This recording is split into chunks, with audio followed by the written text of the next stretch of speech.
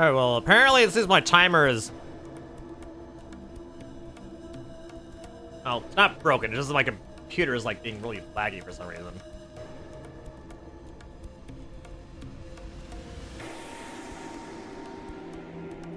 How are y'all doing, everybody? It's been a little while since we've done this, but...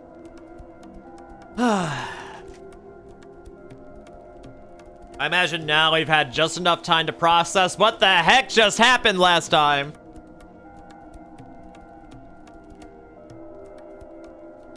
Good lord, man. Now appropriate that it seems time itself has stopped working here.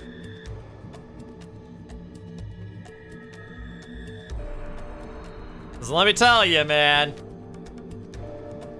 What other explanation could there be to what could be going on?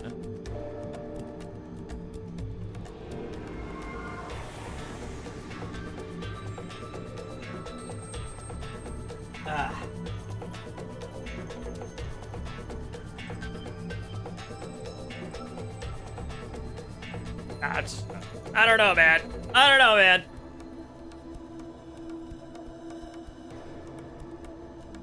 Words just do not come.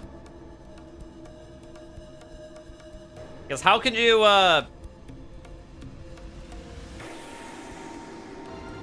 Because I have to ask. I have to ask. Okay, I need to stop the zero time dilemma music. So I'm gonna start playing the Steins Gate music. How can you look at this and not be like, what the heck is going on, man?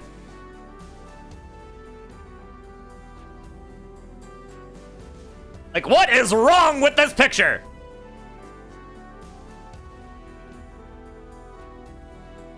A lot of things, actually.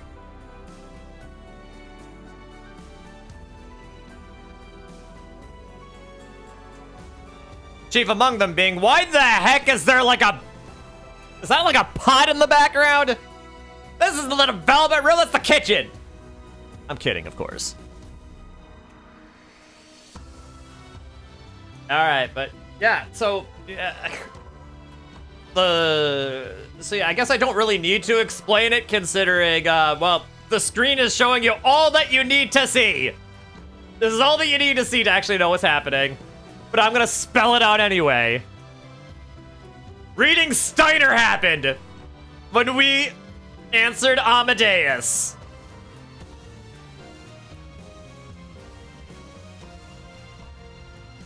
And then the world line divergence number changed from like past 1% down to like 0.53% or something, which means we're back in the alpha world line, y'all.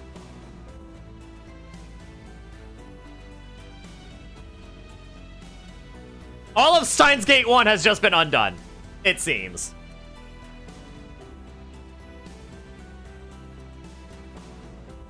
What does this mean? Well, I guess we'll shall see now in the next few seconds. Ugh, oh boy. Here we go. Here we go. I'm ready. All right, game. Hit me with it. I'm ready to be hurt. Kurisu Makise was looking down at something. This is impossible. Kurisu couldn't be here because she was dead. Was I seeing things? Was my desire to see her making me hallucinate? But it seemed far too realistic to be a hallucination. Still, I felt like if I spoke a word, she'd disappear. I couldn't say a thing. What was she staring at without even moving a muscle? She was so still, I thought she might be a hallucination after all, but then... She finally exhaled a little and slowly turned around.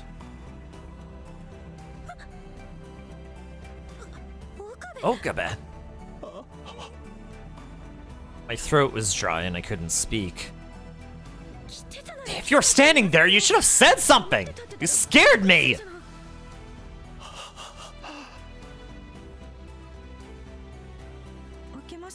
Happy New Year's.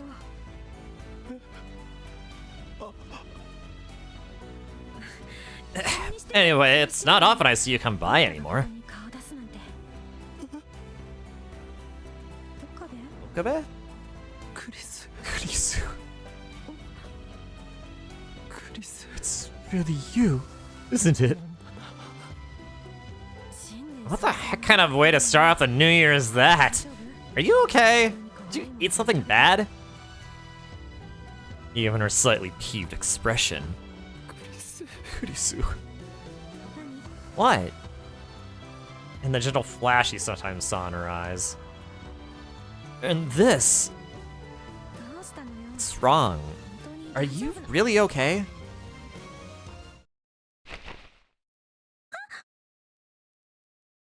Even her warmth. Hey! What are you doing? It wasn't a hallucination. Or an artificial intelligence on a screen. It was the real Kurisu Makise. Okabe? The real, live Kurisu Makise.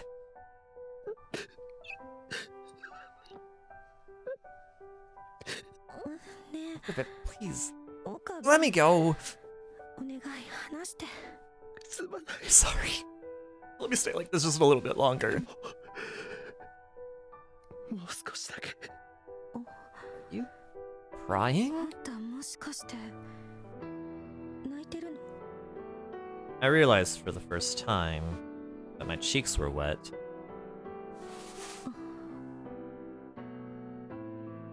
I felt her soft hands on my back. Don't worry. It's okay now. Kurisu. It's okay. It's okay. She whispered to me in a soft voice and patted me on the back, and wrapped her arms around me, like a kind mother holding a child.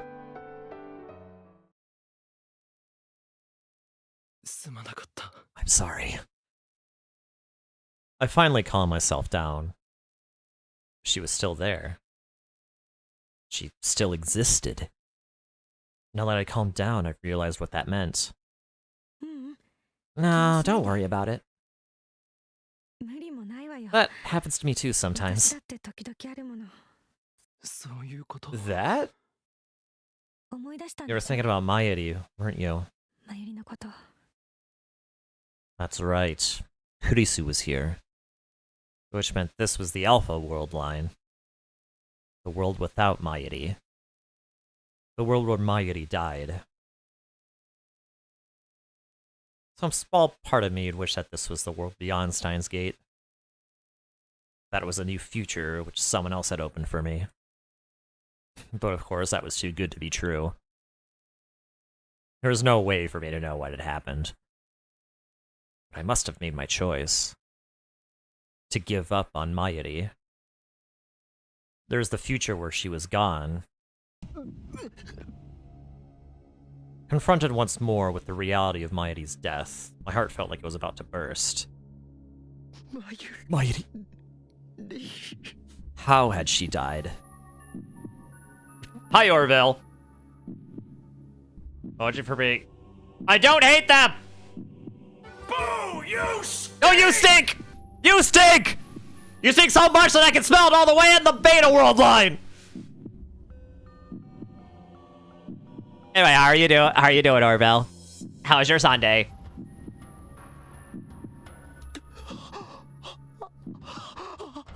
So I don't like Ato? Or so I don't hate Ato? Wait. Okay, I partially retract that statement. Hey, good. That's good to hear. I'm doing good as well. Had a bit of an early start today. And yeah, we're doing Steins here. We're now finding out what the heck happened the last time. And it's crazy. No, I said I don't hate it. I also said I retract that statement, so, I mean. Okabe? Did they push her in front of a train?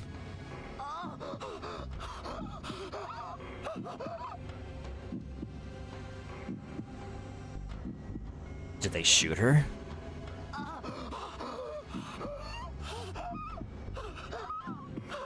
Am I gonna watch the Super Bowl? Why would I do that if I'm playing Steins Gate? Guess what Elsa did to the balloon? She let it go. Gosh dang it! Gosh dang it. Yeah, the only reason to watch the Super Bowl is for the Pokemon ad. Yeah, that is true. And I can always like watch that after the fact.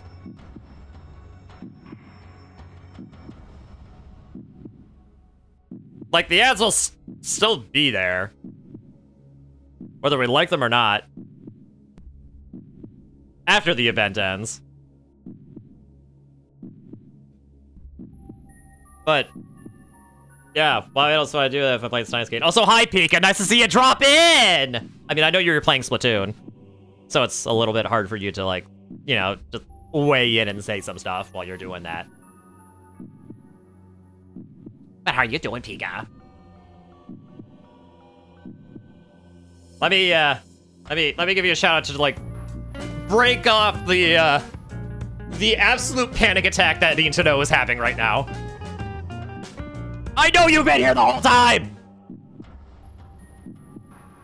I just acknowledged that! That it's hard for you to weigh in and say stuff when you're playing Splatoon.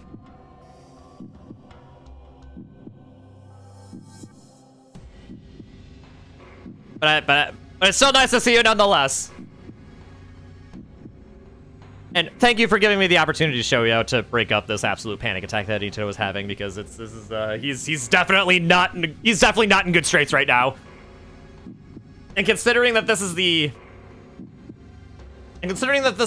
Alpha World line, has he actually gone to see a psychiatrist like he did in the Beta World line? Because if he does not, that means he doesn't have anxiety meds, most likely. Which means this might be even harder for him to deal with. Can you abuse Mochi? No. Orville, you may not. Or... calm down! Kurisu's tiny hand wrapped around mine. Okay? Come on, deep breaths. Little by little, my racing heart began to calm down. I'm sorry. I shouldn't have said anything. No, it's not that. It's not. Are you going to take something? I'll bring you some water. Okay, never mind. It seems like he may have meds in this world line. Okay, so this might actually help a little bit. I rummaged through my pocket and found a small box of pills. It was the same anxiety medication that I'd already been taking. Okay, so he did go to see a psychiatrist in this world line as well. That's convenient. That's nice. Even in this world, I was still on the same drugs. I looked around the room while Kurisu got me some water from the tap. Hey, Okabe. Why Why did you come back here? What? I've been come here for a long time, you know? Even Hashida stopped coming. Daru too? Yeah. His room was awfully clean then. I took a closer look and saw that there were a few places, like Daru's PC, that were covered in dust, but the rest seemed to have been regularly cleaned. You... Kurisu, you've been coming here. Sometimes. They'd be sad otherwise. I didn't have to ask who they were. Mahiri loved this place. She loved the Future Gadget Lab. She loved the time she spent with all the lab members here. I'm sorry. Why are you apologizing? Because... I waited, but no answer came. What was she apologizing for? For talking about Mayuri? You can go to anger management. Thank you, Pika. Oh, why not? Listen to your listen to your parents, Orville. Listen to your parents. Go to anger management. Smile. For making me remember? Or for making me choose? Kurisu. What? No, nothing. That 1v1 event you played in was kind of whack. No, you stink, Orville! Take a shower! Really? What happened to the 1v1 event?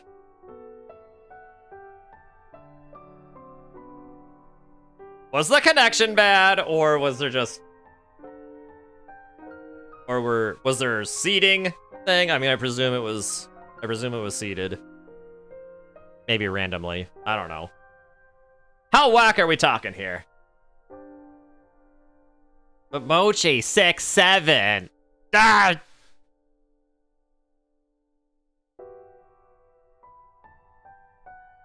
But Orville, 420! The band any sub that any sort of location capability make you ask your opponent to use certain stuff. Really? So I'm guessing no point sensor.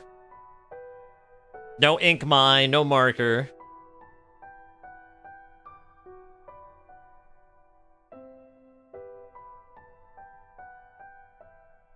Huh. That is kind of whack. Like, why?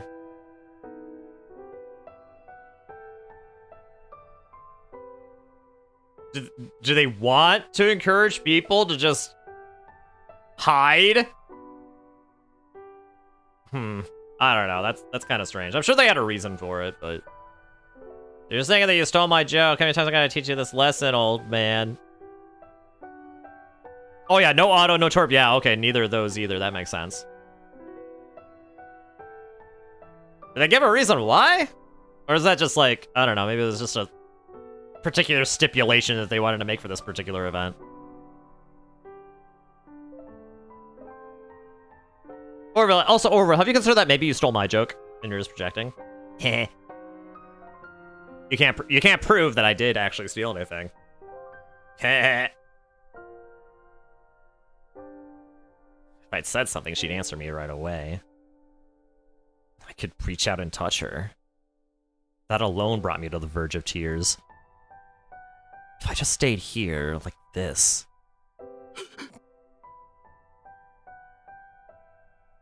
What was I thinking?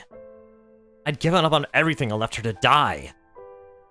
And still, I was happy to be back here in this world line with Kurisu. As I was sad over losing Mayuri, part of me was thinking I wanted to stay here. Even though I didn't have the right. If there was a god in this world, he must be a cruel, twisted being. Why was he doing this to me again? Was what I'd done that wrong? I'd already made my choice once.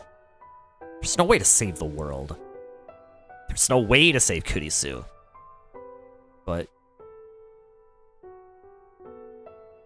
With Kurisu in front of me, I was already starting to waver. Should I go back to the beta world line? Should I send the D-mail? The D-mail? Hey, what happened to the phone wave? What? You destroyed it. Did you forget? Yeah. That's right. The phone wave no longer existed, it seemed. Of course it didn't. Its mere existence had made us a target of CERN. But without it, I couldn't leave this world line on my own. So, even if I did stay here in this world line, it wouldn't be my responsibility. It wasn't my fault, and it wasn't something I'd wanted. Which meant... Hey, Okabe.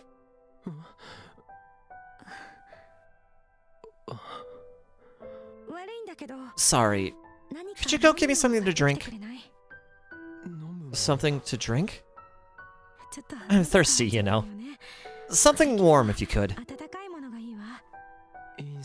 I can make instant coffee if you want. Wasn't that what Kurisu had always made me do? 2 cubes of sugar, no milk. We're out of coffee. Okay.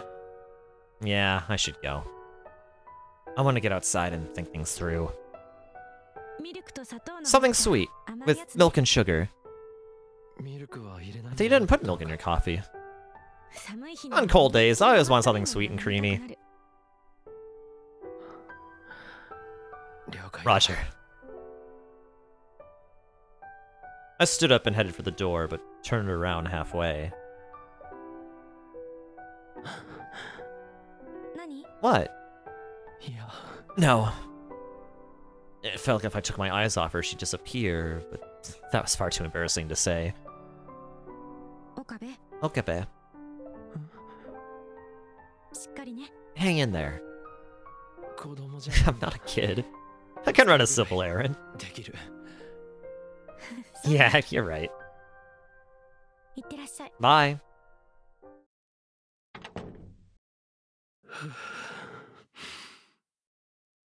My whole body relaxed the second I stepped outside of the lab. Evidently, meeting the living Kurisu had made me really tense. I didn't know how to talk to her or what to say anymore. You have to ask your opponent to use Mist, Fizzy, or Beacon.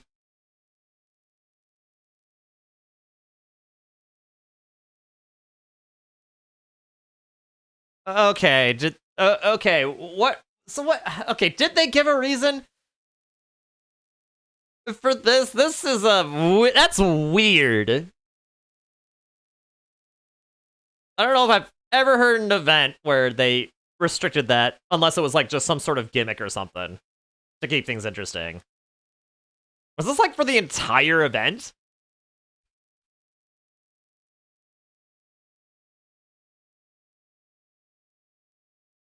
Huh.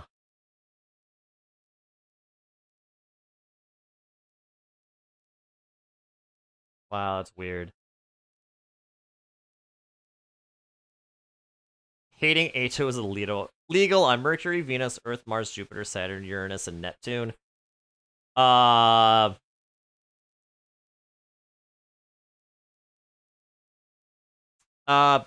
I presume not on Luna or Enceladus or Europa or Titan or Charon or Pluto.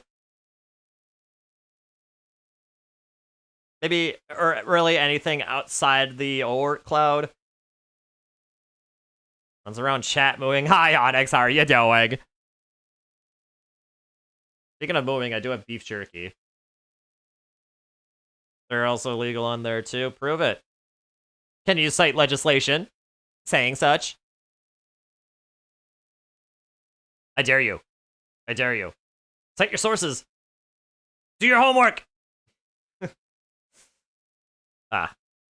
Hey, how are you doing, Onyx? I don't know how to talk to her or what to say anymore. Even though I'd spoken to Kurisu like it was the most normal thing in the world.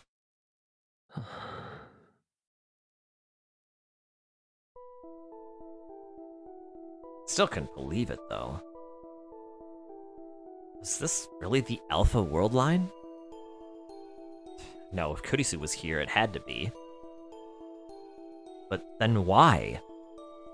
Who had caused the world line change, and how?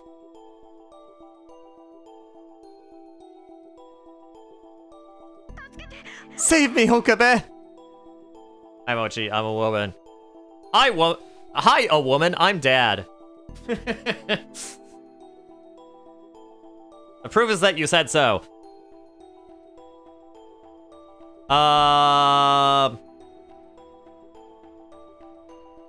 Okay, I do not believe you. Who wants some cooties? Ooh, me. I'll have some.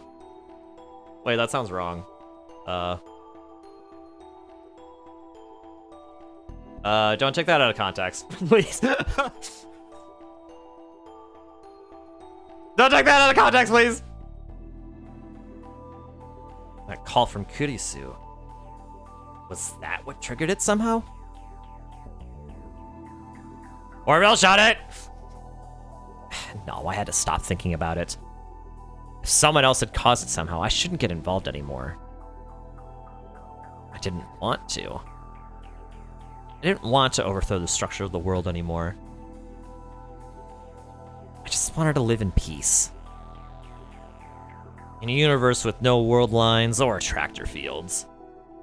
Alright, tractor field, a world line convergence zone. This is the standard accepted model for quantum physics in 2036, after the many worlds interpretation and the Copenhagen interpretation. It is a deterministic interpretation where many world lines gather into a world branch called an attractor field. This attractor field is simply a zone in which all world lines will eventually reach the same end result. Major splits in the world line at the attractor field levels are called world line trunks. One pre-2010 example of world line trunk is the year 2000. And also, awesome 5 stream streak. Rubs cooties on my head.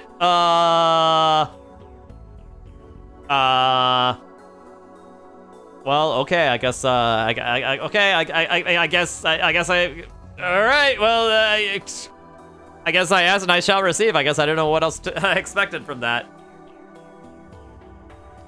But yeah, so, yeah, an attractor field is, yeah, it's definitely, it's a Steins Gate thing. It's a term introduced in the original Steins Gate.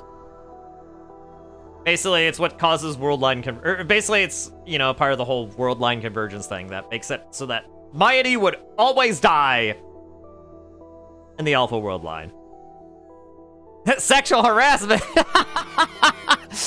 Okay, thank you, Pika. Are you sure you didn't mean? What was the rest of that? What was the rest of that quote after that? I don't remember. Anyway. In Honika's tone, yeah, in Honika's tone. Sexual harassment. Oh no, I'm clicking that, JK. You're not kidding, are you? You say you're kidding, but I'm onto you. Anyway, I stopped letting the whims of fate rule my life. There was nothing left that I could do. Suddenly, something seemed very wrong. Kurisu's words a moment ago. What had they meant?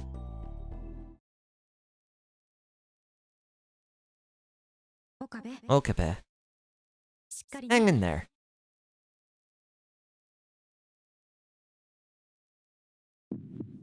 She couldn't mean to... I turned around and rushed back into the lab. Kurisu! What? Kurisu... You... that... Too bad. Guess you found me.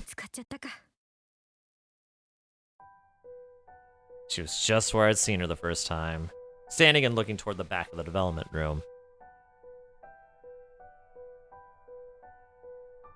In the depths of the darkness, in a spot that just a moment ago had been covered by a cloth, I saw an old microwave with its door taken off. Okay, I like how there's a tip for microwave. Sexual harassment. in Honika's voice. A cooking appliance that heats the moisture in food using microwaves. They're originally called radar ranges. Radar in this case. Or radar ranges. Radar in this case referring to electromagnetic waves. Microwave ovens were invented when a communications radar technician realized that electromagnetic waves could warm food. Research was done on the process after that, and in 1947 they were sold to the public in America. Microwave ovens use waves in 2.5 gigahertz frequency range, with home units having an output between 500 to 1,000 watts, and commercial ovens between 1,500 and 2,000 watts. This frequency range is called the ISM band, and it is the same one used by wireless internet.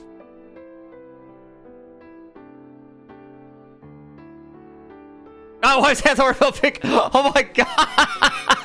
Oh my goodness! Onyx just don't care! The phone wave, name subject to change. Future gadget number 8. It was the gadget that had changed my fate. Oh, the fate of the world. How? Didn't I destroy it? Yes, you did. This is a new one I made. You could call it the Phone Wave Custom. Or wasn't the real name a little longer? There should be the Phone Wave name subject to change custom. Oh, no touchy! No touchy! like Cusco in Leper's New Groove. The name doesn't matter. You remade it? Why?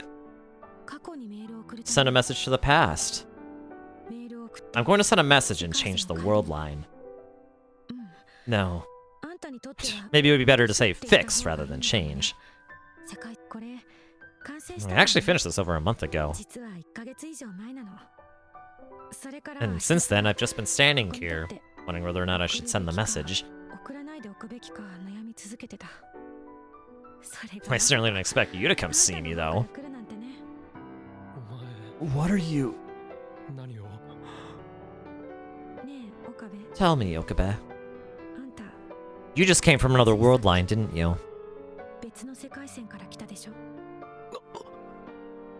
And it was probably the beta world line. Am I wrong? Where's the timeout redeem?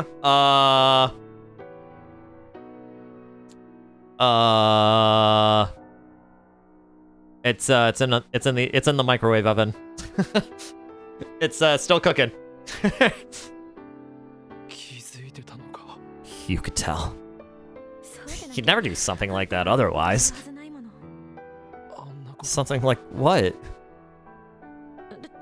Well, the way you hugged me, you know. It's all so wonderful.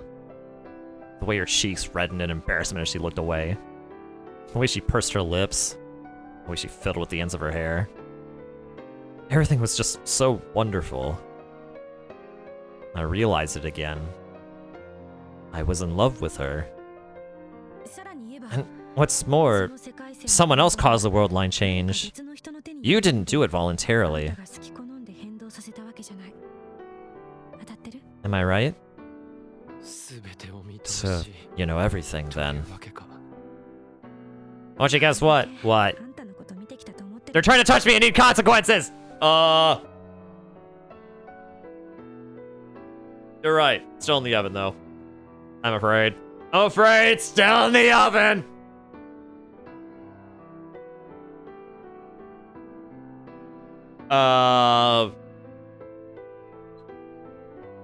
It needs at least like a few more minutes, hours, months, probably.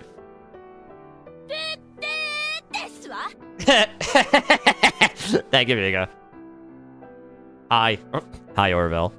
Do you realize how much time I've spent watching you? No, that's not like that. I don't mean like watching you. Well, I mean, I do mean it in that sense, but... Anyway! She took a deep breath and looked up at me again.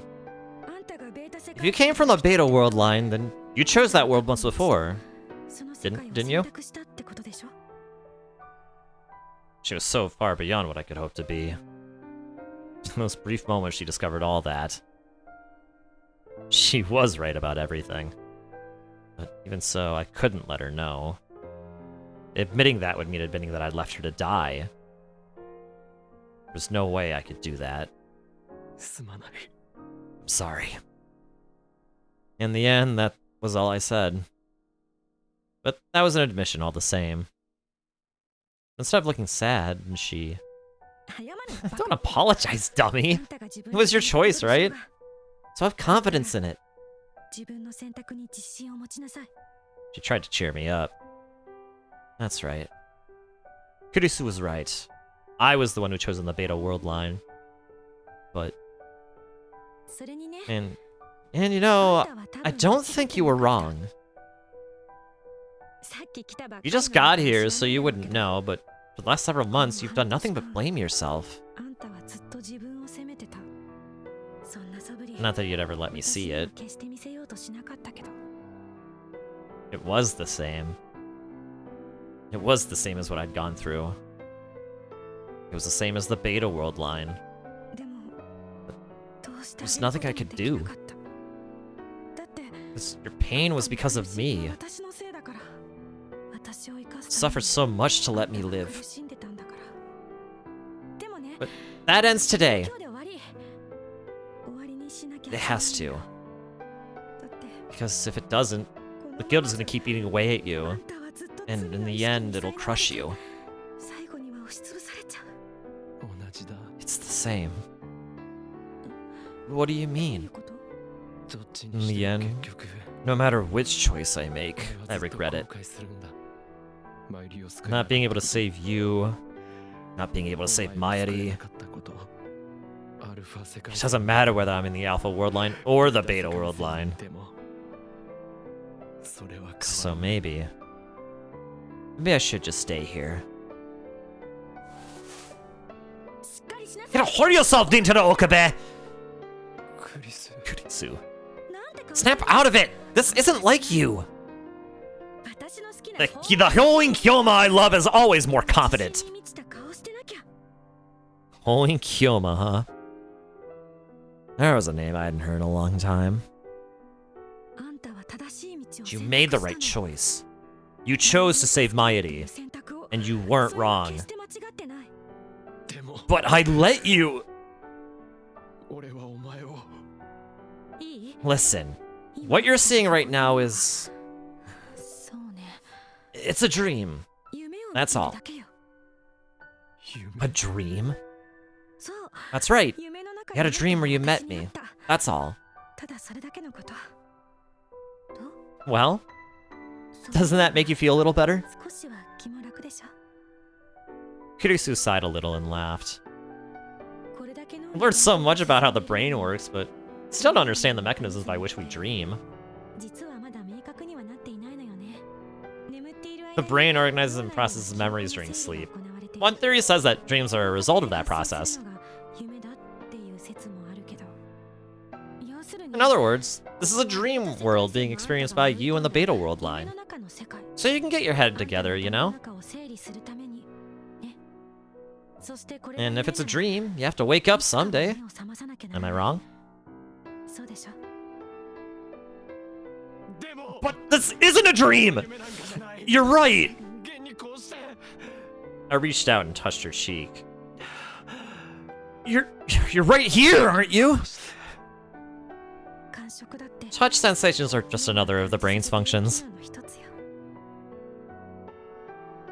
She took a quick step back. The sensation of her cheek disappeared from my fingers. You won't be happy here anyway. You'll never be rid of the regret. And neither will I. It doesn't change in the Beta world line either.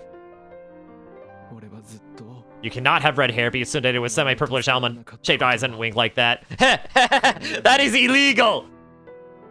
I think Steins did it first. I'm sorry, Pika.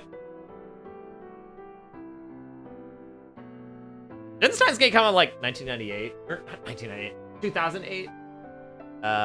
Steins. Steins Gate release date. When did it originally come out? It released as a visual novel in Japan on October 15th, 2009. For the Xbox 360, apparently.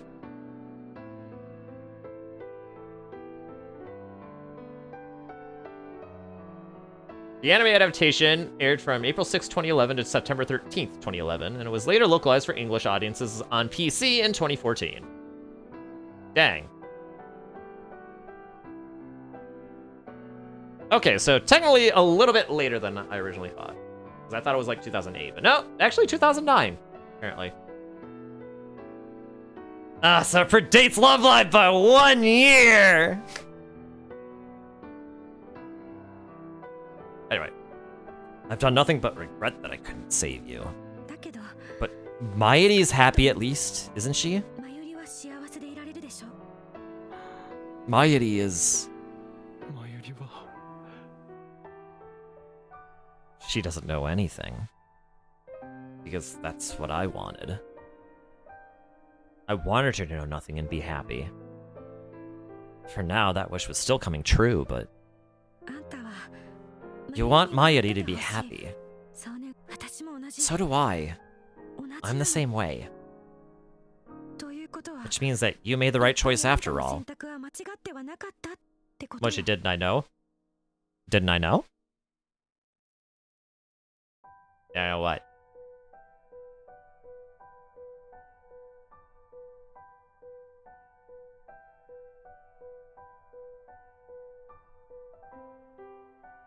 I know what? I know what?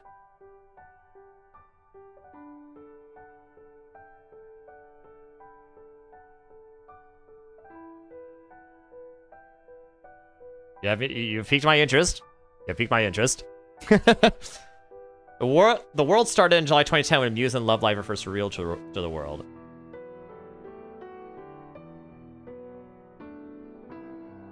Oh, you're right. You're so right. So there is no year 2009. It all started in 2010. You're so right, actually. Yeah. Yeah. What was I thinking? What was I thinking? You're so right. Everything before that is just some vibrant fantasy that people made up to make us feel bad about the past and also to make sure that we don't repeat bad things that didn't happen. I mean, world, universe. I mean, you know, both can be used interchangeably. Alright, anyway, means I made the right choice after all. I'd finally met her again, but she was here, alive, right in front of me, but... Oh, come on! She walked up to me without even trying to hide her frustration. Stop this nonsense already, Rintarou Okabe! You already reached your conclusion. You can't stay here. You have to go back. You have to wake up from the dream. Because I don't want to see you suffer like this anymore.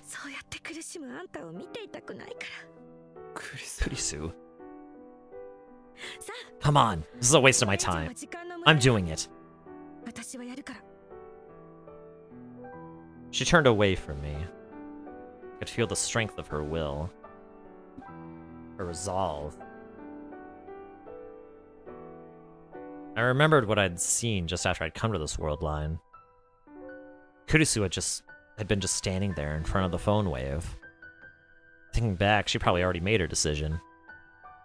Without anyone knowing. Without anyone to say goodbye to. She'd chosen to go to a world line where she would no longer exist. It had probably taken her a long time and a lot of struggle to come to that decision.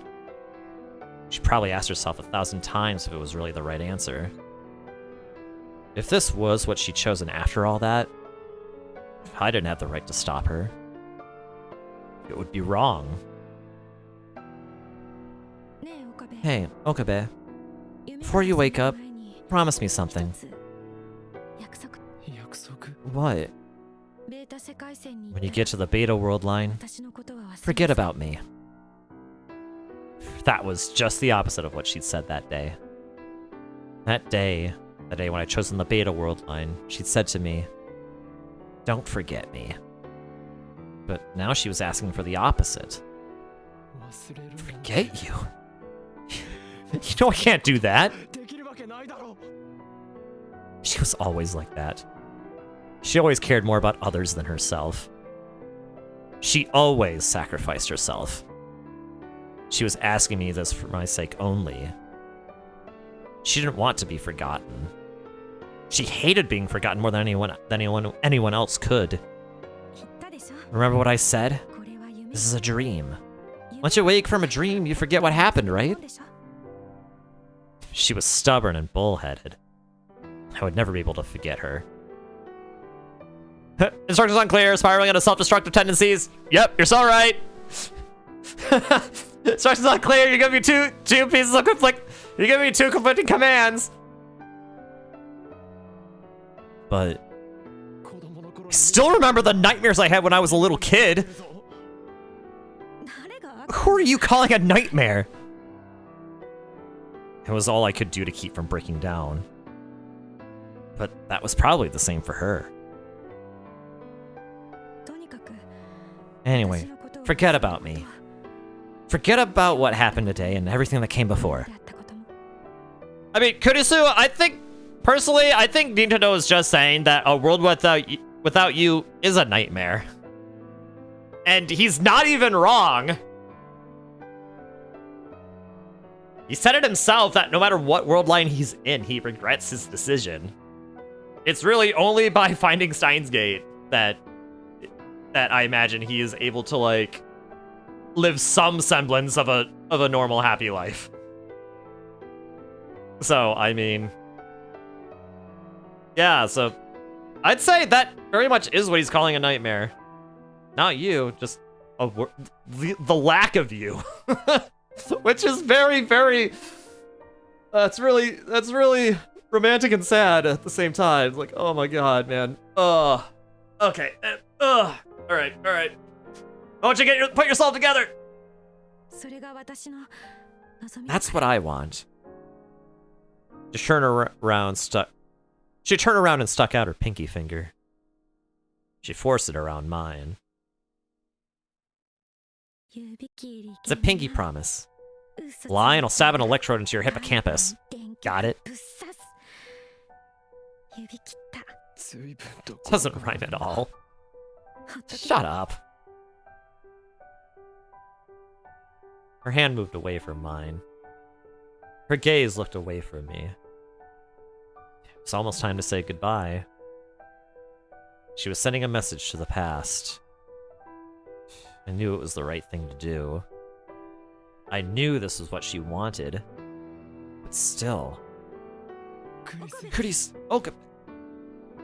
Our voices overlapped. What is it? You first. It's nothing. I just wanted to say it out loud. The name of the person I cared for. What a coincidence. So did I. The name of the person I loved. Hey, do you remember when we first met?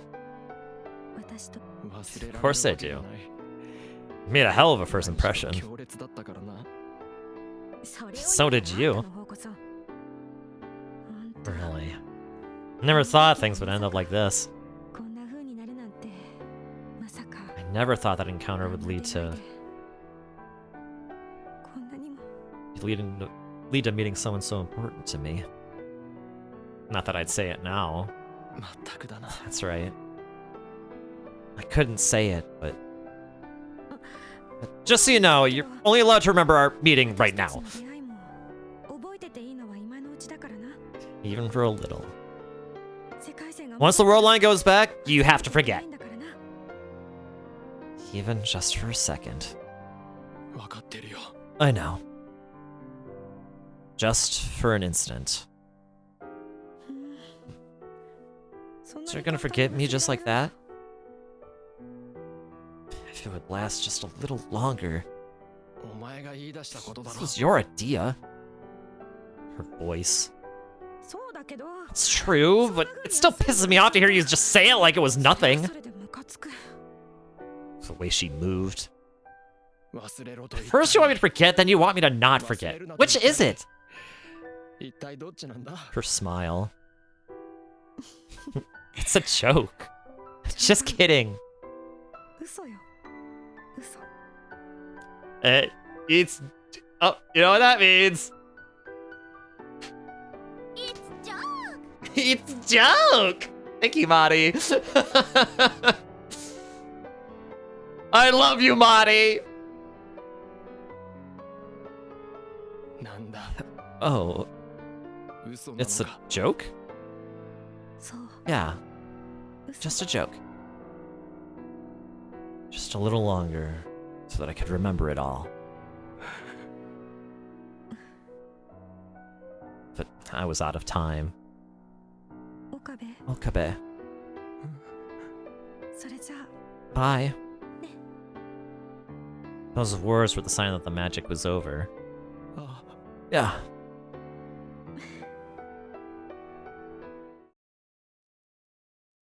There were a million things I wanted to say, but I stopped myself.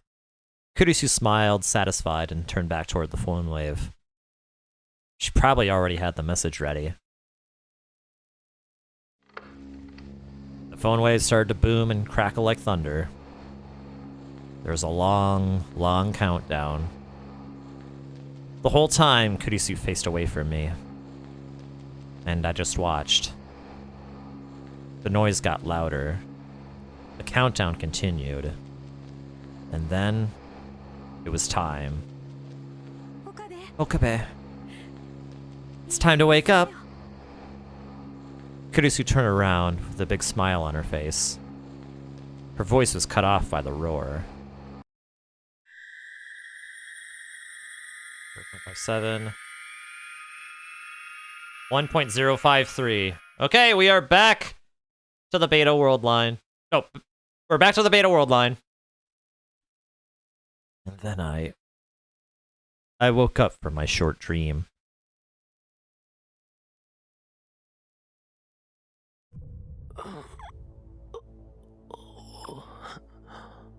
Oh boy!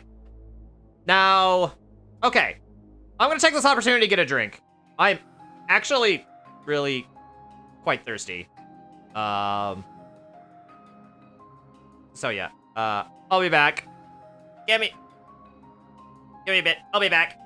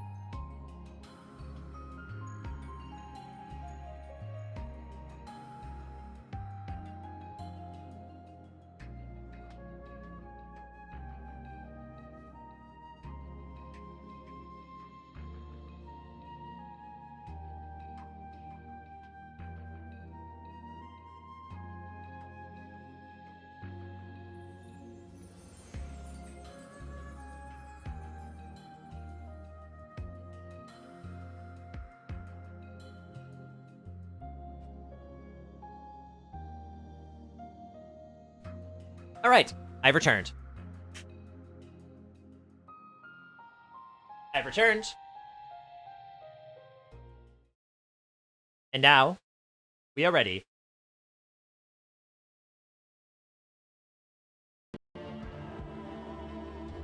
For Steins Gate.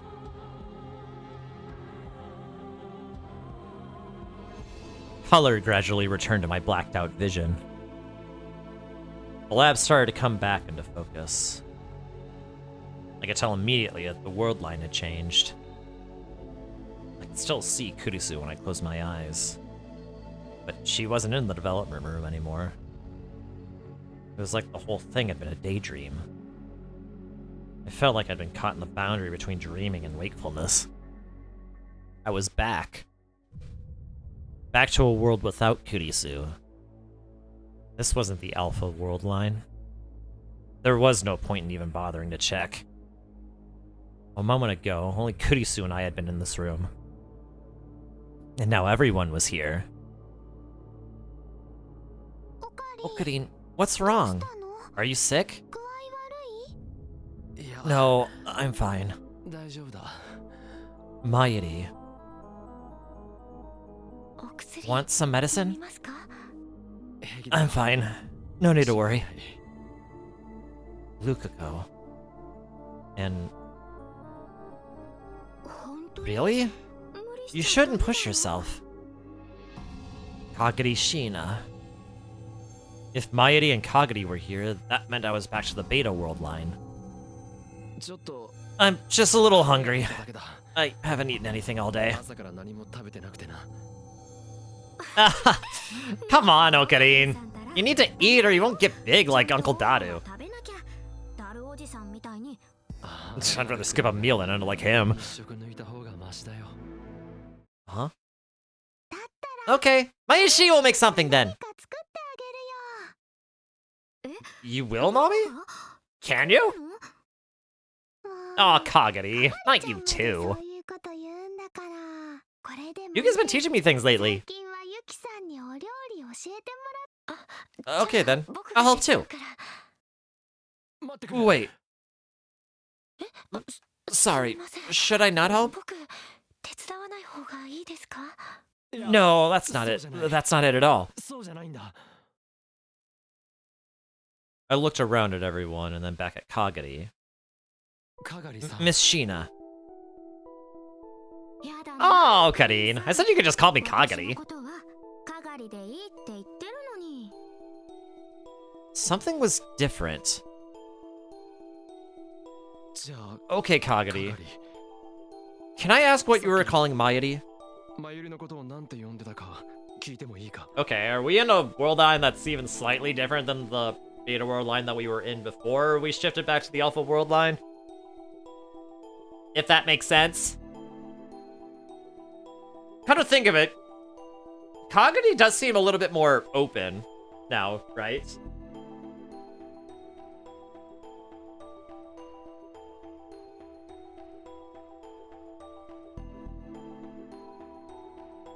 Or is that just me?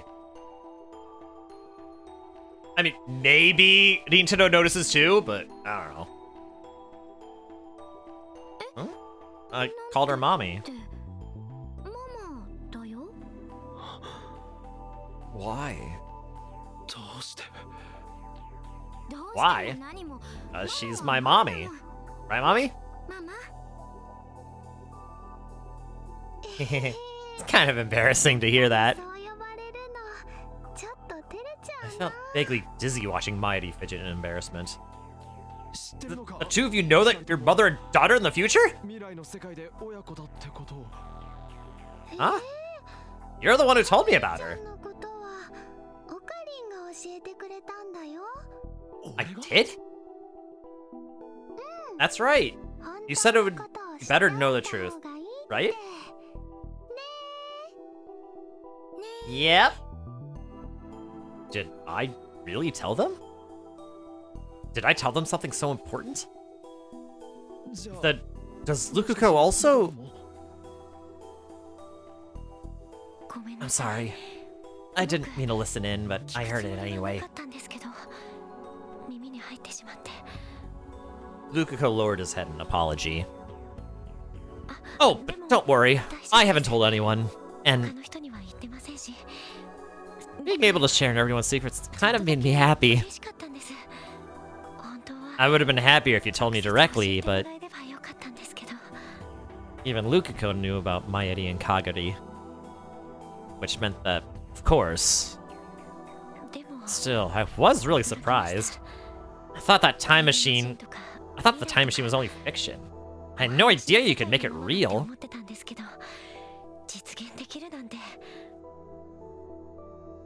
He knew about the time machine. Evidently, I hadn't simply come straight back from the Alpha world line. I was in a world line slightly different from the one I'd been in before. The divergence meter I used before was gone now. That meant I didn't have a precise number, but this all felt very different. The problem was finding out what was the same as the old world line and what was different. Kagari, can I ask some more questions? What is it? I showered Kagari with questions in an effort to find out what was going on. Here's what I learned. First, Kagari retained her memories of her childhood. In other words, of the year 2036.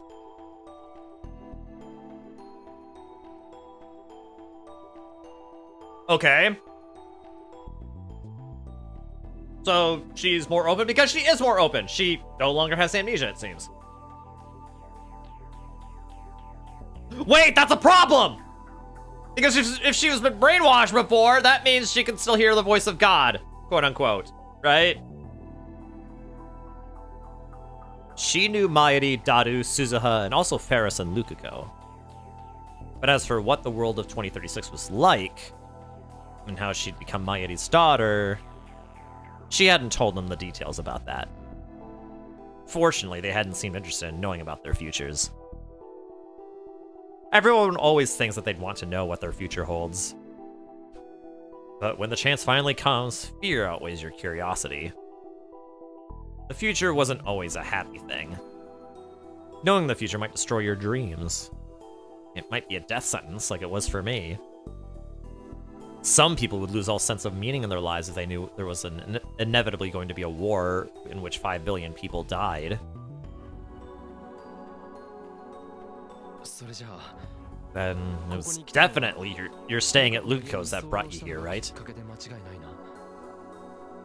Yep. And it was you who brought me and Mom together, Okarin. Don't you remember? Right. I just thought I'd double check, you know. Double check, huh? You're acting weird, Okarin. Kagari going missing had happened almost exactly as I remembered it. The same is true of how she came to us. And you don't remember anything about what you were doing while you were missing? Nope, not a thing. First thing I can remember is lying on a bed in a temple. She was still missing some of her memories too.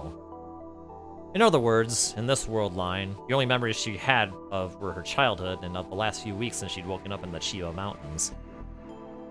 The most important part was still missing. So what did change? Is there anything else I needed to ask? Like, what else? I mean, what else in this world line changed besides that? Like, what could have changed to make her remember that sort of stuff? Or to, like, or rather, to not forget that sort of stuff? I was staring at the floor, trying to think, and I realized that something was missing. The floor is clean.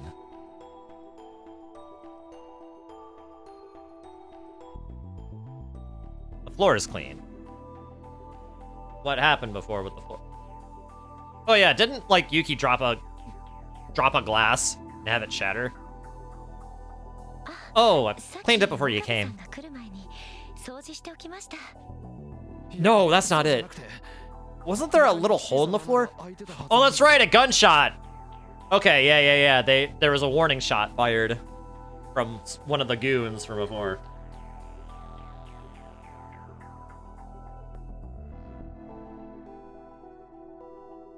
Which means the attack didn't happen in this world line?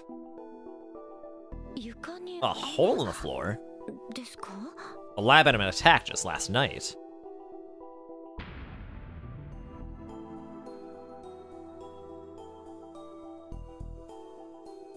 During the attack, one of their bullets had left a dark hole in the floor. Was there a hole there? I don't think so. By the way, how was yesterday? Party? It was a lot of fun! I've never had so much fun in my life. I wouldn't say that if there had been an attack. which meant that the attack had never taken place. Was no one after Kagadi in this world? No, it was too early to assume that. I still didn't know what had happened when she'd gone missing. Until I did, I couldn't say for sure if she was safe. Just like how sometimes Maidi's death would occur on different days in the Alpha World line, the same thing might happen in a few days later. In fact, it would be better to be cautious. I hope we can all have another party again soon. When we do, I'll make something. Me too! I'll help! They all started happily talking about last night's party. At first glance, it was a peaceful scene. But something sinister might be happening, and I just didn't know it. No, I knew something had to be happening. The fact that the world line was changing was proof. Why had it changed anyway? I thought back to the events of that night. First, someone had taken over Amadeus. Kurisu had called me and asked for help. The world line had changed right after I'd answered, which meant that the key was Amadeus?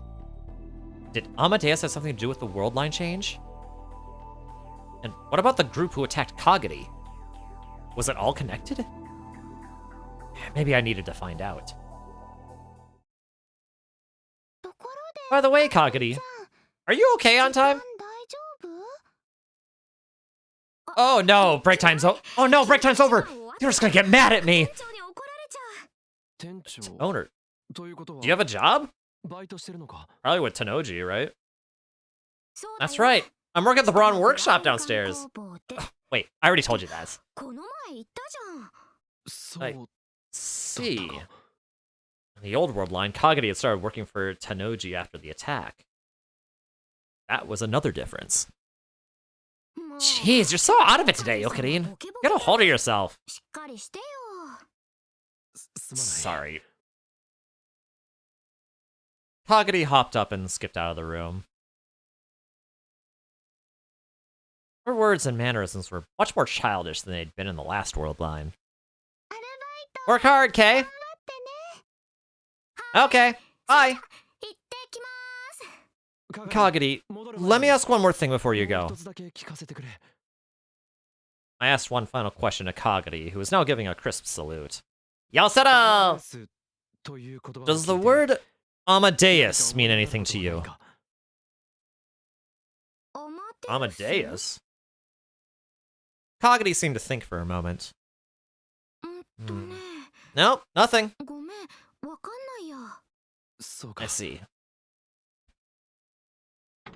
She didn't look like she was lying or being sarcastic. She must really not have known.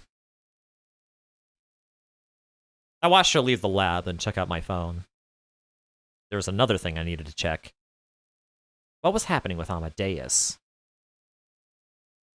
I looked for the icon on my screen. Amadeus. The AI that held Kurisu Makise's personality and memories. And the application that started the program.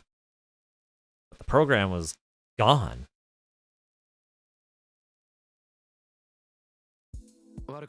Sorry to call you out here. It's fine. I just happened to be nearby. After seeing the icon missing on my phone, I contacted Maho immediately. My goal, of course, was to see what was going on with Amadeus in this world. I had to find out. So, what did you want to talk about? It's about Amadeus. What?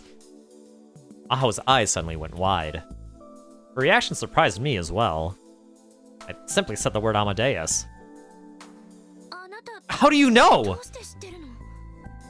What do you mean? How do you know about Amadeus? That program was put on hold last summer after Kurisu's death.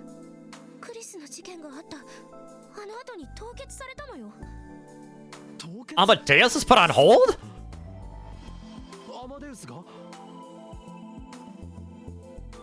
You mean the project itself was shut down? Yeah, that's right. She clenched her fists in anger. seeing the change in this world line was a big one. Now, answer my question. How did you know about Amadeus? Because... Should I tell her about the world lines and attractor field theory? Kurisu told me that someone at her lab was doing work on it. Kurisu told you about that? I decided that it wasn't the time to tell her. If I tried to explain everything, I'd have to tell her about D-mail and the time machine. Maho didn't seem to know about all that yet. I can imagine what she'd do if she heard the truth. She was yet another of those people who were entranced by the possibilities of science. Can you tell me a little more about the project, how the project was shut down? What was the reason? Evidently, there was a complaint from an outside group.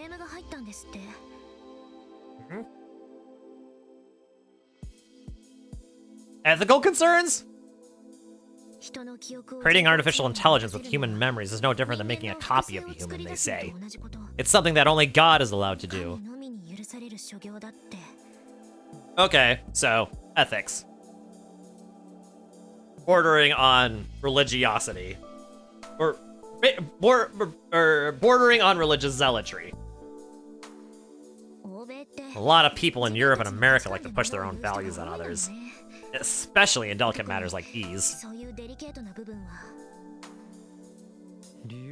Is that the only reason? Yep. At least as far as I've heard. The professor and the rest of the team were really mad when they heard the research was being shut down. The Amadeus program was stopped. Okay, man, there's something I want you to tell me.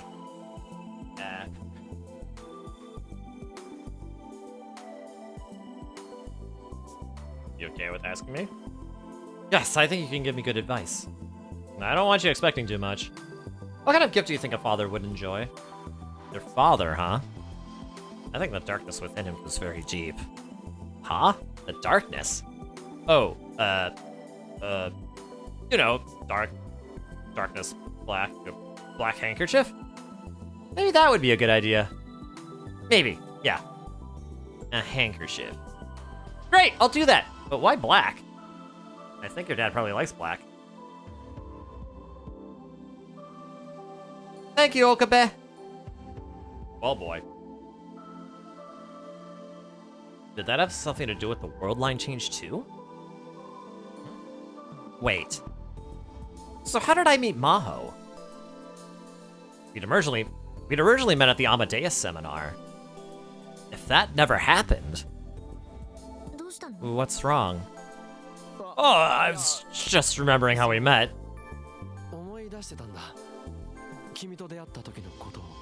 Ah, yeah. That was quite the coincidence, wasn't it? I asked a few more questions, taking care to not rouse her suspicions, and managed to learn the basic story. Maho had really wanted to see the place where Kurisu had died. When she finally went to the radio building, she'd run into me. I hate to say this, because it sounds so unscientific, but I'd like to think that it was karma, and that Kurisu brought the two of us together. Karma, or perhaps another example of attractor field convergence. It had already been decided that Maho and I would meet here in Akihabara. But was there some meaning in that? Oh, right. Tell Mayuri and the others I said hi, and that last night was a lot of fun. Sure. Evidently, she'd gone to last night's party in this world line too. It's given me some good memories of Japan. Good memories? You're leaving? Not immediately. Remember what I said? I'm taking over Kurisu's research. I can't stay on vacation in Japan forever. I see. But still, she was only in Japan for another 10 days. I hope nothing would happen during that time. Yeah, oh boy! Surely nothing bad will happen in the next 10 days! Amadeus had been shut down and no longer existed. No longer would I hear Kurisu's voice. After I said goodbye to Maho, what that meant really started to sink in. I could still feel Kurisu's warmth in my chest. Her smell. All the feelings I tried to forget were coming back now that I'd seen her. No one will ever be happy in that world line. Everyone will be miserable. And that's what she said. I knew that. That's why I decided to stay here. But that didn't mean I could erase the sense of loss I felt. I went back to the lab to get all this together in my head. The cause of the attack in the last world line was Kagari. And there was a good chance that Amadeus was involved in the world line change that took place afterward. But in this world line, the lab had never been attacked. And the Amadeus project had been cancelled while it was still in the research stage. That meant that two major factors in the events that had occurred so far no longer existed. If they were gone, maybe there was no need to worry too much. But even so, there was still a tiny alarm going off in the back of my mind. Why had Amadeus been shut down? What happened to Kagari's missing memories? If nothing else, I might need to learn the answers to these two questions. I thought for a while, then checked out my phone and booted up the Ryan application.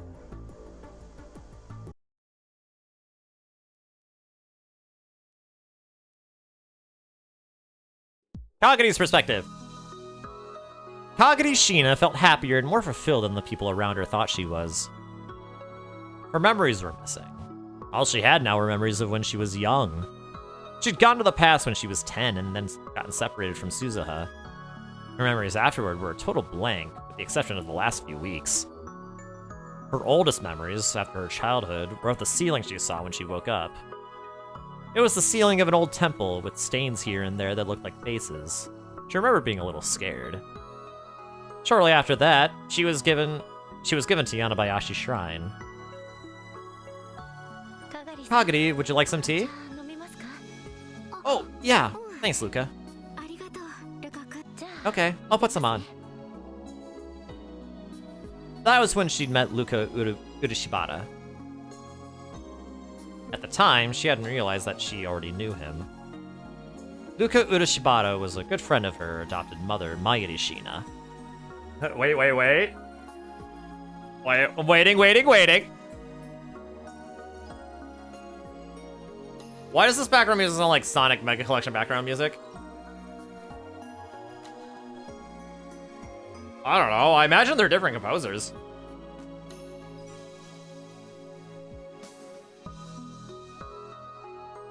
I don't know. I don't know. I assume they're different composers. Inspiration, perhaps? I don't know.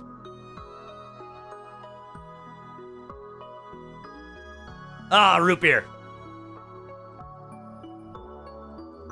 He played with her a lot when they were kids. When she was younger, she'd always thought he was a woman. Terrorizes pizza. I heard those first three notes and you're sent back to 2006. Kind of like how I think of Somnus when I hear like those notes in that one Kingdom Hearts 3 secret trailer. If you know, you know. And I think of Final Fantasy 15.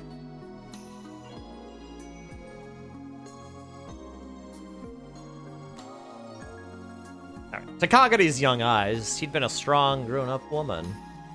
At the time, she'd always wondered why Suzuha had called him Big Brother Luca. Here you are. Thank you. But the Luca in front of her now was far younger than the one she had known. He looked like a very pretty girl. Not nearly as strong. So she'd only realized that he was the Luca Urashibata she knew after meeting her mother. This tea tastes a little different. It's rosemary tea. It's supposed to help you concentrate and improve your memory. I had Ferris give me some. Improving your memory and finding lost memories seemed like totally different things to her, but she didn't say so. Just the thought made her very happy. Luca, Mama Mayuri, and the rest of Okabe's friends were all trying to help her get her memories back. It'd probably make most people nervous not having their memories. It would be hard not knowing what you'd experienced. But to be honest, Kagami didn't think she needed to remember. This part sounds just like that track. I see. Wah, wah, wah. Wah, wah, wah. Poor Kevin, a sea cucumber. Sometimes it seemed like a memory was about to come back. Each time, her mind would whirl with a sense of fear and anxiety. Was it not very good? Luca saw that she'd only taken a sip and stopped, and he seemed worried. Oh no, that's not true. It's good. I was just thinking. Thinking? Yep, but it's nothing. She took a sip of the tea, hoping to change the subject.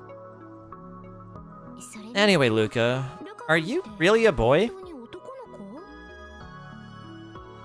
Everyone else said he was, but still, it just didn't seem right to her. I am. Yeah. You really look more like a girl, though. Don't know if this is something you should bring up, Kagami. I don't know what to say to that. I know! Hey, why don't we take a bath tomorrow? Kagami! What? Then I'll know if you're really a boy or not. No, we can't! Why not? Because I can't take a bath with a girl. Did you take baths with your sister? Yeah, but that's when I was little.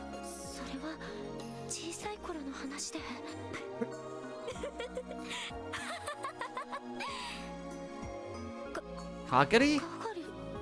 Sorry, it was a joke. You're so cute when I felt like I had to tease you. It's a joke! Aw.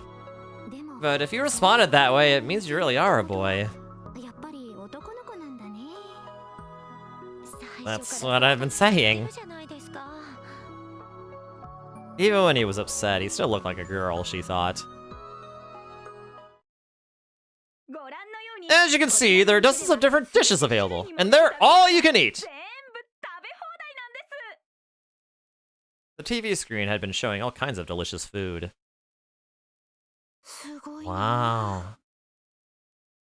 The sight of it almost moved her to tears.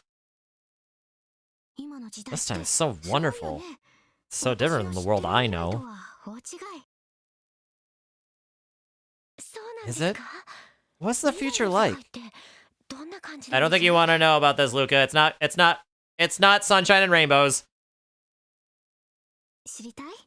Not the least of which because it's overcast almost all the time because of pollution. Do you want to know? Luca looked a little uncertain. Even though she'd asked, Kagami wasn't certain she should tell him. The future she knew was filled with despair. Everyone struggled desperately to stay alive, hoping that tomorrow would somehow be better. If they knew there was no hope, how would they survive? I don't think I do. Kagami sighed in relief. You're better off that way. The future can be changed. The future can be changed? Hi, Shulk / Crom. Yeah, that's what Mom said. She said it could be changed. She said he'd change it. He'd change it. That's what Mayuri had always told Kagami. That was her tiny light of hope. What was it? Steins... What? Steins Gate? Yes, that's it! Mommy said she knew it was real. But I don't really know what it is.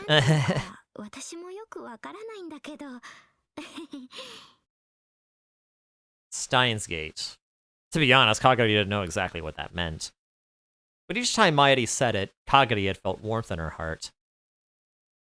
Someone would come to lead them to Steins Gate. When she thought about that, it gave her hope. And now for our next report. Did you know that memory restoration technology is being studied around the globe? Today, we have a special report on an American university that's at the cutting edge of this research. Let me guess, Mitochondria University? The news show had finished its food report and it had already switched to another topic. Now it was showing a college campus covered in greenery.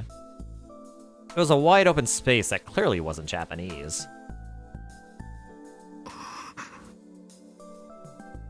The second she saw it, she suddenly felt dizzy. This is Mitochondria University. It may seem like just another college campus, but there's a major project going on here right now. The discussion became more technical. It was far beyond what Kagari, who had only her memories as a child, could understand. But... should I change the channel? Oh, wait! Kagari stopped him before he could get to the remote. Kagari, do you understand this? Yeah, they're talking about how the brain works and whether you can make false memories. Wow, that's amazing. It's too complicated for me.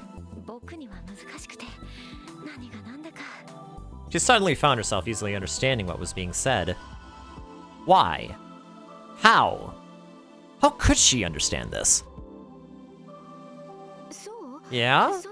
It's not that complicated. Memories are controlled by a part of the brain called the hippocampus. And there's a special part of the hippocampus called the fascia dentata. The gyrus dentatus. Granule-shaped cells found near the hippocampal gyrus. Anatomy treats them as distinct from the hippocampus, but the field of neurology often uses the term hippocampus to refer to both of them. Recent research has revealed that neurogenesis occurring in the gyrus dentatus plays an important role in forgetting things.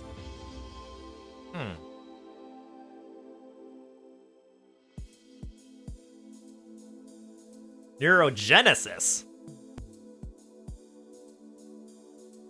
So not neurodegeneration.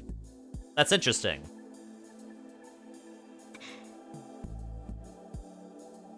She was surprised at what she was saying, but the words kept coming anyway. When new nerve cells are constructed there, they cause existing neurological pathways to reorganize. That's what makes you forget things. Okay, that makes sense. That's interesting. And so when the study team did experiments on mice, they saw false memories created.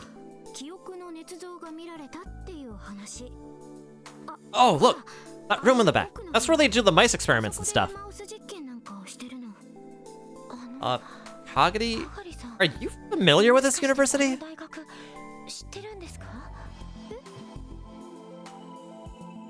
She suddenly realized that Luko was looking confused.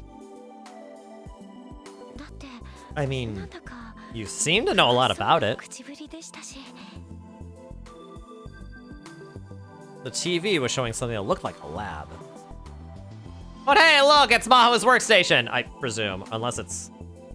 Actually, wait, no, that's probably... I don't know, actually, no, that might be Leskinin's workstation, I don't know. The TV was showing something that looked like a lab. The camera went toward the back of the room. A white door was open that led to the next room.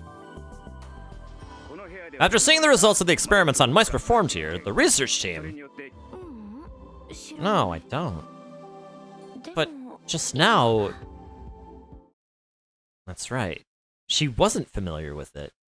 She didn't know anything about any place like this. But... I don't know. I don't know. But... For some reason, it suddenly feels like I do.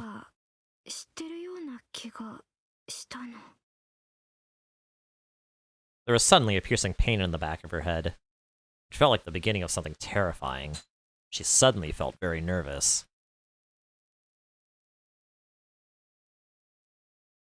Uh-oh.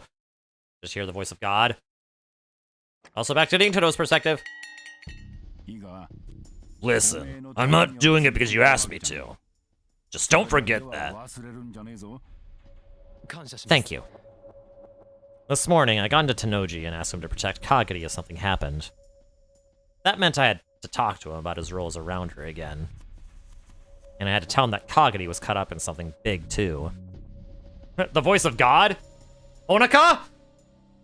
Well, okay, I'd say it's more like the voice of Satan because, it's not Honeka's voice. It's the voice of an evil person. So, I'd say it's actually Satan. So, you know, voice of Satan. But Kagari calls it the quote-unquote voice of God. So, that's what I refer to it as. Honkers? Where? In the sky, Violet! In the sky! Because she became as God. She became as God. Nico. Oh, well, then Nico must have a really manly voice. She must have gotten a really manly voice after leaving Muse, or after Muse disbanded. That's, what happened there? Anyway. But since this was the second time I had that conversation, I was able to make it go a little smoother. That was only relative to the first time, though. I never wanted to ask him for anything like this ever again. So, Kabet, what the hell are you and people involved in? I stopped myself. You can't say, huh? You'll ask me for a favor, but you won't say anything. I'm sorry. I'm glad you read that exactly as how I thought it. You're welcome.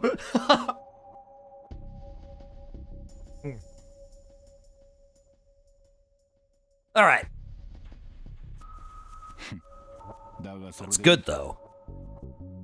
What? Information is your final trump card. If you had just come out and told me, I would have called this whole thing off. Anyway, just be careful. Thank you, sir. I get it. Don't be so polite. Makes it so damn hard to deal with you. I bowed to him once more anyway and left the Brawn workshop. I managed to get Tenoji's help. And this morning, I'd gotten another person on my side as well. Moeka Kiryu. She was a lot easier than Tenoji. I checked with Daru last night and found that just like in the old world line, we'd hired her to find out more about Kagari. All I had to do was ask her to keep looking into what Kagari had been doing before she'd come into town. Now I'd done everything I could in case something happened. All that was left was to pray that nothing did. I got back to the lab where Lukiko was waiting. He had a very serious look on his face, and he said he needed to talk to me. There's something bothering me about Kagari's memories. Kagari's memories? Yeah, but I don't know if it'll help bring them back. That's fine. If something's bothering you, just tell me. Okay. Luca started to fidget and rub his knees together. Then he looked up at me and slowly opened his mouth. Last night, they were doing a special on memory research on TV. It was about an American university. When Kagari saw it, she acted like she recognized the school. An American college? Which one? It had a really complicated name. I think it was Victor Condor? Victor Condria University? Oh, that's right! That's the place! Victor Condria University. That was where Kurisu had studied. Kagari knew Victor Condria? If that was true, then how? The most obvious possibility was that she went there too. But how would a kid who went missing in Japan go to an American school? And one of the best at that? Of course, it wasn't impossible, but... What do you think? Is this a clue? I can't say anything based off just that, but I see. Lukako's shoulders slumped in disappointment. But that doesn't mean it's not a clue. The family is screaming! What? The family? You mean the pizza's family? I presume you're talking about the pizza that you said you were terrorizing. So I'm guessing it's the, yeah. Am I right? Or did I guess wrong? What? Then, yeah, it's worth checking out. Oh, your sister and dad. Why are they screaming? What's happening? What's going on?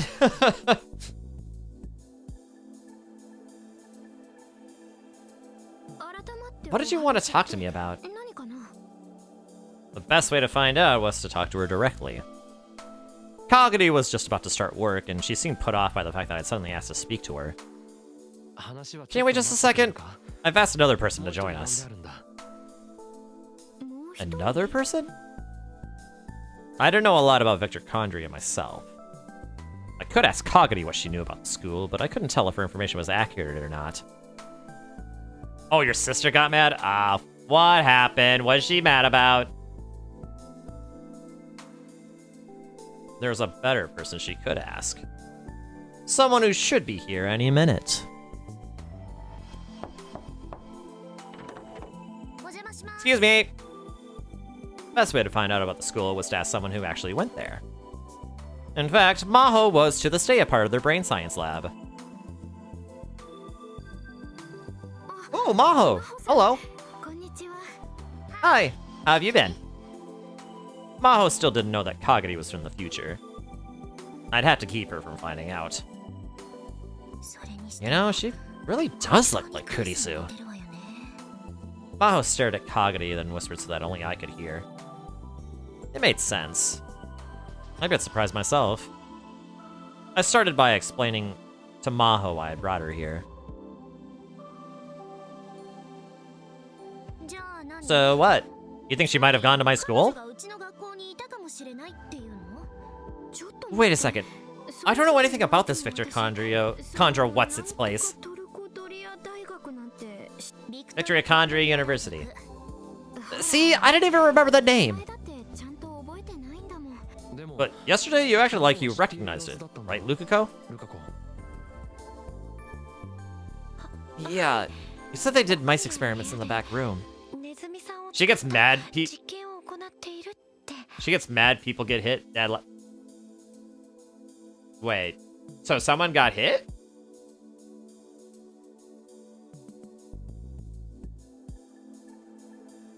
Oh.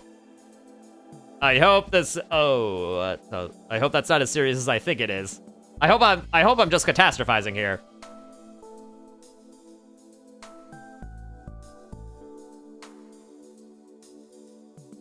Oh, Dad got hit? Oh, your dad got hit? Oh.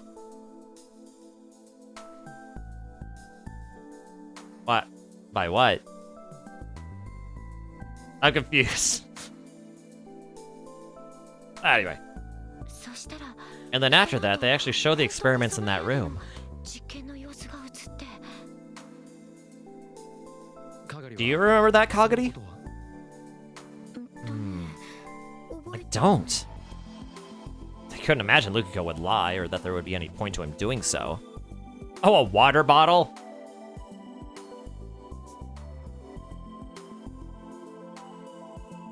Someone hit him with a water bottle?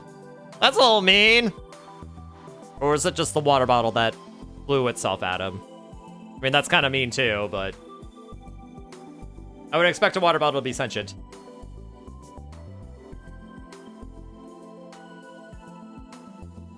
Anyway. But the same was true for Kagadi, too. Urushibata, do you remember where that lab was? I don't know the details. But they said they were doing research on memories in the brain. With water. Yeah, I guess I kind of figured that. That would make it heavier. And then more ouchie ouch. Which means it might have been the brain science lab? Brain science lab. That was where... That's where I work. And also where Kurisu works too. Then... Kagari may have met you and Kurisu? And it's just a possibility. There's more than one place that researches brain science. It's not just grad students where I work. There are a lot of regular scientists too. Even I haven't met everyone at the lab.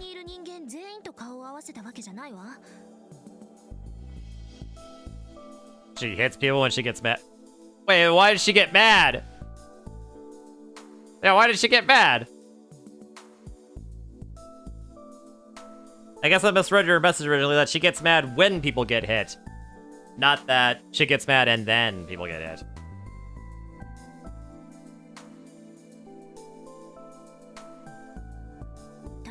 But if I saw another Japanese person there, I'm sure I'd remember that. Yeah, so someone should hit her. Yeah, tit for tat! Which meant that she didn't remember it. Which meant she probably hadn't met her. So, is there anything else about Kagari that you've noticed? Kagari sometimes knows about things that are really complicated.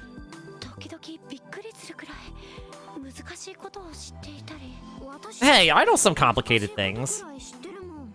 Kagari pouted. That was one expression that was totally different than Kurisu's. For example,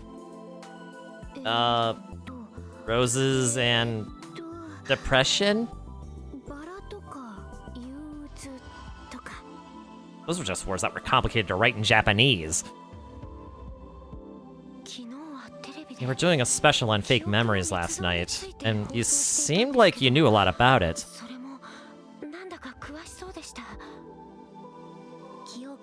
Fake memories, huh? Yeah, one of the teams was working on that. We went to talk to them one time. Kagari, can you talk about that now? I don't really know. Did I really talk about that stuff? You did! She put her hand in between her eyebrows and thought. She really didn't remember, it seemed. Has this happened a lot before? Not that much until recently. Suddenly started happening over the last few days. I don't know how Kagari could know things about Victorchondria, but it clearly had something to do with her missing memories. If I followed the trail a little longer, I might learn some clues. Dad threw it back and you almost called the cops. Wait, on who? Your dad or your sister? Or both.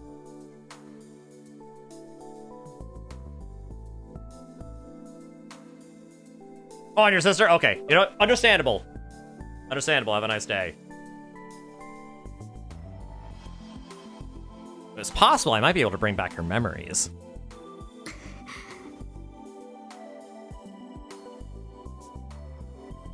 Suddenly, she started to moan in pain. Kagari, what's wrong? My head... kind of... It hurts? Luko was looking at her face, worried. Yeah, just a bit. Want to lie down a little? I'm fine. Maybe this is all too sudden. That's right. We may have put too much stress on her. Maho is looking worried too. Are you really okay? Yeah, I'm fine. Thank you, Senpai. Huh? I hope so. Senpai! Conversation was so natural that Maho and I almost missed it. Ooh, wait, did she just use an honorific on you? Yeah, she did. She sure did. She just called you Senpai. Yeah. She called me Senpai. Huh? Kagari, you just called Hyojo senpai, right? No way! I didn't! No, you definitely did. Urishibata, you heard it too, right? Yes. Senpai. A Japanese word used to address an older classmate or colleague. Throwing melted chocolate at you. Oh,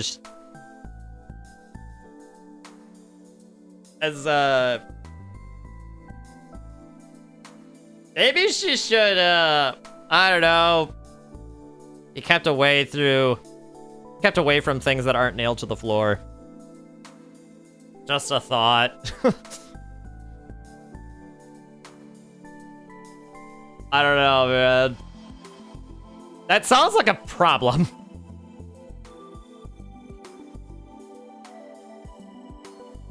I just learned that Maho and Kagari hadn't met at Victorchondria.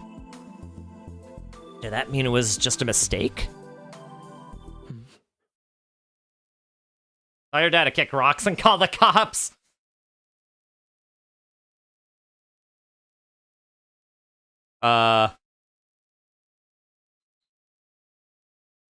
Well, you gotta be careful with that because, you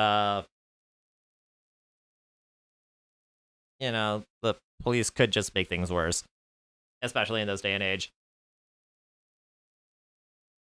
You know, there's a risk there. The sound of footsteps coming up the stairs distracted me. They were so heavy, there's no need to wonder who it was. Hey. Hello. Oh, you're here, Maotan? Don't call me that. Do we have enough? 1, 2, 3. He ignored Maho's complaint and started to count the number of people in the room. There was some kind of paper bag in his hands. Okay, I've got enough. Enough what? You know how they opened a new atoll in front of the station? They're selling some good-looking pudding. I thought it might be a nice treat, so I bought enough for everybody. He put down the bag, opened the box, and started putting the pudding cups on the table. Putting the pudding! Ha ha ha ha! Daru, do it later. Why do you all look so upset? Is it that rare for me to buy something for everybody? Well, I guess it is. But I got some extra work in my job, you see. Not only am I talented, I'm also kind-hearted and I get paid! Feel free to fall in love, ladies! Huh? He turned the bag over and started shaking it. I'm missing a spoon! But the staff there forgot to put one in.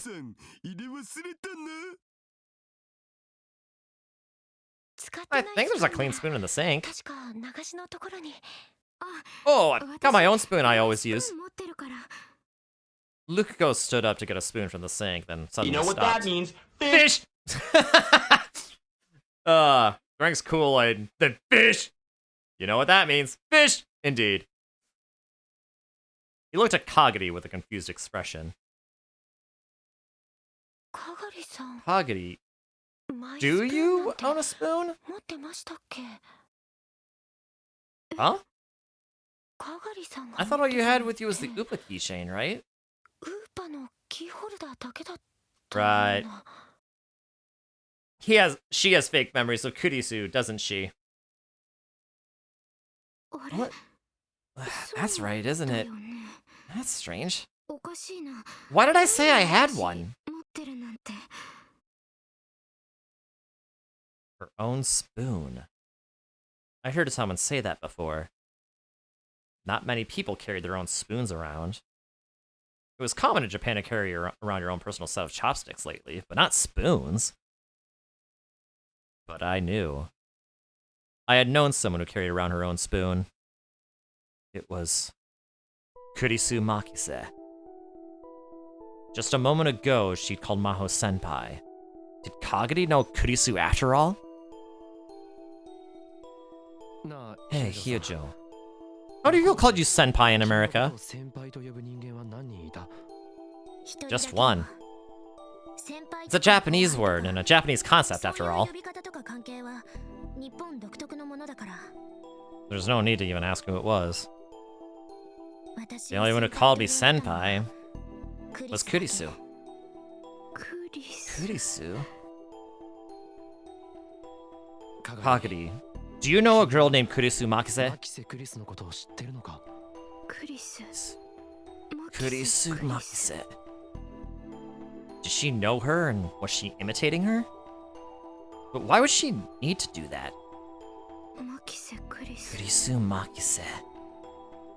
Kagari seemed to be desperately searching her memories, but it didn't seem to be working. There was sweat on her forehead. Her headache might still be bothering her. Don't force yourself.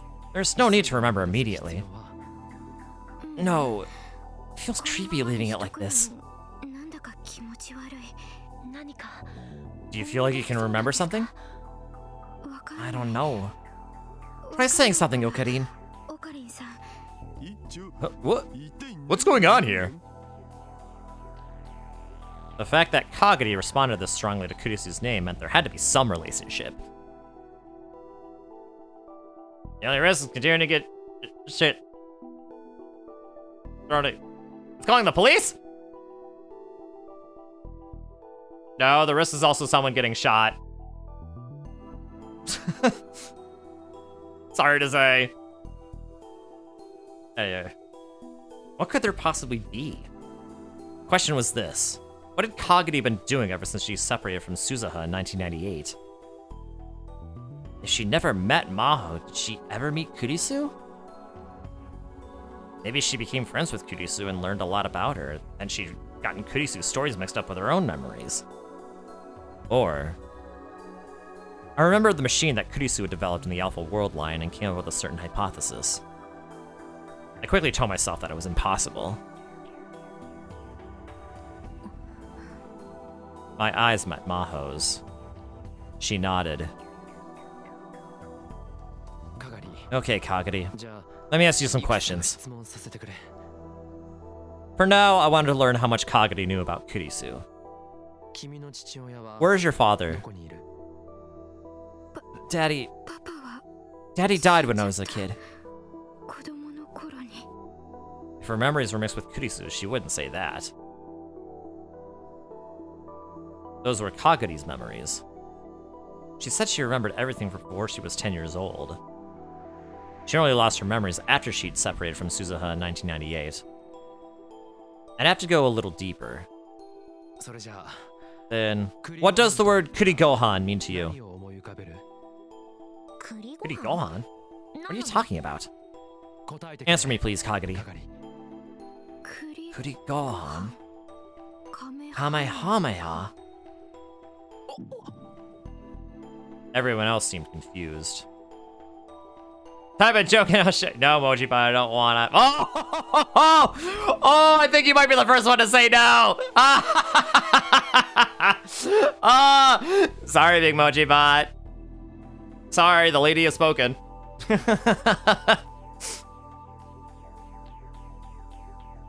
But I felt as if my heart was about to stop. How could she know? Kurigohan and Kamehameha was Kurisu's @channel handle. Not only did she keep that a secret, she almost never let anyone know she had posted on that channel. She never would have told anyone. How could Kagari know something that only Kurisu should know? You said no several times? Oh, did you? I don't recall this. More sweat was pouring down Kagari's forehead. Luca offered her a handkerchief, worried. Kagari nodded and took it. Kagari. Can you tell me how many major theories of time travel there are? Maho looked like she wanted to say something, but I motioned her to stay quiet. 11. Kagari spoke clearly, as if the answer was the most obvious thing in the world. 11 in total. Wait, is that right? I hadn't expected much when I asked the question. I certainly hadn't expected that. The terrifying possibility I thought of earlier was becoming more and more real. It was impossible. It had to be. The more I tried to convince myself, the more my fears grew. Can you tell me what these 11 theories are? Neutron star theory, and then black hole theory, light speed theory, tachyon theory, wormhole theory, exotic matter theory. Kagadi was counting with her fingers and speaking with very little hesitation. Cosmic string theory, quantum gravity theory, cesium laser theory, elementary particle ring and laser theory, and lastly, Dirac antiparticle theory. Those are all correct. Maho's voice was hoarse. Tell me, Okabe, how do I know all this? Kagadi looked like she was about to cry a little. Can I ask you one more thing? Could you use those theories to build a time machine?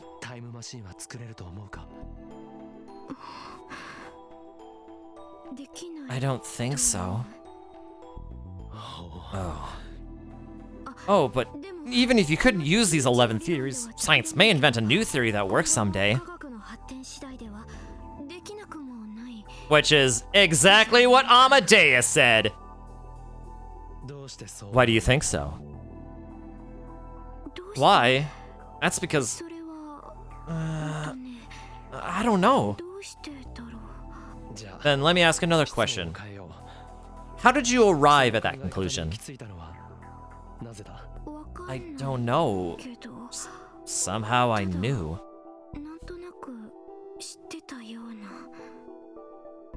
She knew, huh? That meant the knowledge existed inside of her. But why did she have that knowledge? Had she been to Victor Condry at some point in the past and met Kurisu there? Maybe they were close friends? So close that Kurisu would share her @channel nickname, which she never told anyone? And then perhaps she mistook what she'd heard from Kurisu for her own memories. That was the most obvious possibility. But that would go against what Kurisu had said. Kurisu said she didn't really have any close friends in America. She seemed to have developed a solid relationship with Maho at work, but the dark fear in my mind kept growing. Hey, Hyojo. Remember how you said Amadeus was put on hold? Does the uploaded memory data for Kurisu still exist? Huh? Yeah, probably. I don't think it was erased. How many people could access that? Very few. I never really announced it anywhere. Myself, Dr. Leskinen, a few of the other assistants, and Kurisu. Another question. Would it be possible to transfer that memory data to a human brain?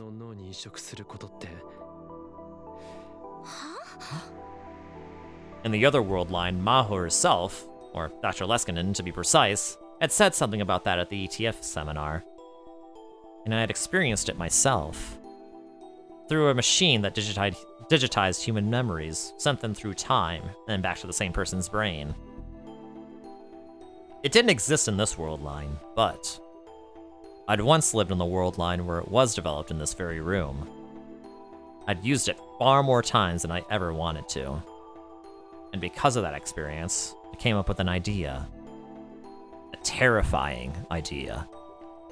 Another way to explain what was happening to Kagadi now.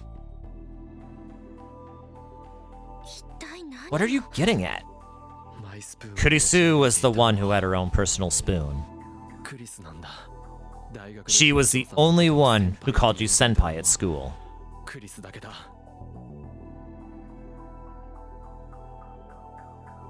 Kurigohan and Kamehameha was Kurisu's handle on @channel. I'm the only one who knew about it besides her. Kurisu would know about the lab at Victor Condria. She would know about the mouse experiments.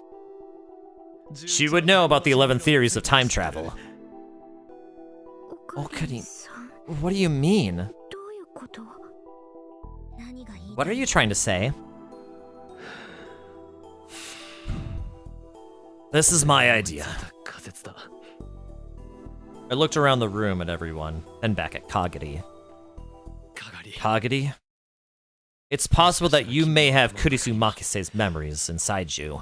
マキセ・クリスの記憶が移植されているかもしれない。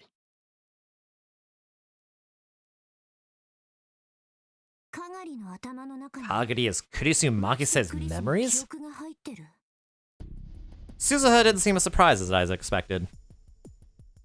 Maho and I asked her some more questions after that. About Victorchondria. About her research. Her answers were all over the place. Some things she knew and some things she didn't. But some of the things she knew were things that only Maho and Kurisu would have known. In the end, instead of being overturned, my hypothesis came out even stronger. All the questions seemed to tire Kagari out. With Tennoji's permission, Lukuko took her home. Maho completely refused to accept what I was saying, but did say before she left that she'd look into whether it was possible to transfer Amadeus's memory data into a human brain.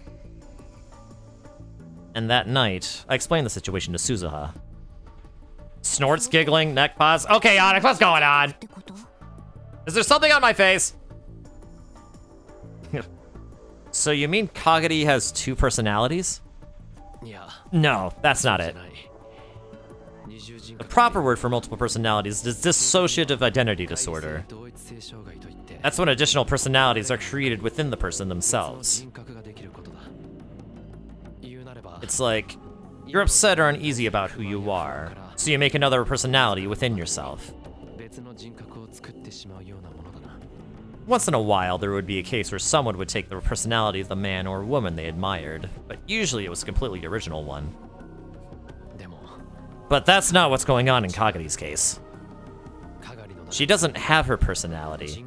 What she's got is, quite literally, only Kurisu's memories. It's possible that Kurisu's memories are mixed in with her own. Kagari's memories weren't overwritten. Water the mochi. Oh, thank you, Violet. I don't have water, but I do have this root beer. I mean, it's mostly made of water, right? So that counts.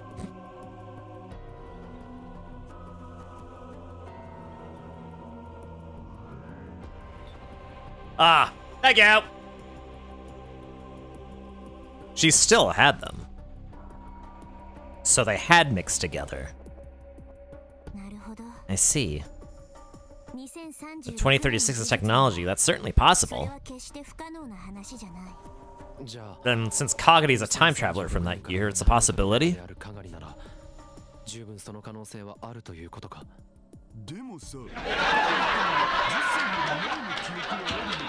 What are you laughing at?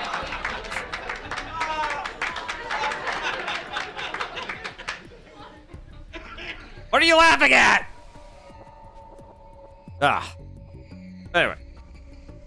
But she has her memories from when she was 10, right? If they put someone else's memories into her head, she should remember that, right? I think I remember her saying once in a while back then that she heard the voice of God. Hallucination? It's possible that's a product of Kurisu's memories leaking out. It's a joke! Look at what you typed. Victorchondria equals mitochondria. Oh, okay, I see it. Ha ha ha. Okay, I get it. I get it. I get it. Okay. Alright. Understandable. Have a nice day. It's joke! Thank you, Violet. And thank you, Madi.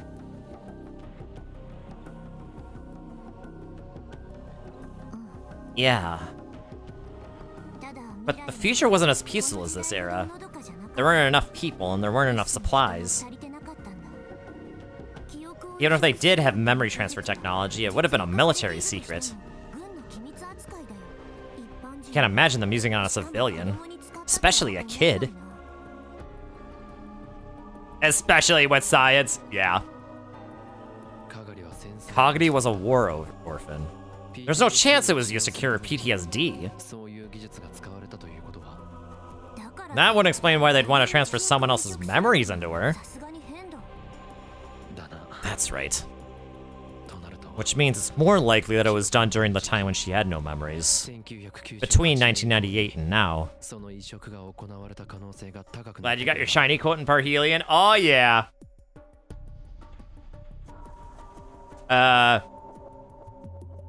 So, you're gonna play the games then, right, Violet? Smile. Eyes emoji. Even if it's possible in 2036. Is that possible right now? クリスなら可能だろう Kurisu could do it. She'd done it all by herself to make the time leap machine, after all. So, Kurisu Makise transferred her own memories to Kagari? Why would she do that? It's like something a mad scientist would do.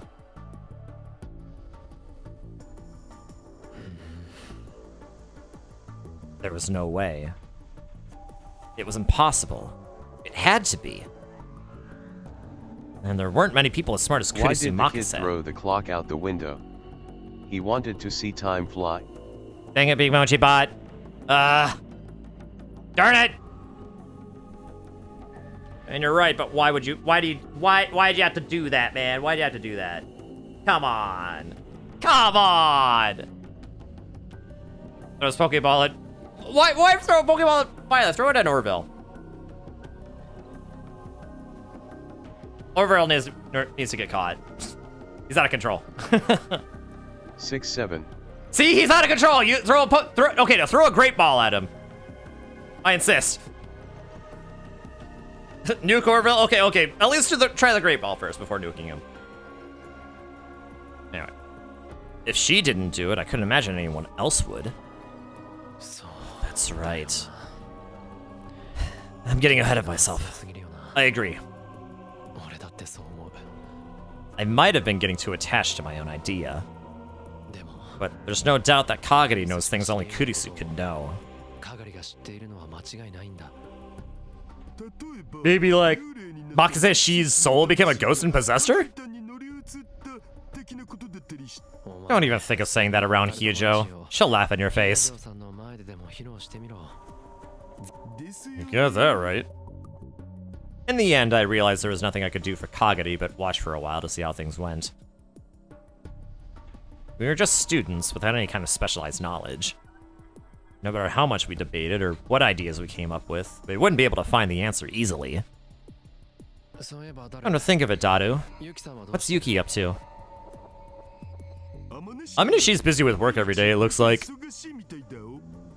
彼女は What does she do again? 何のバイトをしているんだった Works at a cake bakery, I heard. She said it's really good, and we should go check it out. That's right. It's a little far away, isn't it? That's why she'd be happy if you went, right? Get a grip, Dad. Oh, right. My bad. Wait, Okadine. Why are you asking anyway? いや Oh, no reason. ちょっと I was just curious. That girl in the motorcycle suit. Could that have been Yuki Amane? I still hadn't convinced myself it wasn't her. If it was, she may be involved in some way with what was happening to Kagari. How's the game going? Well, as you can see, we have not crashed yet.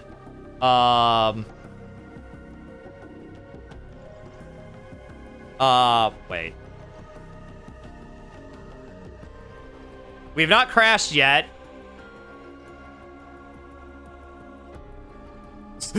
We've not crashed yet.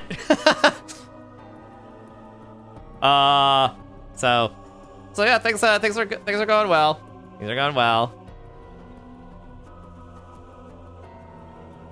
But that attack only took place in the other world line. It happened in this one, so I had no way to tell. もし If there was something she... Is there something going on with Mom? いや No. It's nothing. ない Pretends to crash. Don't do that. Don't jinx it. I still didn't have any proof. I'd have to just keep an eye on her. My priority right now is Kagadi. What had happened during the time when she'd lost her memories. If I could find that out, I might be able to understand what was about to happen to us. Let's see how that turns out. Okay, I'm getting started. Ready? Yeah. Maho came to the lab again the next day. She was there to look at Kagadi's memories. Kagadi had volunteered to work with her. As of yesterday, my hypothesis was still just a hypothesis. And anytime she saw a hypothesis, she wanted to test it. Maybe that's just how scientists were. First, can you look at this? Maho held up a cell phone. There was a picture displayed on its screen. It was a corridor with white walls and clean white floors, and two people wearing white lab coats were walking down it.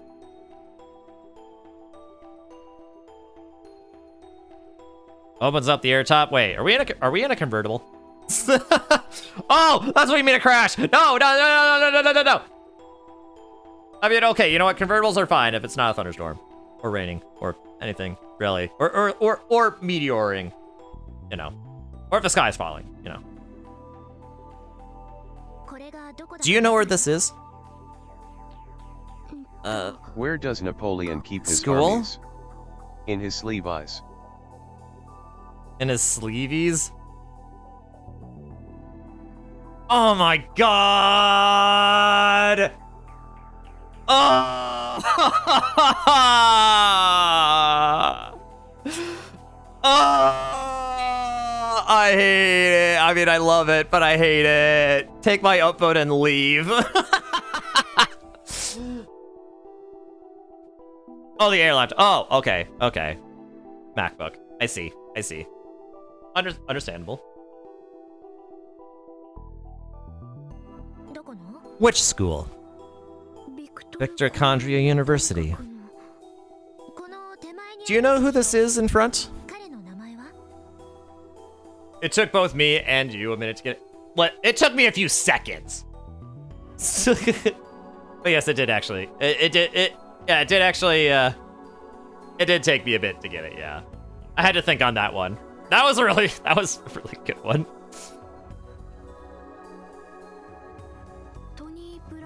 Tony Brown.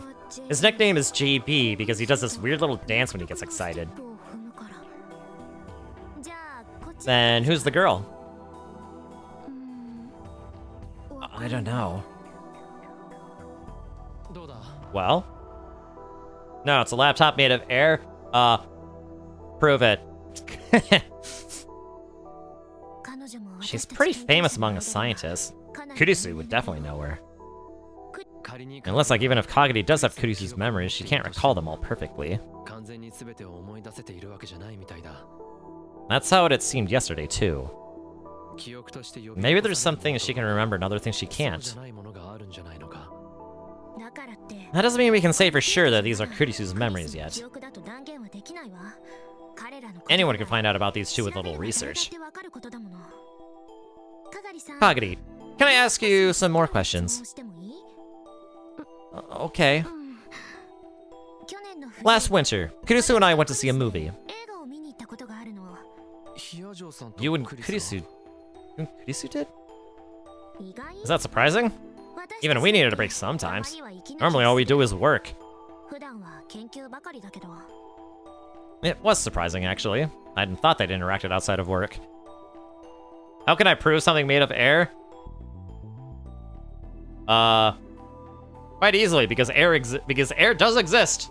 It does exist. Air is not nothing. Now, if it were like a vacuum, then yes. Then yes, you would have quite a bit to prove there. But air, maybe a little bit more realistic.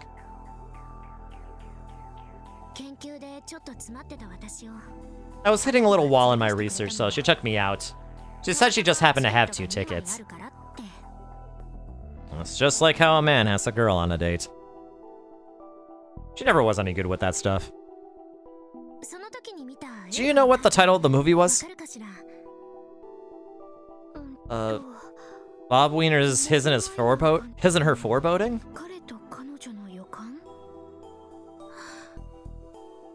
Maho gulped. That must have been the right answer. それって Is that a new movie? 映画か I've never heard of it. 聞いたことないが I told you to prove it. Yes, I did. I did. So, chop chop! 20年前の It's 20 years old. This is a revival showing. And Kagari had guessed it. She'd known the title of a movie that Kurisu and Maho had gone to see together in private. And since it wasn't a major worldwide release, it wasn't something you could get with a lucky guess. But somebody could have witnessed it. 目撃していた人がいればわかることよ。だが Sure, but how would they know you were going to ask that そん question? な質問をするということは Are you saying she memorized every tiny bit of information you could possibly ask about? 全て暗記したとでも It would be impossible. It would be impossible, and she didn't have a reason to bother anyway. You can't prove anything through a computer? Yeah, you can. You can send images or something.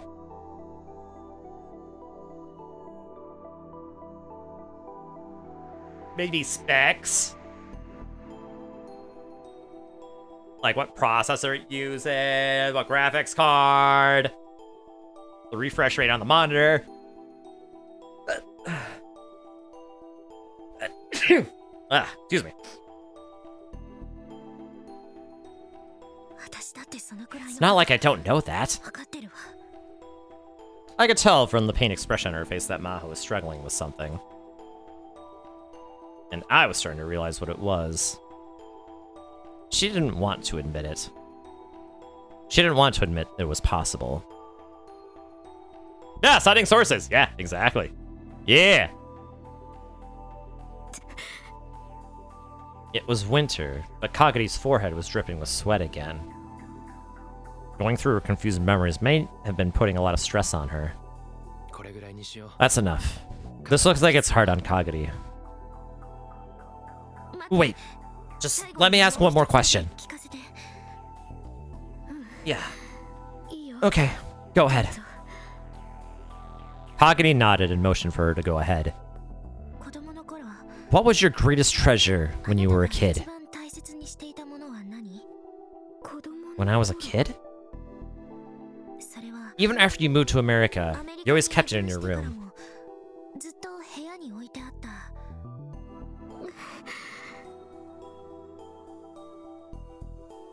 イルカの A stuffed dolphin. Dad bought it for me when we went to the aquarium. パパが買ってくれた。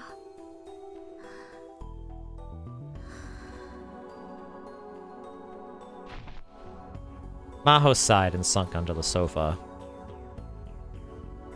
合ってるのか Is she right? Yep. Kurisu's mom told me about it on the phone last クリ night. スのお母さんが電話で教えてくれたわ。このことを The only people who knew about that were Kurisu and her クリ parents. スとご両親だけ。それじゃあ Then, 悔しい I hate to admit it, but this hypothesis was あなた yours. の仮説を And I can't rule it 否 out. 定できない。そう I see. あの、 Um, 私 what's going to happen to どう me? なっちゃうのかな。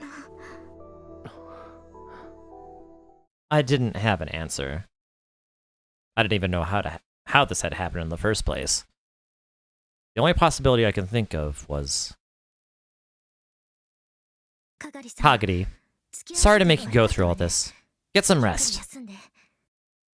Maho stood up with a serious expression on her face. 帰るのか You're leaving? ええ Yeah. There's still some things I can check on my まだ own. 検証できることは残っていそうだから、それじゃあまた。 She would explode? You want me to explode? Yes, that's what I've been waiting for!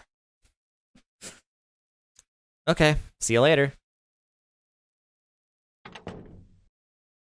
Maho got up and went for the door without bothering to look back. She seemed to be silently shutting out the entire world. All we could do was watch her go.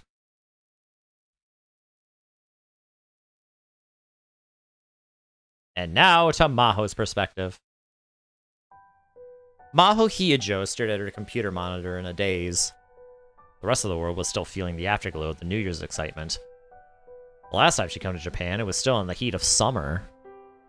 She used her vacation days to come then. Her co-worker, Kurisu Makise, had suddenly died, and she wanted to see the place where she was murdered herself. Maho's feelings for Kurisu Makise were complicated. Until Kurisu had come to her lab, Maho had thought herself a genius. She had graduated high school after skipping grades and joined a university lab while still in her teens. It was understandable that she'd feel that way. Everyone else said she was a genius too. But her pride was shattered into tiny little pieces by the arrival of Kurisu Makise. Kurisu Makise was the real thing. Maho didn't even come close to her. She had realized that she could never be as smart as Kurisu, and she realized that she didn't want to be beaten by her anyway. It would have been so much easier if she could have hated her.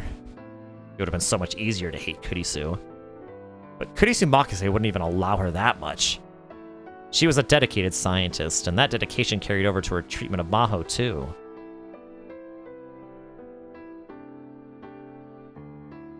Maho, I think your research has the potential to change the world.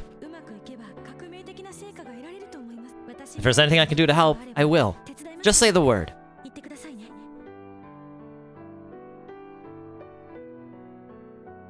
Someday, she swore, she'd surpass her. Someday, she swore, she'd make Kurisu say that she was the smarter one. But now that would never happen. Kurisu Makise went away on a trip and never came back. Maho had been told that she'd been attacked by a robber and killed. But it didn't seem real. I felt like she'd come back to the lab any day now and start arguing with the professors in that same self-satisfied smirk on her face. Until then, Maho would work on the Amadeus projects, so that when Kurisu came back, she would be amazed. Amadeus. An artificial intelligence that could be loaded with an individual's memories. It was possible to digitize memories by analyzing the nerve signals relating to the memories stored in the temporal lobe. It had been Kurisu, of course, who'd proved it. And then Maho and her team had turned that proof into usable technology. By the time Kurisu got back, she would have it all ready for the next level. She'd show it to Kurisu and astonish her. But even that hope didn't last long. She was suddenly told that the project was cancelled. Of course, she couldn't accept it. But no matter what she said, no matter how many times she argued with the professor, she couldn't get the cancellation overturned. Amadeus went to sleep in the bottom of the lab server, along with Kurisu Makise's digitized memories. Kurisu Makise's memories. Chocolate! Chocolate! Chocolate! Thank you, Onyx. Now they were in the head of another girl. How would that happen? There was only one possibility, if it was possible at all. Just like Rintarou Okabe had said. Oh? She opened the door, and a large man she knew very well came inside. Maho, what's wrong? I thought you were still on your New Year's holiday. What about you, Professor? What are you doing here on your day off? Maho's mentor, Dr. Leskinen, was here in Japan for a month-long conference on artificial intelligence. Maho had come with him as his assistant. But the conference didn't take place every day, so they spent the time between sessions at the Japanese office, making presentation materials and exchanging emails. In my case, I don't have much to do on my days off. It's no fun sitting in the hotel, so I might as well come here and work. Then I guess I'm the same. For a researcher, doing research was a hobby. If nothing else, all the scientists Maho knew were like that. Of course, she'd come here today because she'd assumed Dr. Leskinen would feel that way. You have a lot of things to do, don't you? You have a lot of things to do, don't you? Dating, for instance? Professor, if you keep that up, I'm gonna sue you for sexual harassment. Oh, anything but that. Dr. Leskinen slumped his shoulders in the unique way that Caucasians always overreacted. He seemed intent on bringing Maho and Okabe together. She and Okabe were both friends of Kurisu's, and so they talked a lot, but there was nothing more to it than that. At least that's what she thought. Probably. Alright. In lieu of an apology, can I ask you something? 一つ聞いてもいいですか？ Kanan be like, yeah, I'll sue you. Yeah. Say that again, I'll sue. I'll speak to you in the language that only you understand. Capitalism. Anything if it'll keep me out of court. じゃあ聞きます。 All right.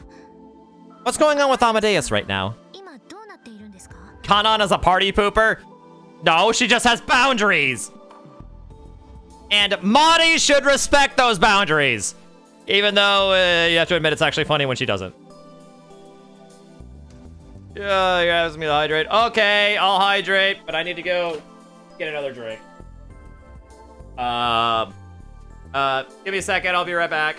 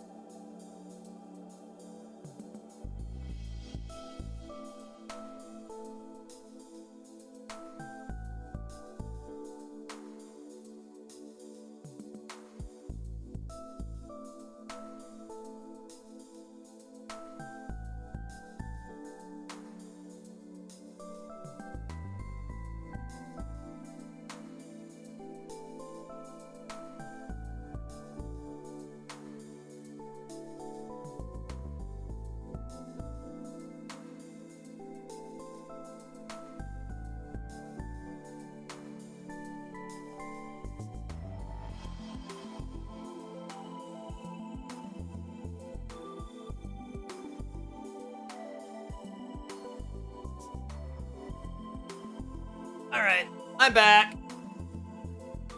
I'm back. Alright, thank you for the hydrate.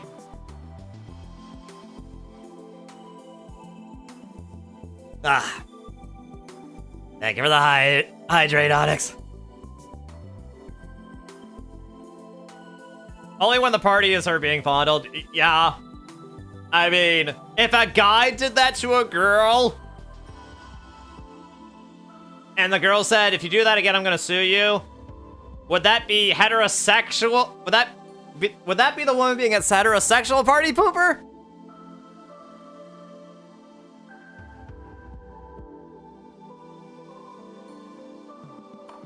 So there. Boo! You stink! No, you stink, Onyx! Maybe, I actually don't know. That could just be Orville that I'm smelling again. Alright. Okay then. Alright. What's going on with Amadeus right now? You should know the answer to that. Right now, there's no plans to continue the project. Ochi, there are only things that girls should do that the other girls. Yes. Violating boundaries is not one of those things. Winky face. I know that. What I'm asking you is, what happened to the Amadeus data? It's saved on the lab server, right? Nobody else accessed it or took it out? Leskinen's eyes narrow and he slowly shook his head. Maho, I don't know where you got that idea, but... Amadeus access is limited to only a few people. And as far as I know, no one else has touched it. Nothing else, I haven't received any reports about it. And the same goes for mine, Kurisu's memory data. Of course. Then, is it possible there's some other AI project going on that I don't know about?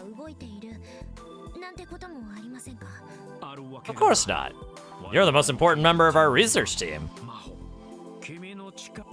You've lost Kurisu. And it was a big loss. But I think you're the only one who can take her place.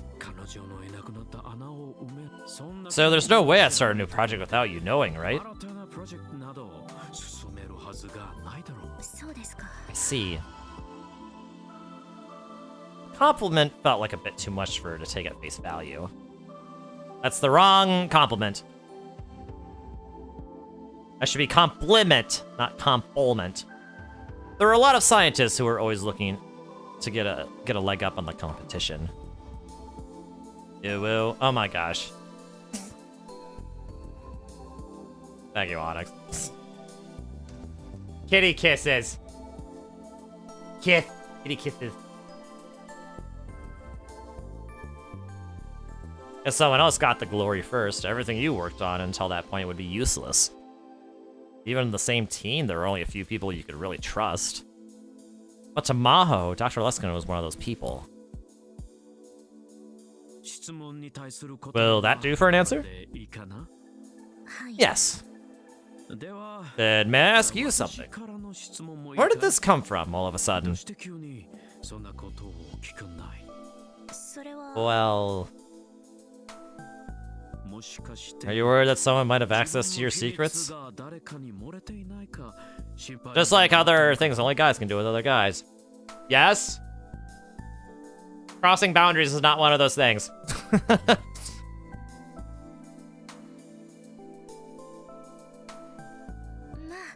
I stand by what I said! My answer does not change! Yeah, something like that. Then you don't need to worry. Amadeus was developed so as to not share any secrets the original wouldn't want shared. Same goes for the saved data. Even if someone did steal it, the parts the original person wants to keep a secret the most are kept within a black box. They can't be accessed by Amadeus or from the memory data itself. If those secrets get out, it's because a living human wanted them to. You're not talking about Madi sexual harassment, just a mirror to violate. Yes, yeah. Of course. A mirror to violate. Like sunshine in the mirror, you could say. A living human. That's right. The original person themselves, in other words. Well, feel better? Yeah, I guess so. It wasn't that she didn't trust Dr. Leskinen, but she couldn't relax until she'd seen for herself that no one had taken the data. Maho only thought it was possible to believe something after you'd seen it yourself. And that's how she thought a scientist should be. But right now, she didn't have the access rights to do so. So in the end, she was stuck with her doubts.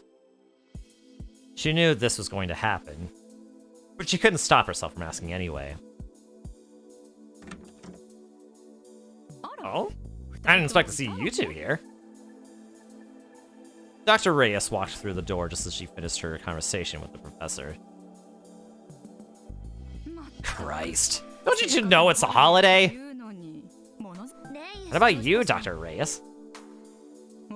I've got nothing to do with my hotel.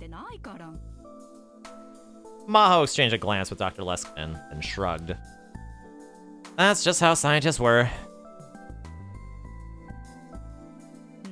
Why? What? What's going on? It's nothing. She and Dr. Leskinen laughed at Reyes' confusion, but the doubts in her mind lingered.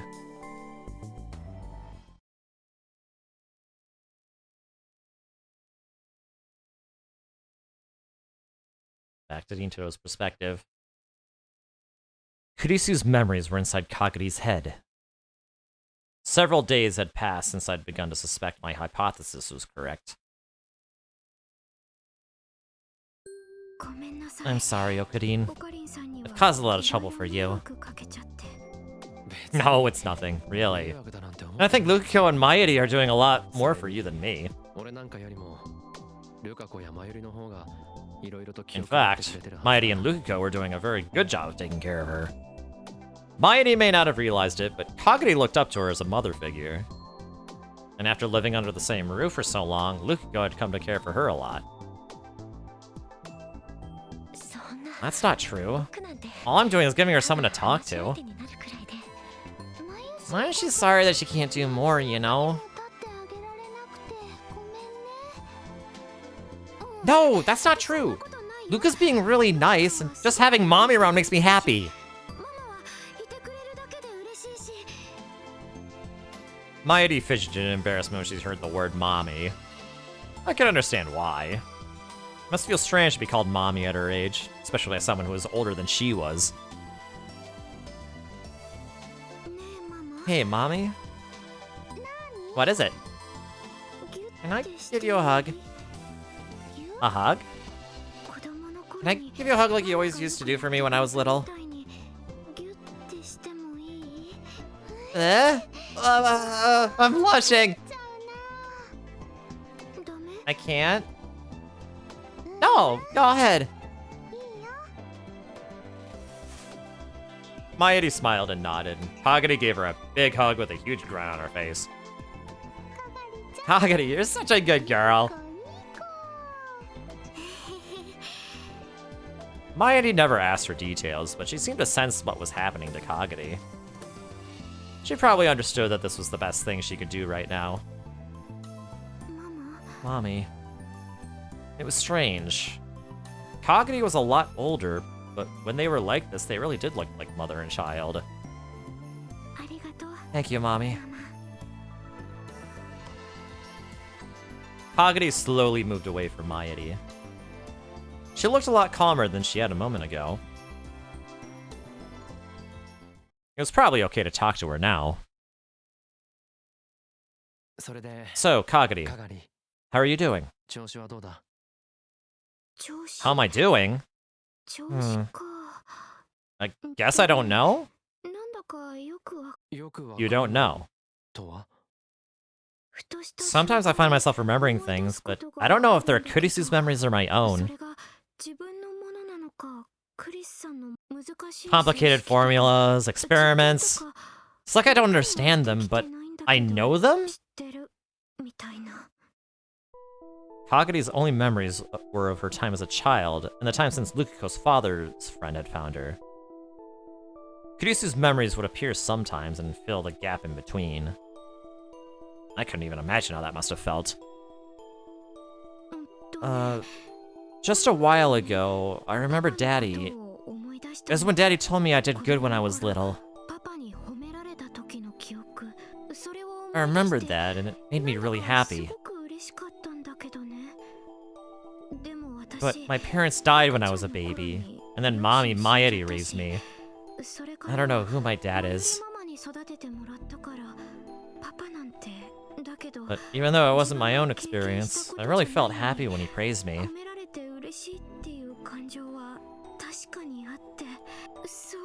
That just made my head feel all funny. I hope you're not thinking of Dr. Nakabachi. I hope you're not thinking of that butthead. Kagari grimaced and held her head in her hands. The first time I'd met her, I'd been surprised by how much she looked like Kurisu. Talking to her like this, I realized how different she was. The way her expression was constantly changing, and the way she always slightly overreacted was actually more like Mayuri. Was that because they were mother and child? その So, do Kurisu's memories come out often? 出てくるのか？ Yeah. A lot more than they used to, maybe. I see. Hey, Okarin. What's going to happen to Kagari? 本来なら Normally, the best thing we could do is get her looked at by a team of 検査してもらう specialists. のが一番いいんだろうが But given her position, it wasn't that easy. I don't really want an exam. That was all I did when I was little.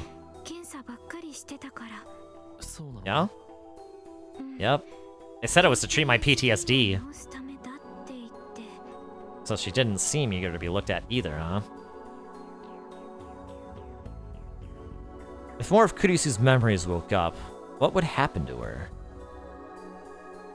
Would she be Kagari Shina, memories of Kurisu Makise? Or would she become Kurisu Makise? A person's personality is more than just the sum of all their memories. But memories were an important part of it. Once she had Kurisu's memories, what would happen to her? At this point, no one knew. It was quite possible that up until now, no one had ever shared a person's memories before. Oh, Mayuri, it's time. You're right. Hey, Okarin, can you take care of Kagari? We've got a meeting at school about our post-graduation plans, and we have to go. Sorry. No one apologizes. And don't worry, I'll take her home. Thank you. Okay, Kagari. See you tomorrow. Bye, Mommy. See you tomorrow. Once Mayuri and Lukiko were gone, it was just me and Kagari in the room. After the problems with Kagari's memory started coming up, I've been having her hold off on her job at the Brawn Tube workshop. But I was still having her come here as much as possible during the day, in case something happened. Suzuha and Tanoji were downstairs. That alone made me feel better.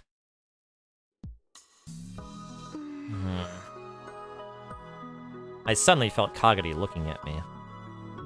What's wrong? Just realized how strange it is to be talking with you like this, Okarin. Strange? Why? Because to me, you're always just this person I heard stories about. Stories? Yep. Uncle Dadu and Mommy would tell me about you. That's right. According to Suzuha, I was going to die in 2025. Which meant that in Kagari's time, I was no longer alive. Mommy talked about you all the time. Okarin saved your mommy. Okarin is Mommy's Hikoboshi. She still talks like that in the future. Now it's my turn to be embarrassed. So I always wondered who this Okarin person was that my mom cared about so much. Who was this Rintarou Okabe that everyone talked about? Maybe I always admired you a little? Stop teasing me. You're blushing, Okarin. Kagari clearly had the upper hand here. Oh, but that's probably true of Kurisu Makise too. Kurisu? Yeah. Mommy and Uncle Dado used to talk about Kurisu Makise all the time. She died so long ago. I wonder what kind of person could have had that much influence on things. What did Mayuri say about her? She said she was the person you loved. Person I loved. For me, that was an undeniable truth. But that wasn't true for the rest of the lab. In this world line, Mayuri had never met Kurisu, and I tried as much as possible to avoid bringing her up.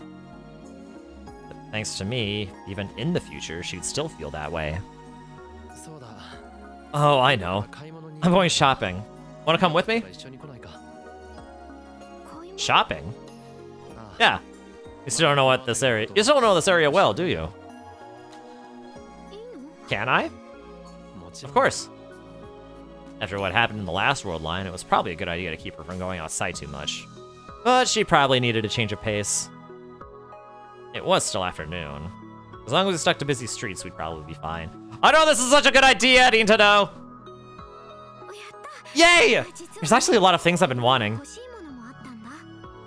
Things? Just some basic necessities. Is it Lukiko getting you those things?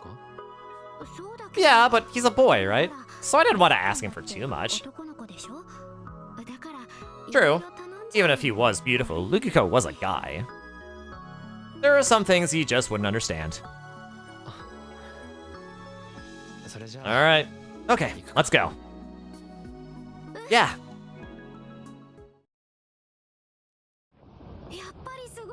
Wow, this really is amazing.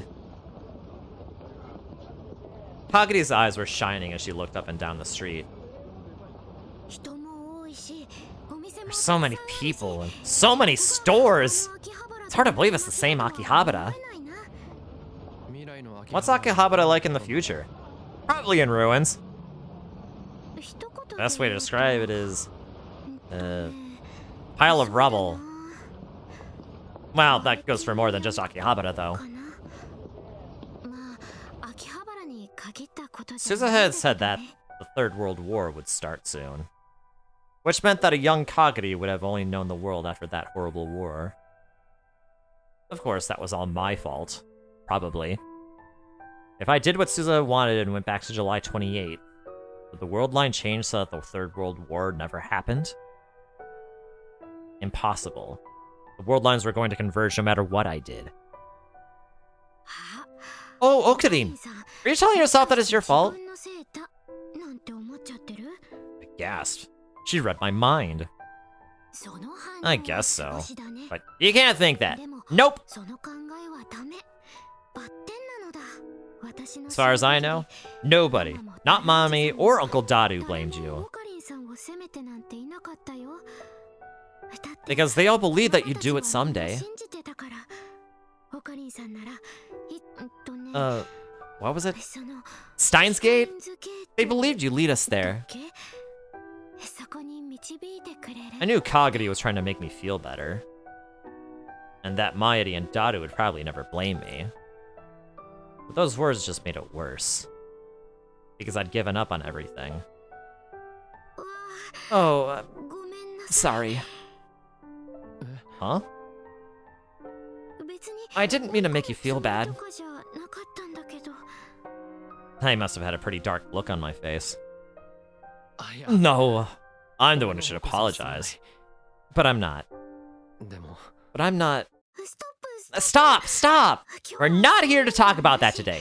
I don't get a chance to go outside often, so let's talk about something more fun, okay? Yeah. Kagari's mind was probably filled with memories of painful war. If nothing else, those were her only memories as Kagari Shina. But she was still trying to make me feel better. Even if they weren't related by blood, she really was Mayuri's daughter.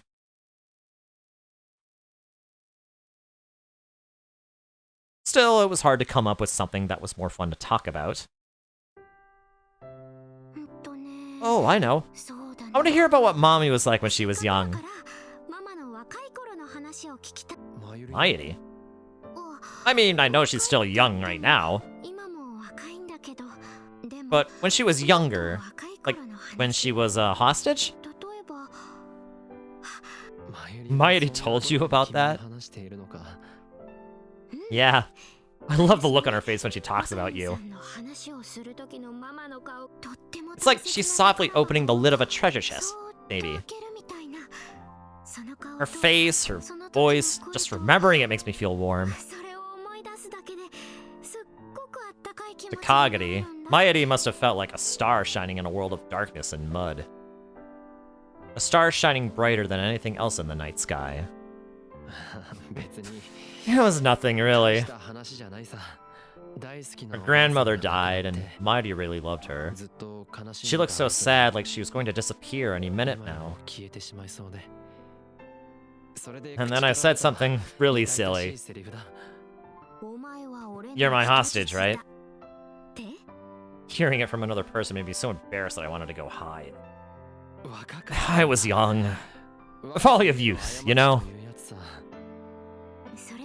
Those words saved Mommy, didn't they? Oh! Dang it. Sorry, I accidentally unplugged my capture card. Give me a second. Technical difficulties.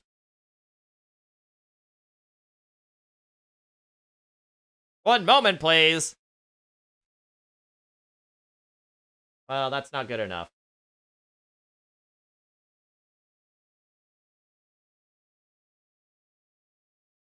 That's not good enough. There we go. Okay, we're back. Sorry.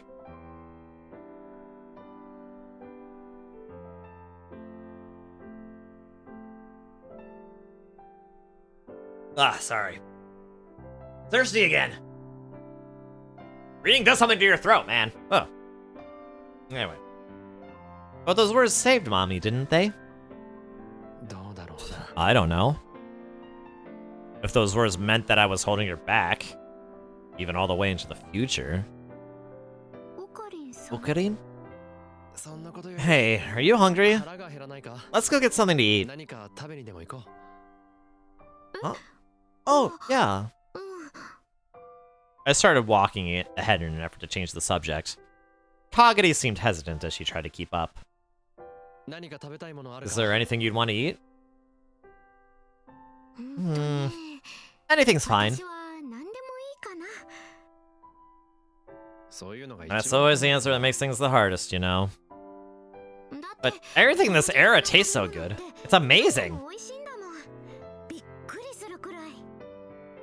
What did you eat in the future? Mostly yams and stuff. But Mommy would flavor them differently every day. Mayuri cooked? Yep. Was her cooking, well, good? Yep. I see. Human animal was capable of growth, it seemed.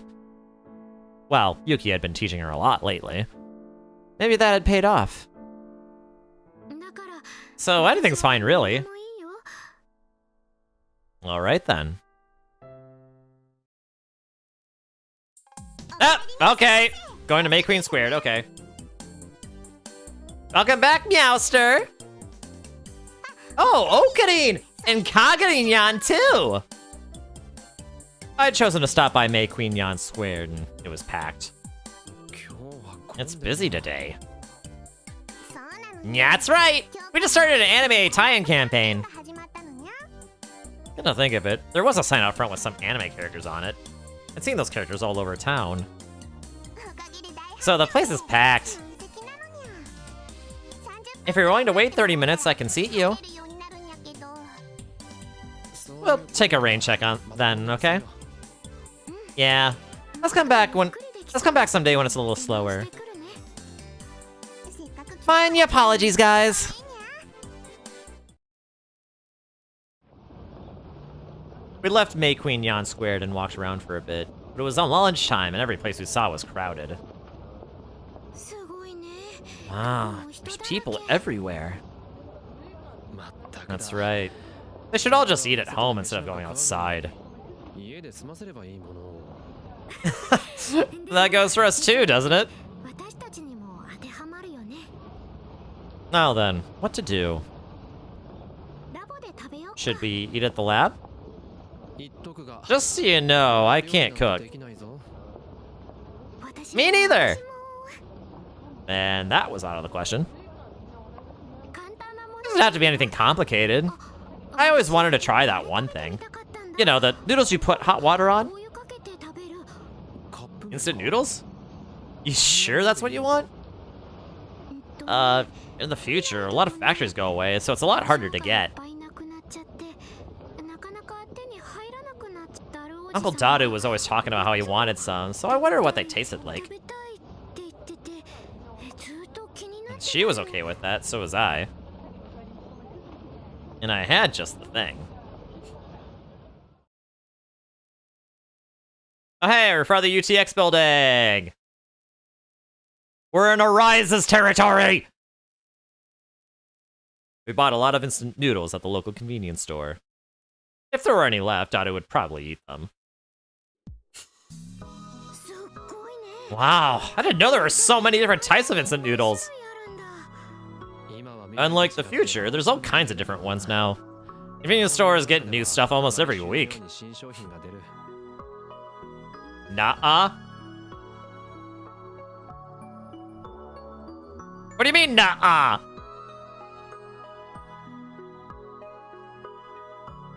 It's Mew's territory now. But it's 2011. Did Mew's win Love Live? By January 6th, 2011? I thought that was like in the spring.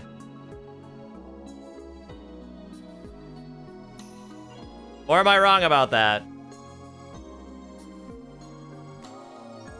Anyway.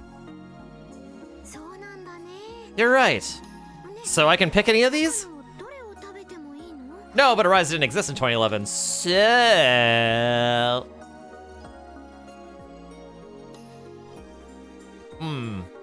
Okay, well, if Arise didn't exist in 2011, but Muse did... Okay, you know what, that...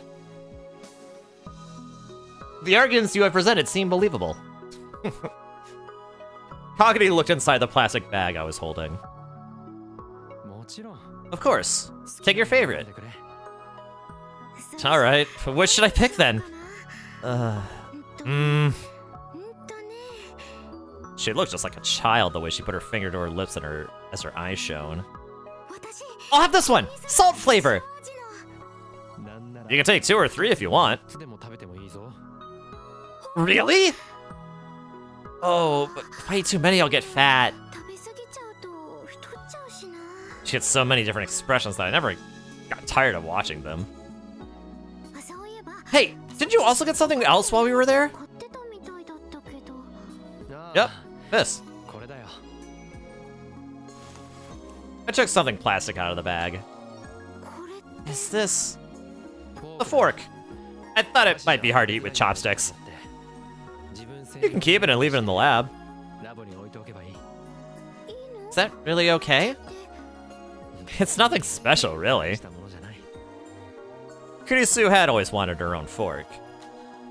I knew this didn't make up for anything. I just wanted to do it. Yay! Thank you! Honestly, I'm not very good with chopsticks. Mommy always lectured me about it. ママからもいつも注意されてて。あ、 Oh, it's got a bunny on the end. うさ Oh, ぎ cute! うさぎさんがついてる。かわいい。 My own fork. 私専用の This means I own 2 things now. 私のもの。これで2つ目だ。 The other must have been the keychain that Mayuri gave her.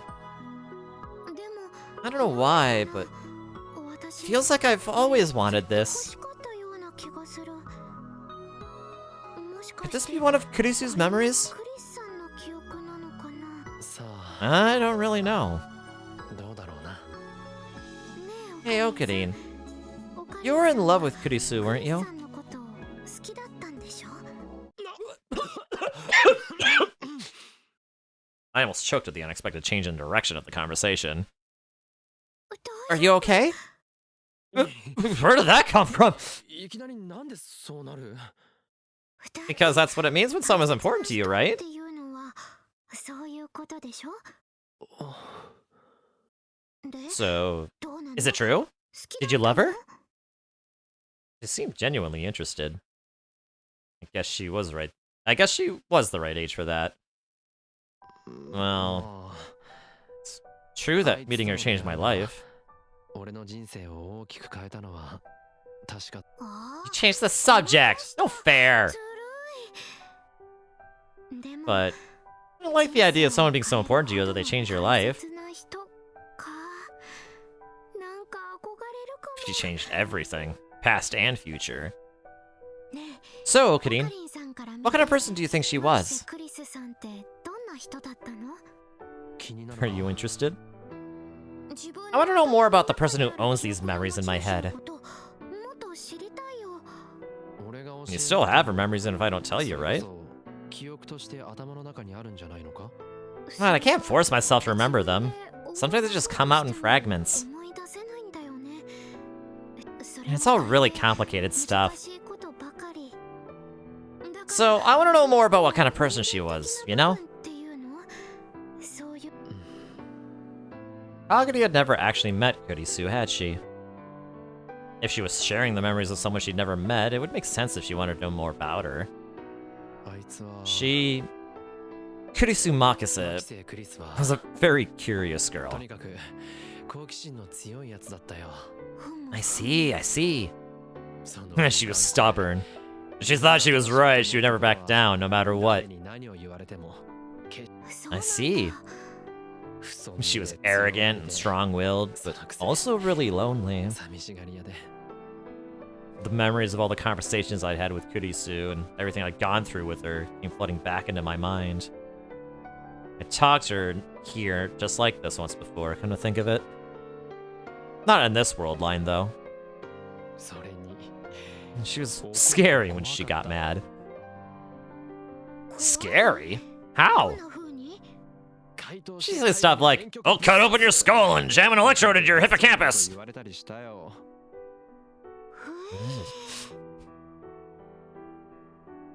And then, for some reason, she ran a few steps forward and spun around. And then...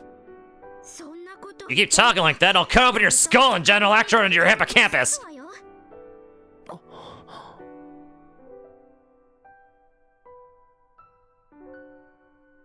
Should I cut open your skull and jam an electrode into your hippocampus right now?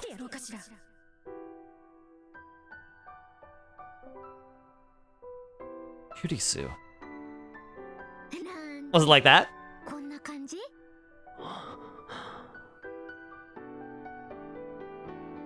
Okari? Oh no. For the memories of Kurisu inside Kakari, if they could be perfectly replicated inside Kagari's head, would Kagari Shina become Kurisu Makise? It was a stupid idea. Personality and memories were different things. But even so, if her memories turned into Kurisu's completely, if that happened... Don't get any ideas! Okarin? Don't get any ideas! Huh? Kagari wandered back up to me and put her weight against me. It was so sudden I caught my breath. I could feel her warmth on my chest. The feeling of her skin reminded me of Kurisu. Kurisu. The sound of her pain moan brought me back to reality. What's wrong, Kagari? My head. My head! Your head hurts?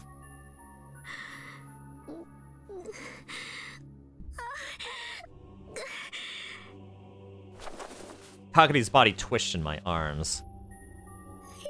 No. No! I don't want to go back! Save me! Someone! Someone get me out of here! What's wrong, Kagari? Save me, Mommy! Why would you save me? Mommy! Mommy! Calm down! Calm down, Kagari! I grabbed her hands to keep her from struggling anymore. The people on the street were staring at me, but I didn't have time to think about it. It's okay.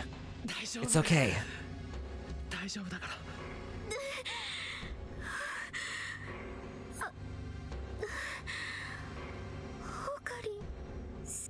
Can you walk? Let's get back to the lab. She'd finally calmed down, but seemed to still be in pain. I let her lean on my shoulder as I took her back to the lab. Once we got back, she went to sleep and didn't wake up. Her headache seemed to have calmed down, but sometimes she would still moan. I'd contacted Maedi and the others, and they were probably going to arrive soon, but the words she'd said before.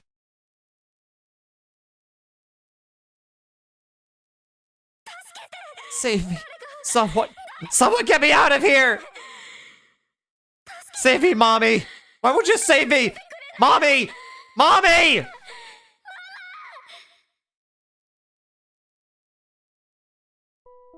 What was that? Were those fragments of her lost memories?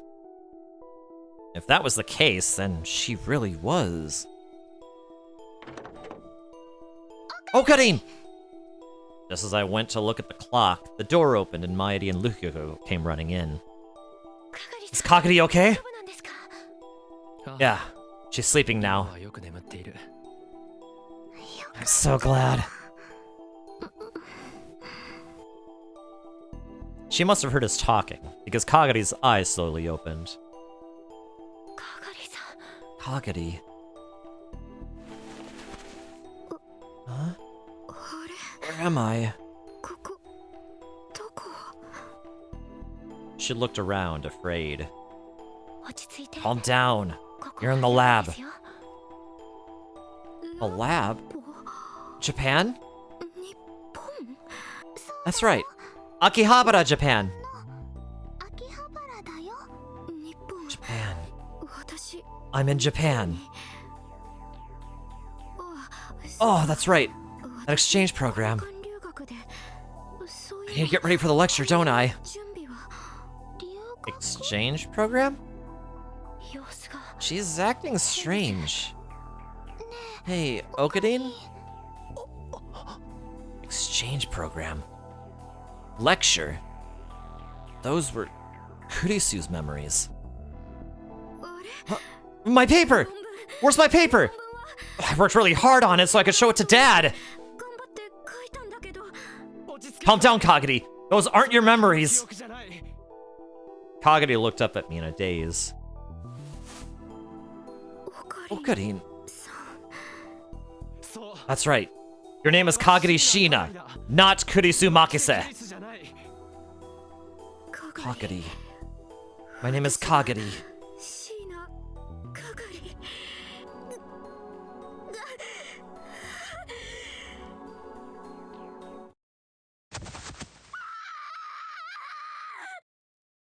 Well, I was gonna say ouchie ouch, but that seems a little more severe than that. ルカ子、 Kuko, sorry. 悪いが、 Can you handle 係 this? のことを頼む。 Yes. Kagadi was confused for a while after that, but she gradually started to calm down again.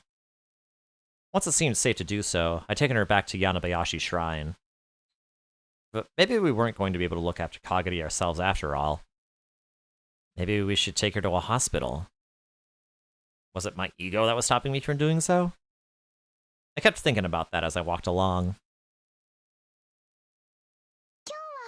She's gonna stay overnight, okay? 泊まることにするね Yeah, that would be a big help. そうしてもらえると助かる。 It would make Kagadi feel a lot better. なるべく Try to treat her like you normally would, as much as possible. してやってくれ。 Yeah, わかった okay. I told her to contact me right away if anything came up, then headed back to the lab. かがり Is Kagadi in bad shape? That was the first thing Suzuha had said to me when I walked through the door. She and Maho were sitting on the sofa. I told them about the situation already via Ryan. But they were still worried anyway, probably. 今は落ち She's 着いてる calmed が down now, but she was very 一時はかなり confused for a 混乱してい while. た。やっぱり Is it Kurisu's クリ memories? スの記憶 ああ Yeah. At this point, I don't think there's any doubt. もう間違いないだろう。 I still didn't know why, but inside Kagadi's mind were Kurisu Makise's memories. The question was how to deal with this problem. There were limits to what we could do on our own. The most we could hope to do was figure out how this had happened. That wouldn't be a real solution. To really fix this, we need to get her back to normal, to erase Kurisu's memories and restore the original Kagadi. Oink. Gosh dang it. And for that, we needed the help of a specialist. Maho Hyojo was a specialist in that sense. There was nobody else who knew as much about memories and the workings of the brain. But there was a problem. We still hadn't told her that Kagadi was from the future. In this world line, Maho didn't know Suzuha and the others that well. Of course, she didn't know about the future. Of course, she didn't know about the future of the time machine. Was it okay to tell her? ねえ Hey, how did you guys meet Kagadi? かがりさんとはどうやって知り合ったの Yippee kitties, yeah, kitties! Great, I love kitties. 漆原さんのところに来る I wonder what she was up to before she came to どこで何をしていたの Urushiba. か Man. I wonder what she was up to before she came to Urushibata's house. かがりは千葉の Kagadi was found near the prefectural border in 知 Chiba. られたんだ意識を取 When り she 戻 woke した up, she didn't have any memories of what happened before. That was the same as the last world line. でも But she had her memories of when she was a kid, right? You knew her, didn't you? 彼女と知り合いだったのよね子供の Where was she when she was a kid? どこで何をしていたの Suzuha looked at me silently. Is Kagadi okay?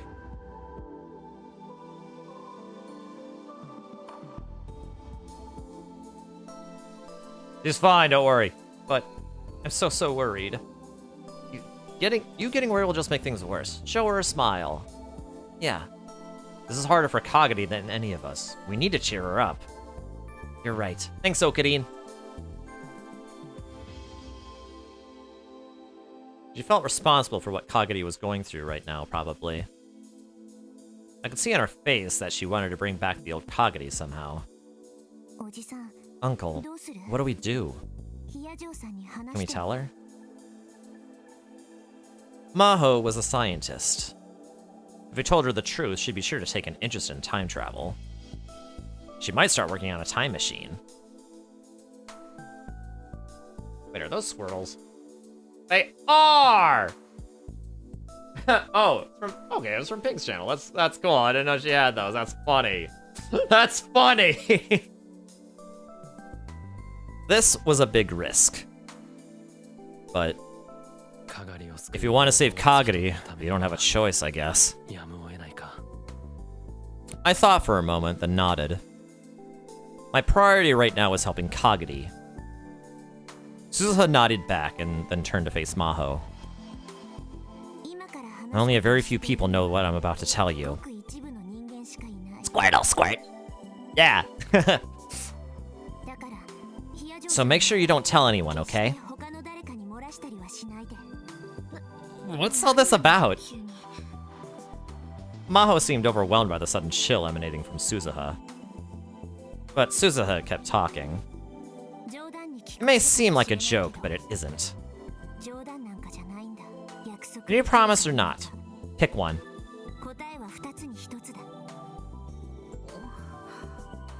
Maho looked at me, hesitant. But she must have seen something in my face. Fine. I won't tell anyone. I promise. She nodded.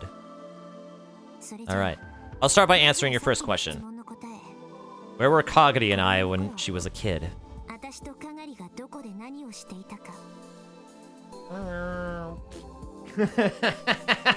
R2 just pulling onto the ground planking.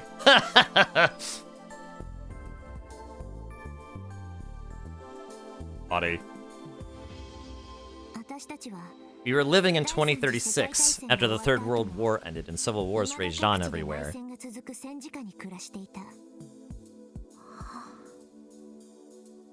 Maho's mouth hung open for a second, but soon her cheeks flushed with anger. Don't make fun of me! I'm being serious here! Suzuha remained silent. Her eyes were ice cold and staring straight into Maho's. Hyajo, Suzuha warned you at the start. This isn't a fictional story, and it isn't a joke. Suzuha and Kagadi came from 25 years in the future in a time machine. In a time machine? There's no way you can make... Even if I told you it was Kurisu Makase who came up with the basic theory.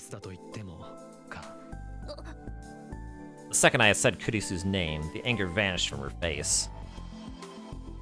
That can't... Fine. I'll listen to what you have to say. Yeah, how is that turtle twerking? How does that work? Must be one flexible shell. Suzuha and I told her almost everything. How I met Kurisu, about the D-mails, what happened in the Alpha World line, the development of the time machine, Maidi's death, attractor field theory, what happened in 2036, what was going on with Kagadi. The one thing I didn't tell her was the truth about Kurisu's death. Just give me a moment to process all that. What you're telling me is that Suzuha and Kagadi came here from the year 2036 to have Okabe change the future, right? That's right. Maho sank into the sofa and sighed. I can imagine Okabe being capable of pulling something like that off. I can't believe the fate of all of humanity rests on a single person. I don't think I can do it either. I'd given up, actually. On the entire future. It's not really believable, but...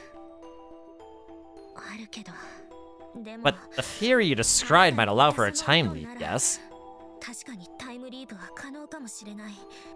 And more than anything, it was Kurisu who came up with that theory, right?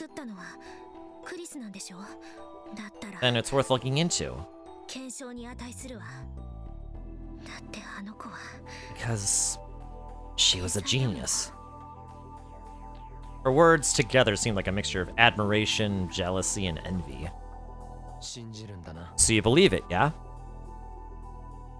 In exchange, I want you to let me see that time machine. If you came here in it, it still has to be around, right? It is. It's very close. I'll need to look into this, but I've decided to believe you for now. So I want you to help me to believe. Alright. There was no hesitation in her voice. Thank you. If Suza said it was okay, it wasn't my place to speak. If Maho was going to help, that was all that mattered. Let's get back to Kagari. Like I just told you, she separated from Suzuha when she was 10. And we have no idea where she was until she was found last month. I'm thinking she may not have been in Japan. For how long, I had no way of knowing. It may have been the whole time, or perhaps only a week. Uncle Okarin's hypothesis is that she was at Victor-Condria University. Yeah. And that in some form or another, she made contact with Amadeus. The look on Maho's face was one between acceptance and resignation. She sighed loudly. A copy of Kurisu's memory data had been saved for use by Amadeus. This data was the only possible source for the memories within Kagari's head. Her words today had only strengthened my theory. Exchange program, lecture. These fragments of memories were all from before she'd come to Japan. The memory data had been last been saved just before she'd come to America. That was another match. I just checked with Dr. Leskinen a while ago. Kurisu's memory data has been sealed away, and no one can access it, he said. But I don't have the authority to check that for myself. And it's possible someone took the data before the project was shut down. The only people who could have done that were people involved with the Amadeus project, right? Not necessarily. Anybody could do it if they hacked the server. Anyone was an exaggeration. Your average person wouldn't have a clue. You'd have to be a super hacker. The question is why? If your theory's right, why would they want to do that? The most obvious possibility was that someone wanted to access Kurisu Makase's mind. But Amadeus should suffice for that. There was no need to move her memories into another person's brain. And why would they want her mind that badly anyway? She was a genius, sure, but she'd only published a single paper. There was no reason to think it would be that important to anyone. Unless... What if someone knew that the basic theory of time travel is locked in Kurisu's memories? Someone out there would want it. But Kurisu arrived at that theory in the other world line you were telling me about, right?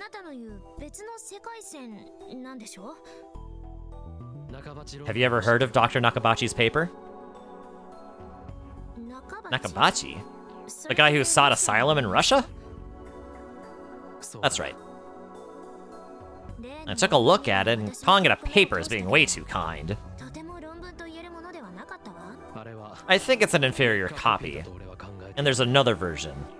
An original. What are you talking about? Dr. Nakabachi's real name is Shoichi Makise. He's Kurisu's real father.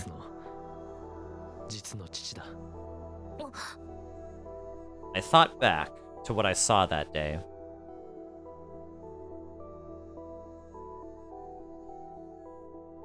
I've also been thinking about whether it's possible to create a time machine.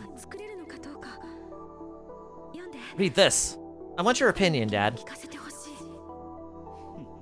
It's not bad. Really? I think maybe we could publish it under both our names.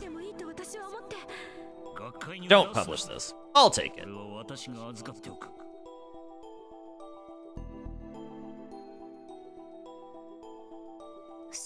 Trying to think of it.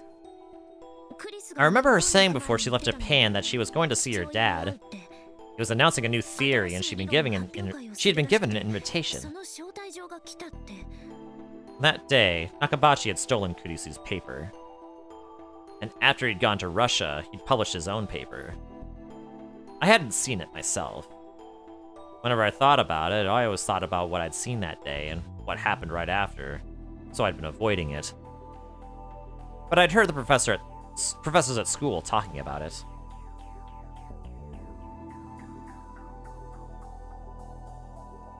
It was so terrible that it had become something of a running gag. But if it was just a bad copy of an original, if what had been published was just Nakabachi's own reinterpretation of Kurisu's theory and her original still existed somewhere else. That's right. Kurisu had written the original theory. It had to be better than that. She'd actually succeeded in making the time leap machine. Then, you mean someone found out about this paper and is trying to get the theory needed to make a working time machine out of Kurisu's brain? The cause of the Third World War was the intensification of the race for the time machine between the EU and Russia.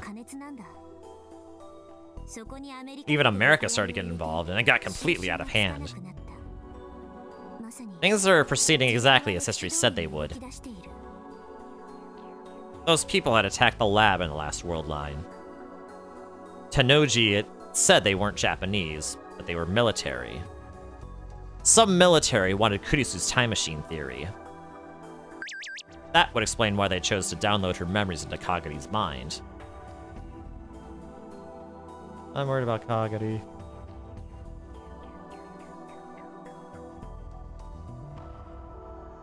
Believe in us. Oh, right. That's right. I believe in you more than anyone, Okabe. And of course, in Hashida and Maho, too.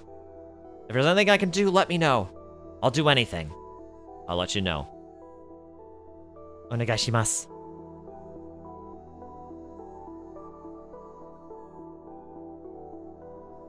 Amadeus would never talk about something that it didn't want to talk about.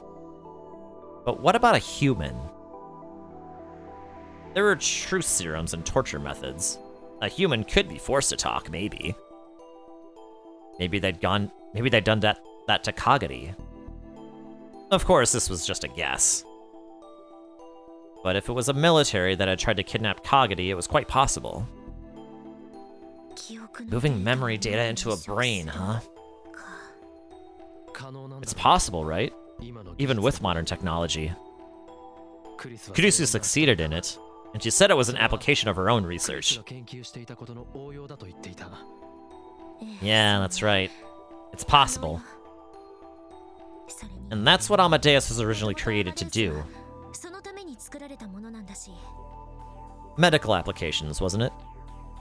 Leskinen had talked about it at the seminar, and Maho had interpreted. In this world line, Amadeus had been shut down, and the seminar had never happened, though. Maho gave me the same explanation I'd heard before. I was right, and memory data transplants were theoretically possible. Kurisu's time leap machine is another application of this. Of course, both of them were intended to move the memories back into the original person's head. And Kurisu had said that even that was dangerous. Then what would happen if you tried to move them to another person's head? I don't think it would be as simple as copying them to a hard drive on a PC with a different OS. An operating system. The basic software of a computer that controls the entire system and allows other programs to operate in parallel. Well, one of the basic softwares of a computer system. It consists of a few different parts. Like, we're not even getting into the kernel, which I think is, like, maybe the underlying software, or the software underlying the operating system, which then, I guess, talks to the basic input-output system, or BIOS. I don't know, I've never developed an operating system before. I never took that class where they ask you to make an operating system. But, I don't know, maybe I should do some research on it. I wonder what it would be like. We don't even know how much capacity the human brain has. In terms of strict storage capacity, it should easily have enough room to store the memories of two 20-year-old girls. Rintarou had once told me that the brain's storage capacity was 3.24 terabytes. But the problem goes beyond that. Like you said, we're still not even at the point of successfully downloading memories back into the original brain. If you try to copy those memories into someone else's brain, it can cause serious inconsistency problems. In fact, we're seeing those errors start to happen right now. What will happen to Kagari if we don't do anything? Will she turn into Kurisu Makise? Memories and personality are different things. Memories are controlled by the hippocampus and cerebral cortex. Personality is constructed by the prefrontal cortex. The functions of the two are intricately connected. Different parts of the brain had different functions, but they weren't completely independent. Memories probably play a large role in forming your personality. The mix of the two sets of memories is probably putting a lot of stress on her brain. If we don't do something, it could cause her entire personality to disintegrate.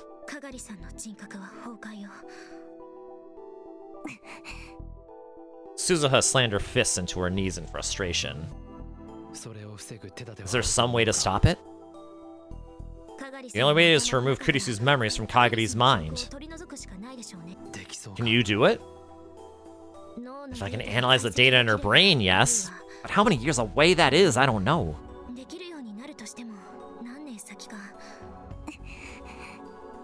Suzuha's fists were clenched so tightly I could almost hear the sound. I could tell she was blaming herself for letting Kagari run away. If there was a way, it would be to overwrite her past memories again. Overwrite her memories? I don't think whoever altered her memories intended to leave her original ones. She might have been right. Putting two sets of memories in one mind was just asking for problems. Which means that the experiments they'd done on her had resulted in a different outcome than they'd intended. In a sense, they had failed. So, if we were able to overwrite her memories once more, with proper equipment, it might fix her. But we don't have that memory data. We'll just have to hope they made backups. What about the equipment? It'd be great if we could just find it somewhere, but if it doesn't exist, we can make it. It's not that easy. But Kurisu made it, right? Oh, right. It had to work similarly to the time leak machine. Which means I can... No. I will make it too. I might be able to help with that. The question is where to find her memory data, though. We'll just have to find it somehow. There simply wasn't enough information. All we knew was that there was a non-Japanese Western military. And that information wasn't solid either. If anyone held the key, it was the woman in the motorcycle suit. I thought of a name and quickly brushed it from my mind. Any good ideas? None. It wasn't Yuki Amane. It couldn't be.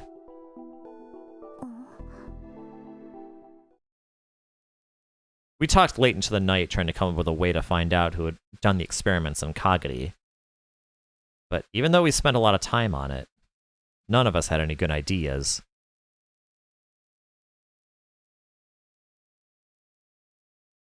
Back to Maho's perspective now. And she looks kind of happy. I can't believe it. No, but it's true, isn't it?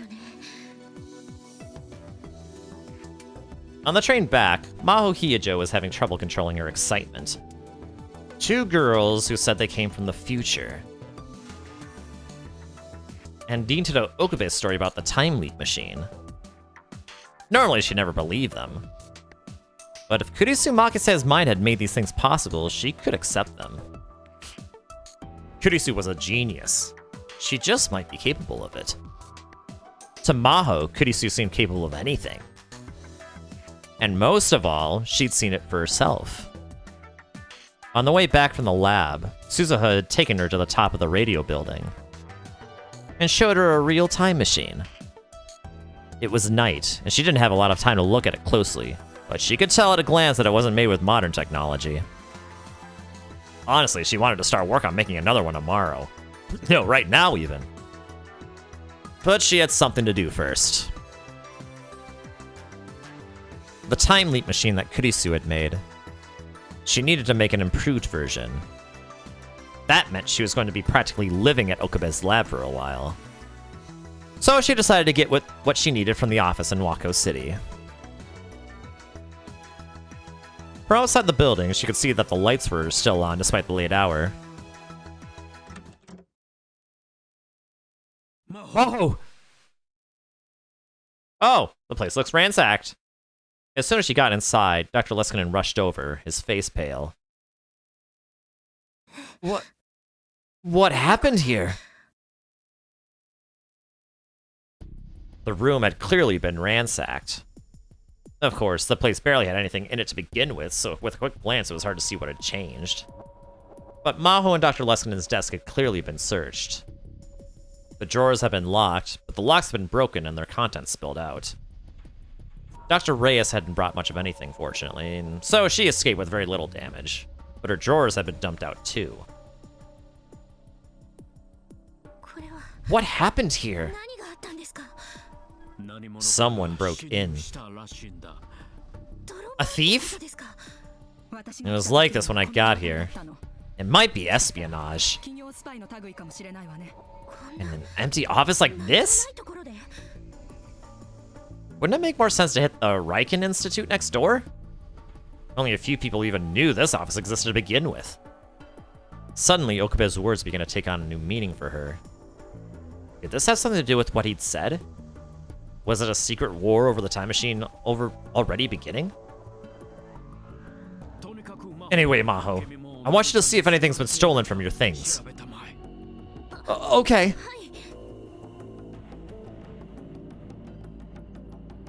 Well, was anything taken?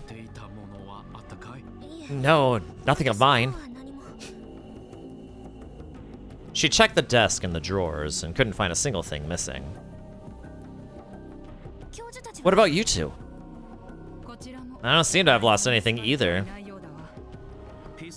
I looked at my computer, but I don't see any trace of access by a third party. You're sure nothing was stolen? Yes. Come to think of it, Maho, what about your laptop? Was that stolen? Oh, I left that at the hotel. It should be fine. I see. I hope you're right. What do we do? Call the police?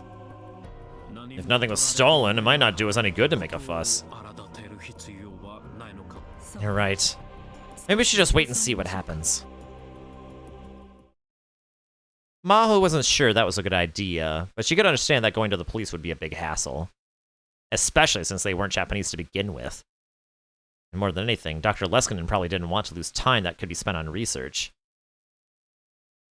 The same is true of Maho, too. Actually, Professor, I need a favor.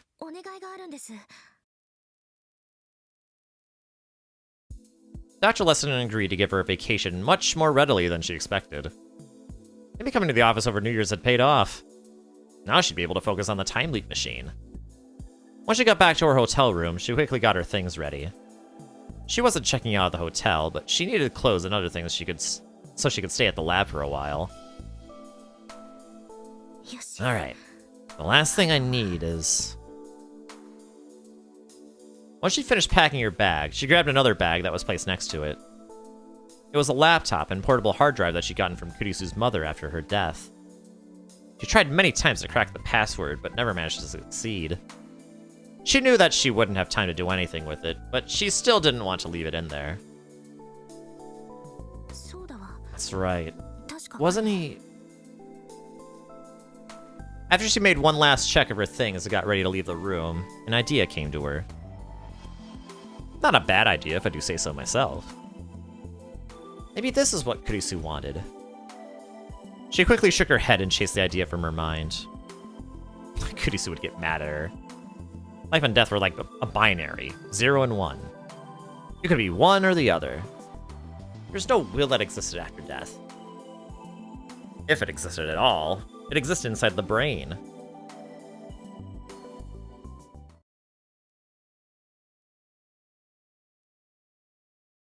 And back to Rintarou's perspective. And it is now January 11th! Several days passed, and I still had no idea who had planted the memories in Kaguri's head. I went all the way out to talk to the priest who'd found her, and even questioned the locals in the surrounding area, but I'd had no luck. Suzuha seemed to be doing her own research. She hadn't been back to the lab since then. She was in touch with Daru at regular intervals, so I didn't think she was in danger. I asked Tanoji and Moeka again, but neither of them seemed to have any luck. In this world line, the lab hadn't even been attacked. Which meant they might be up to something else. Even if they were, I had no way of even imagining what it was. But I was sure that someone had kidnapped a young Kaguri Shina and experimented on her, and only recently had she escaped. They had to be planning something, and I was sure it was bad. We didn't have time to wait for them to act. But without any clues, there was nothing we could do. My mind kept going in circles, and I kept getting more frustrated and nervous with every minute. Sorry to make you do all this for me, Maho. No, it's almost done. And I'm doing it for me, too. Maho staggered out of the development room, sank into the sofa, and smiled sleepily. There were dark spots under her eyes. For the last few days, she'd been working on the device without any sleep. Her work needed to pay off soon, as fast as possible. Anyway, I never would have come up with the idea of using a cell phone. And even if I had, I never would have actually tried it. When you're talking on a cell phone, you always need to put it up to your temples, you know? That's where the frontal and temporal lobes are. If you consider that the parahippocampus gyrus and the temporal lobe is where the memories are stored, it makes sense, I think. The question is how we compress the memories, isn't it? I'm working day and night to make that happen. Sorry, Daru. And you absolutely insisted that I not let them find out that I'm hacking in from this lab, so it's extra hard.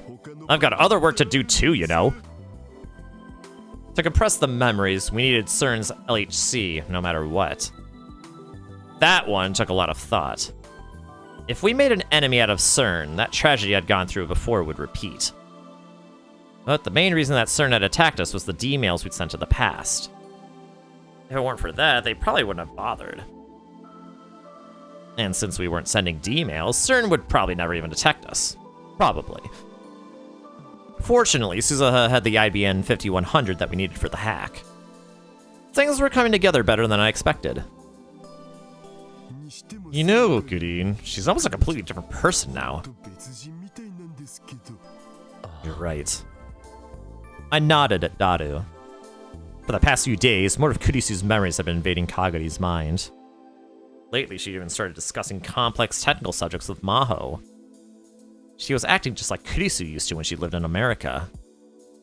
At first, Maho seemed put off, but she eventually adapted. Maho probably wanted to get details about the device from Kurisu, so it seemed to be helping. You know, even after seeing the time machine, I still can't believe you made the timely machine in a lab like this. The idea of digitizing human memories and sending them to the past is an amazing one. You're brilliant, Maho. I'll say the exact thing to you. I'll say the exact same thing to you. Hmm? You're a genius, and in the end, I'm just Salieri. Watching the two of them, it was easy to fool myself into thinking that it was Maho and Kurisu talking. Hey, Kaguri. Oh, right. I wanted to ask about Amadeus. What happened to the project? Unfortunately, it was shut down. Kaguri. Shut down? Why? Did Dr. Leskin decide to do that? I don't know. The professor said the orders came from higher up. But it was going so well. Hey, Kurisu. Yes? What was I just... You're Kaguri. Kaguri Shina, right? Kaguri Shina. That's right. I'm Kaguri Shina.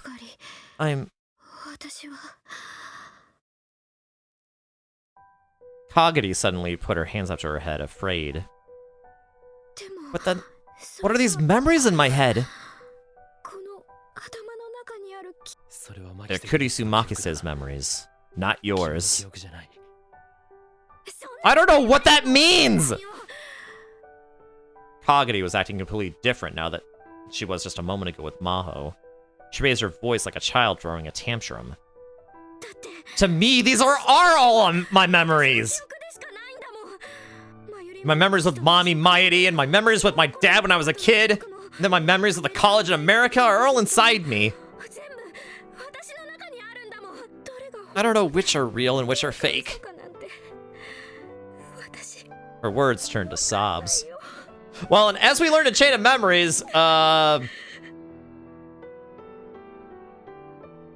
matter of speaking, it doesn't really matter which ones are real or fake. The feelings associated with them are real at the end of the day. For better or worse.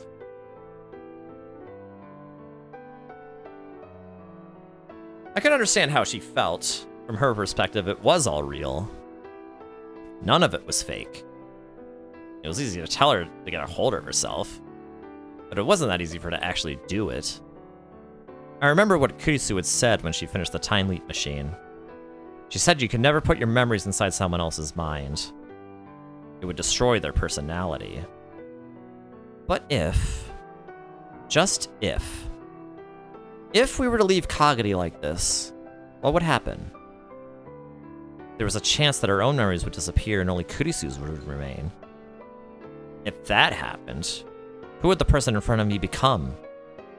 Would they be Kaguri? Or would they be Kurisu?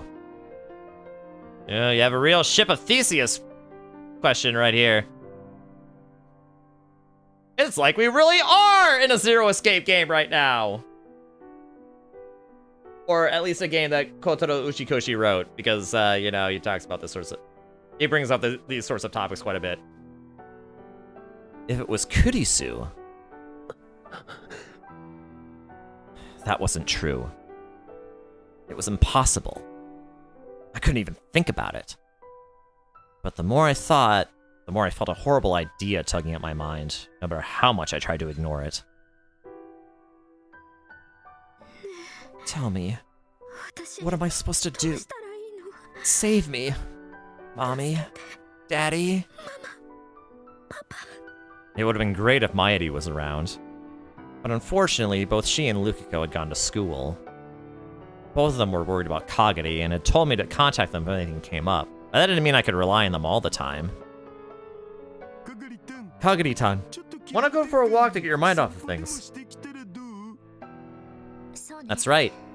Humans have a tendency to overthink things when they're sitting still. You might be better to move around a little. Okay.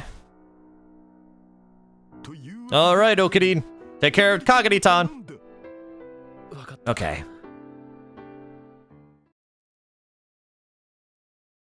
The two of us walked out to Central Street together, but we didn't really have anything to do.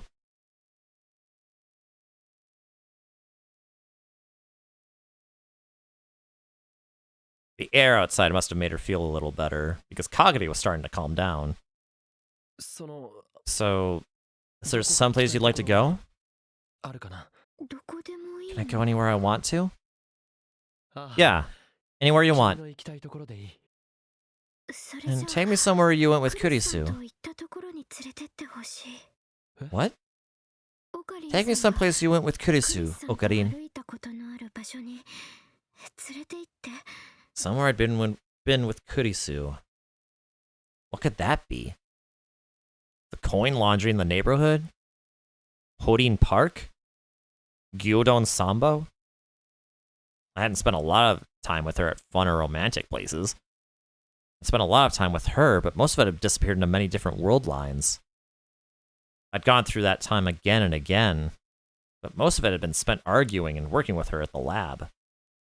We never spent any time going to places to have fun. And we'd never made it to Aomori either.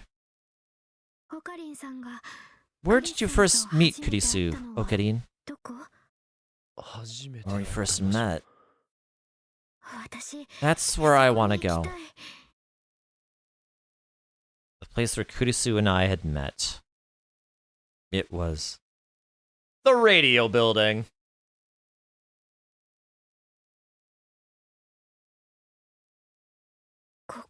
Is this it? And this is also where Suzuha and Kagari got separated in 1998.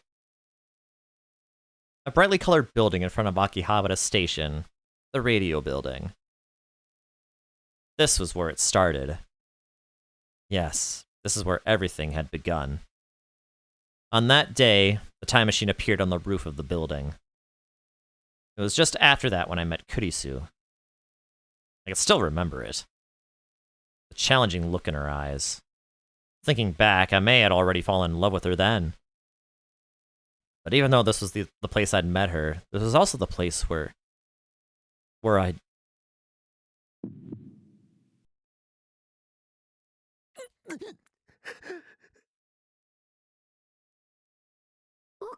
Okarin? What's wrong? Sorry. Lately, I'd been so busy with Kagari that I just started to think I was getting a little better. But maybe I wasn't. I'm really sweating. I'm sorry. Is this my fault? No, that's not it. It's just... Whenever I came here, I couldn't help but remember what happened that day. But... Let's go. You sure? You're not feeling good, are you? I'm fine. I couldn't just stand her out here forever. I couldn't keep Maedi, Dadu, and the others worrying forever. If I needed to get over it at some point, then... Alright, let's go. Something soft touched my hand. Kagari was holding my hand tightly in hers. Thank you. Kagari led me down the bustling street toward the radio building. My knees felt like they were about to give out at any second. Even after I'd gone inside, I was still doing better than I had thought I would. But I still didn't feel like climbing the stairs where it happened. We took the elevator to the roof. Ferris, aka Rumiho Akiha, had carefully locked the door to the roof so that no one who wasn't authorized could enter. I'd been given a key too, but today was the first time I was able to use it. The first thing I saw after coming onto the roof was a strangely shaped object, the time machine. Wow, I remember this! I came here in this thing! Kagari happily ran up to the time machine. It was right after she'd separated from Suzuha that she'd lost her memories. She remembered going from the future to this place in 1975. First time I came outside here, I was amazed at how pretty the sky was. Unfortunately, it wasn't very pretty right now. But Kagari spoke as if it was an endless blue sky stretching out in front of us. I didn't want to leave Mommy, so I stayed inside the machine and cried. I missed her so much. But Suzuha told me that I had to stop crying, and I couldn't be like that anymore. But I was still so sad. And then the hatch opened, and I saw the blue sky. The sky in 2036 isn't blue? Yeah. The war made it all black and dark. They wouldn't let me go outside very much. The mid-70s were right after the big economic growth spurt. Ecological concerns weren't as important as they are now. That was also when air pollution was a really big deal. The air probably wasn't as clean as it is now. If it had seemed beautiful to her anyway, that must have meant the air in the future was really terrible. Okarin, is this where you first met as Kurisu? No, this isn't it. This is... A cold drop hit my nose. It started to rain. Yeah, you're right. That's right.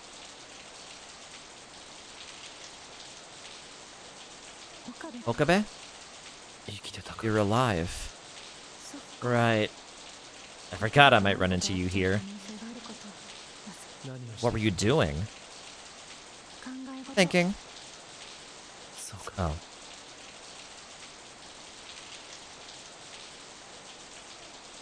The rain had been falling then, too. When she'd learned that either she or Mayuri was fated to die, she'd come here and looked up at the sky like this. It's really pouring! Okarin, get inside! Okarin? What had she been thinking then? When she entrusted her fate to another person. To me. Okarin! You're going to catch cold! Hurry! Kagari dragged me inside, away from the noise of the falling rain. A few moments later, I found myself sitting there. The place was being renovated and none of the stores were open. The lights were off too, and it made the place seem very gloomy. That really surprised me. That day, after the rain, Kurisu and I had leaned up against each other and talked. And this was also the place where... This is it. This is where I met Kurisu. Strictly speaking, this is where I'd first met her in the Beta World line. That day, half a year ago.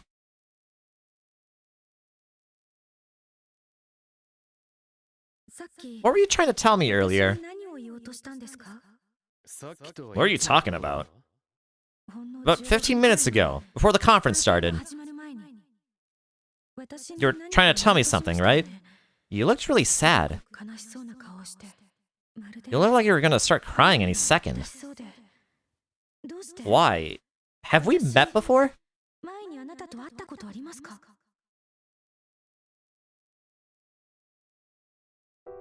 Thinking back, that was the beginning of everything.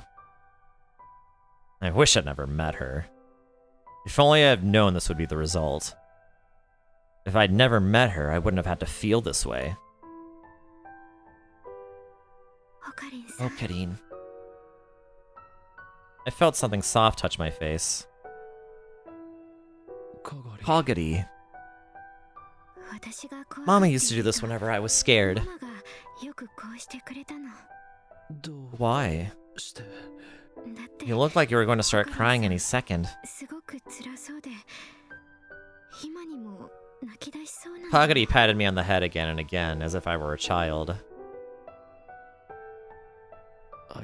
This is where I first met Kurisu. Here on the landing?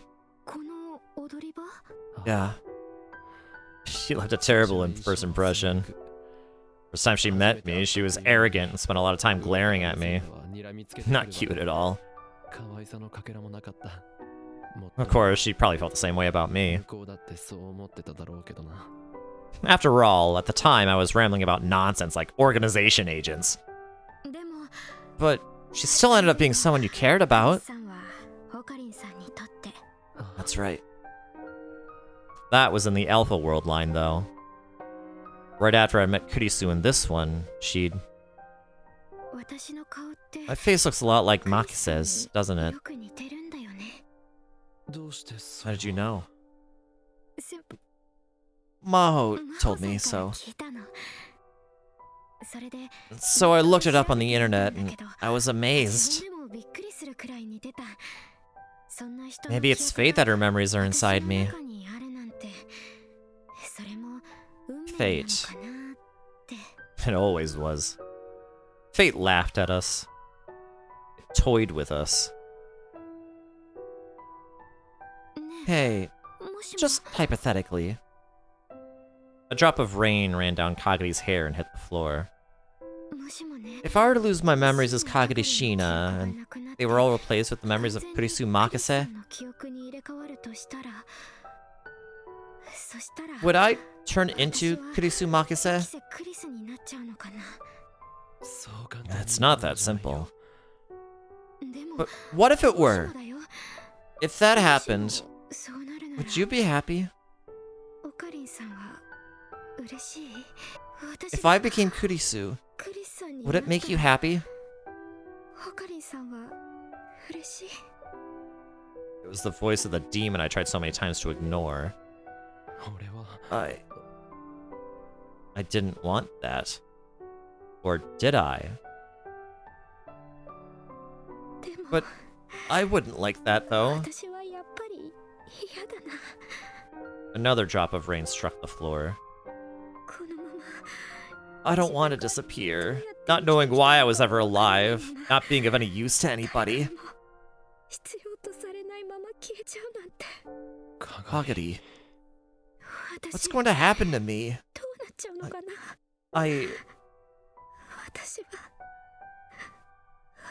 Kagari was shaking a little. It wasn't just because of the cold. I'm sorry. No. I never did figure out what she was apologizing for. You're going to catch cold. Let's go home. Yeah. Just come in. The first time I went to Lukiko's room, it really did look like a girl's room.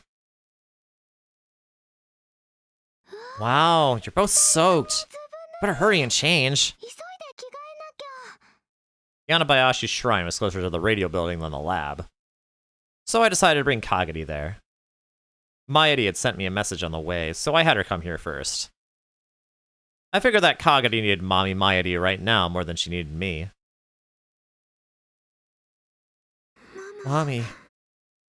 Just like I thought, the second she saw Mayuri's face, she relaxed a little. It must have been so cold, right? I'll get a bath ready. Lukiko handed us towels to wipe away the rain and ran out of the room to start the bath. I want to take a bath with you, Mommy. With Mayashi? Sure, okay. But what will you do, Okarin? Oh, I'm fine. You guys can go first.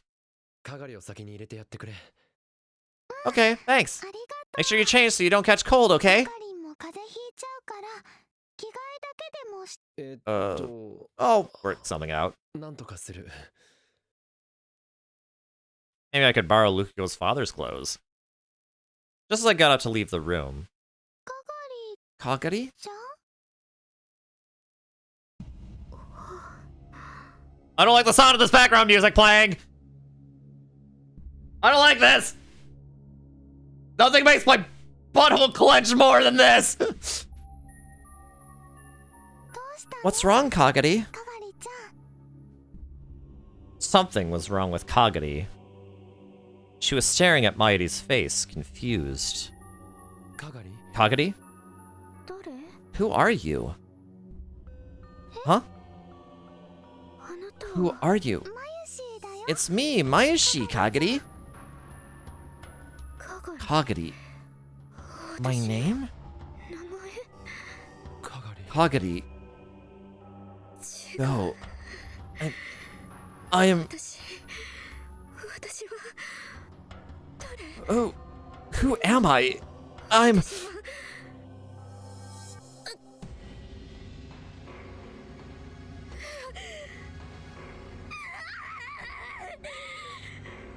Kagari tore at her hair and let loose a cry that sounded like it came from the pits of hell.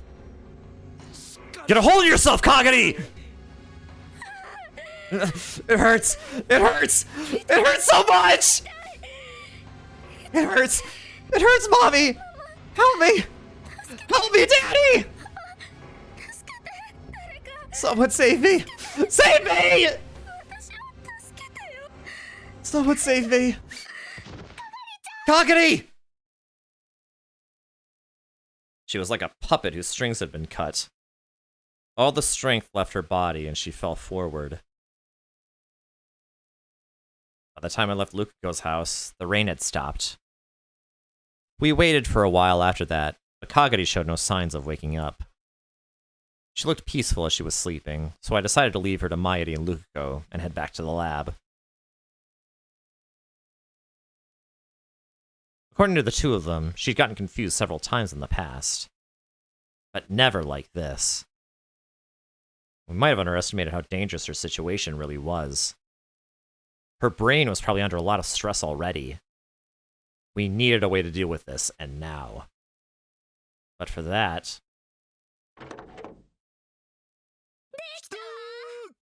Got it, did it, Eureka.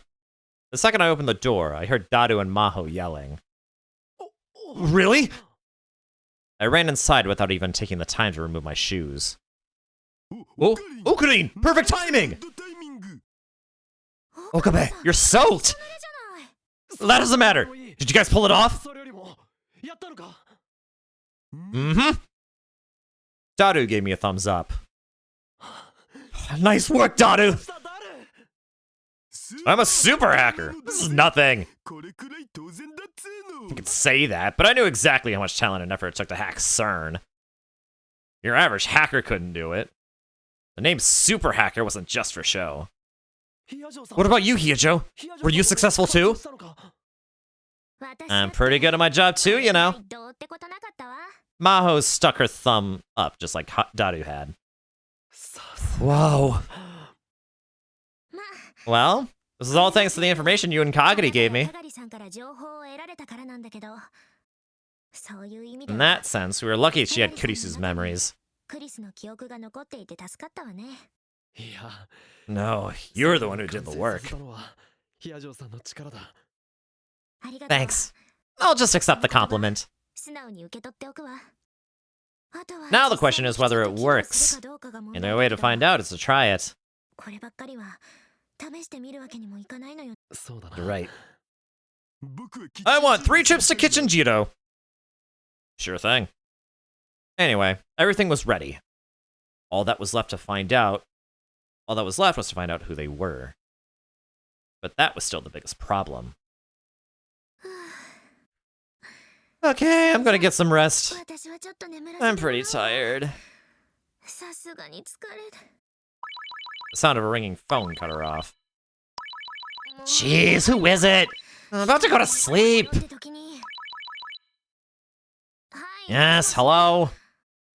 She muttered to herself as she took the phone to the back of the development room. So, how's Kagari-tan doing?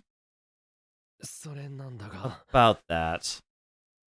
I hope that wasn't a time leap. Just as I spoke, a Ryan message had arrived. Do I look at this? It was from Lukako. Kagari woke up. She's calmed down. Okay. Allowed a small sigh of relief and sent back an answer. Got it. Sorry, can you look after her for a while? I'll contact you if I need you. 実は It's not good, actually. あまり良くない。 She forgot who Mayuri was 今 today. 日なんてマユリのことすらわからなくなった。 Seriously? それだけ That's じゃ not ない。 all. Right after that, she started complaining about a horrible headache and passed out. 意識を失った。 That's bad, isn't it? まずい It な。 is. We need to do something. なんとかしないと。 But unless we knew who we were up against, there was nothing we could do. What? You're sure? Dado and I exchanged glances at the sudden voice from the development room. Mohotan, what's wrong? Did something happen? When we looked inside, Maho turned around in a state of shock. 荒らされたって Someone ransacked my hotel 私 room. の借りてたホテルの部屋 Oh boy, get some more toilet paper! The call was from the hotel. Maho was staying at a business hotel in Wako City. Sometime in the past few days, while she'd been staying here, someone had ransacked it. She left her keycard with her at the front desk, but there were signs that the lock had been picked. She'd just given her okay to search the room. それで So, did they find anything? わかったのか。 今から They're just about to call the police, and they want me to come back if they see anything's been 調べ stolen. るためにも早く戻ってこいって Then they don't know what was taken? Maybe they stole your underwear? I thought all that. I brought all that with me. Do you want me to sue you for sexual harassment? Please don't. まあ My room's always a mess anyway, so it's possible to just look like someone 荒らさ ransacked れ it. てるように I wanted to be optimistic, that is. 楽観的に考えればね 鍵が They said the lock was forced, so it's almost certain that someone broke in. 入ったのは間違実は Actually, the same thing happened to the office not too long ago. オフィスの方が荒らされたことがあって じゃあ And it's not just a coincidence. じゃないな。 Someone is after something you've got. 何者かがヒヤジョーさんの持っている何かを探しているんだ。 That's そうね right. And I think I know what it is. 何を探しているのかは What is it? ク Kurisu's laptop. あれか。 That... Putting all the pieces together, it seemed the most likely option. Could be sure that whoever tried to overwrite Kagari's memories was the same group that attacked her in the other world line. Whoever those people were, they were after the time machine theory hidden in Kurisu's memories. But since their experiment had failed and Kagari had escaped, they turned their attention to the other thing Kurisu had left behind. The laptop and hard drive that Maho had. But if they were after that, did that mean they had it now? Wait, is that computer the one you gave me? 何 What? 実は I really wanted to crack the password, so once I started staying here, I gave it to Hashida. ここに困るようになってから それじゃあ Then the laptop, 無事のはず it should be safe, right? Yep, it's in my secret hideout right now. But since I've been so busy with hacking CERN, I haven't had time to analyze it. That made me feel a lot better.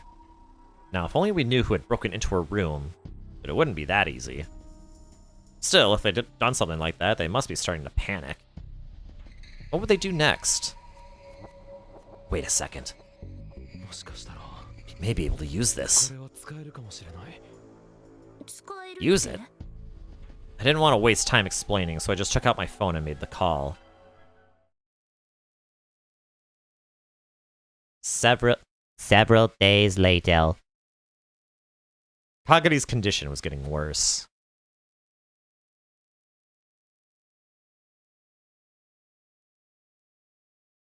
Well, staccato footsteps echoed through the darkness. Akihabara got quiet early. The ever-busy electronic stores, the concert halls that were filled with cheers, and the coffee shops that were full of laughter. All of that gave way to silence as soon as night fell.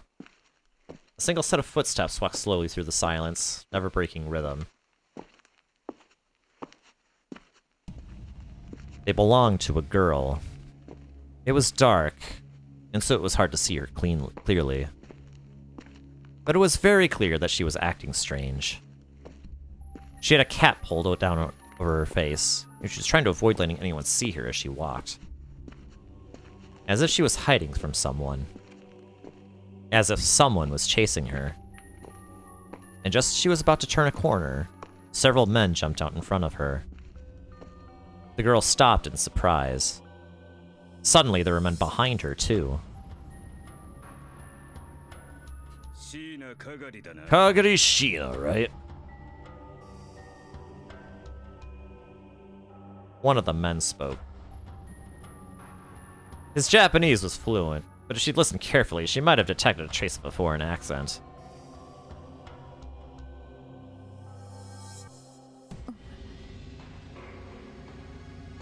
A girl they called Kagari was helpless as they surrounded her.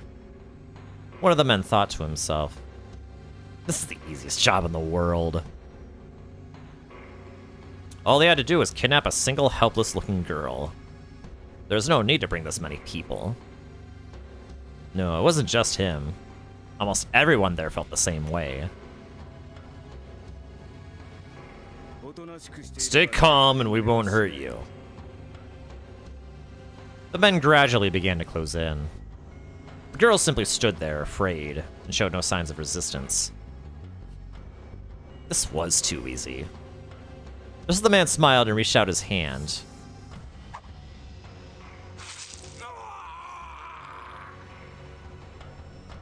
He thought he heard the sound of something slicing through the air, and then he fell to the ground clutching his hand. What looked like 3 sausages were lying on the ground.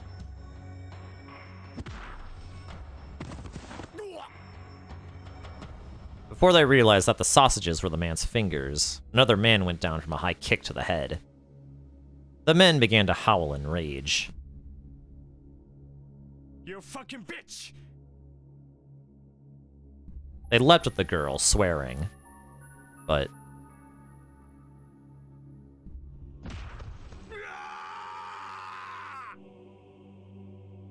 one of the men who was trying to attack her from behind suddenly screamed. You need to cool it. You don't want to make a lot of noise either, do you?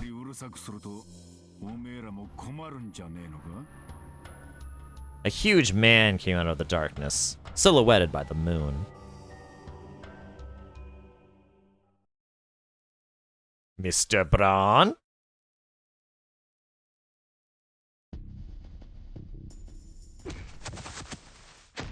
And Rintarou is party to this now. Wow. It is Mr. Braun. That was all I could say as I watched these tough men go down, one after the other.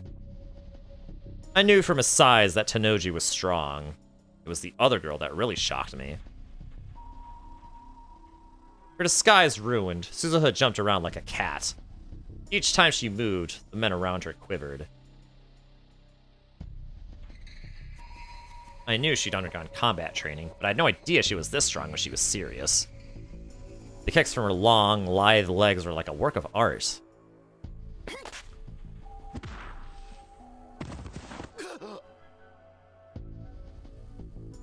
Not bad, part-timer. You too, boss. The men fell to the ground without even having time to draw their knives and guns. Several days earlier, when I'd realized that the enemy was probably starting to panic, I came up with a plan. In the last world line, Moeka had told me that someone was looking for Kagari. I wondered if that was true in this world line too. So I asked Moeka to leak some information for me. A girl matching Kagari Shina's description came down this road at the same time every day. And today, a few days later, they'd all taken the bait. I hung back behind the corner of an alley, watching them fight. I felt kind of pathetic. But it was obvious that not only would I be of no help whatsoever, I'd actually just get in the way. So it was smarter to leave it to them. How are things on your side? I heard Daru's voice from the earphone on one of my ears. I'd called him and left the call connected so we could talk at any time. Is Suzu okay? Is she hurt? Daru had been opposed to Suzu's plan to use herself as a decoy. He must have been worried about putting his daughter in danger. Don't worry. She's a lot more amazing than you realize. Well, she is my daughter. But if she gets hurt, I'm going to hate you forever, Okarin. You'd be better worrying about the people she was fighting. I suddenly heard a high-pitched whistle. At the signal, the men started to turn and run. They'd realized they'd fallen into a trap and decided to retreat. Sorry, not happening. Tenoji's giant arms grabbed one of the men's hands, but there was a hollow popping sound, and the man's body went limp. No way. He was dead? He took his own life? Uncle! He's coming towards you! A piercing yell brought me back to my senses. One of the men was coming toward the alleyway where I was hiding. Our goal was to capture them and make them tell us who they were working for. If we couldn't do that, all this would be for nothing. I ran out in front of the man without even thinking. My sudden appearance caused him to hesitate for a moment, but he kept charging without dropping his speed. I saw that he was holding on to something shiny near his waist.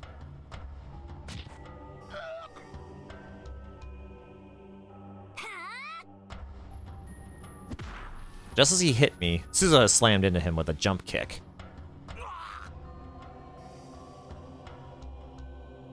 Gotcha! The kick knocked him directly into Tenoji's waiting arms. Tenoji caught him easily, then spun the man's arms around his back so he couldn't hurt himself. I hope there's no sniper! Uncle, are you hurt? Are you okay? I'm fine. Okarin, what's wrong? What happened? Don't worry, everyone's safe. Suzu, did we get him?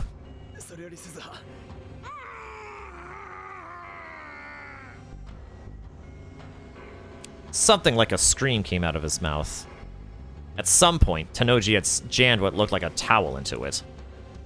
He was probably trying to keep him from killing himself like the last guy.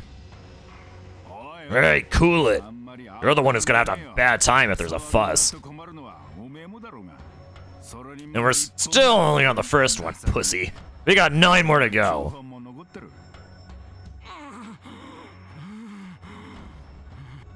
And we've got the eyes. And both ears. The nose. There's lots of fun in store for you. Oh, he's talking about To the Pain, huh? No, actually, no, he should keep the ears. He should keep the ears. His voice was cold. This was the real Tenoji. This was FB. I wanted to look away, but Suzuho was watching without flinching in the slightest. I don't want to spend a lot of time in this either. You're going to tell me in the end anyways, so isn't it better to just get it over with now?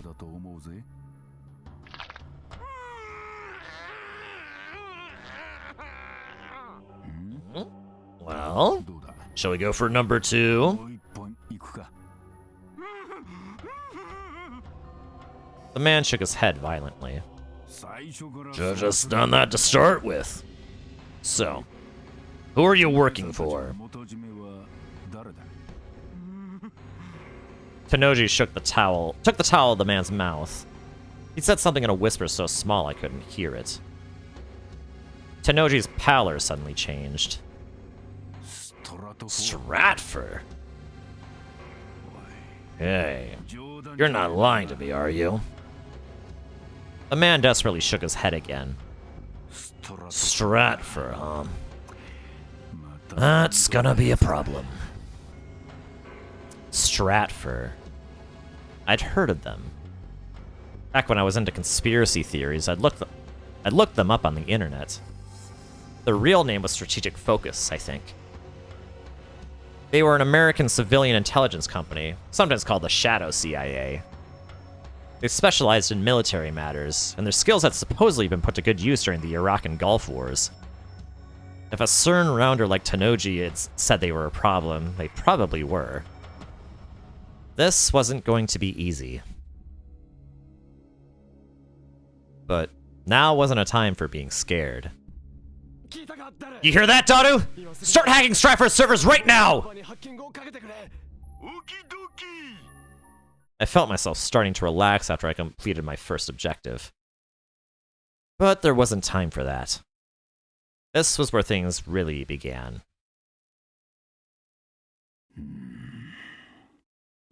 What's wrong, boss? Something bothering you? Nah. It's just that Stratford's a civilian company, you know? That means somebody's hiring them. No matter how many of these people you catch, is it really gonna solve the problem? It did seem strange, come to think of it. Hey, you.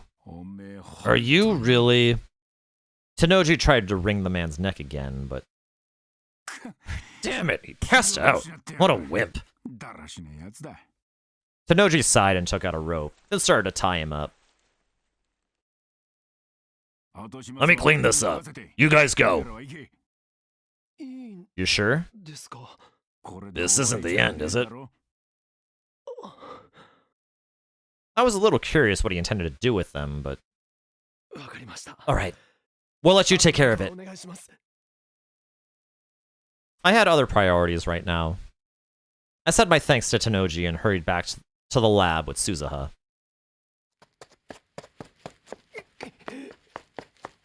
Uncle, Hariki! I know! Suzuha ran through the night like a panther. It was all I could do to keep up. The path to the lab seemed far longer than it usually did. We finally made it to the lab. Mighty, Ferris, and everyone else were already there waiting. And Kagami, too.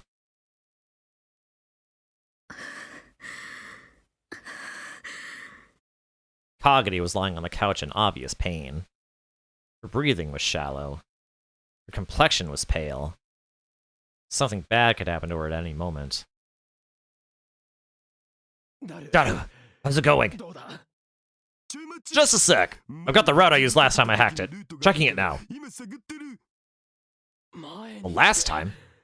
Why did you do something so dangerous? It was a bet with a buddy of mine. We're gonna try to see who can hack it faster.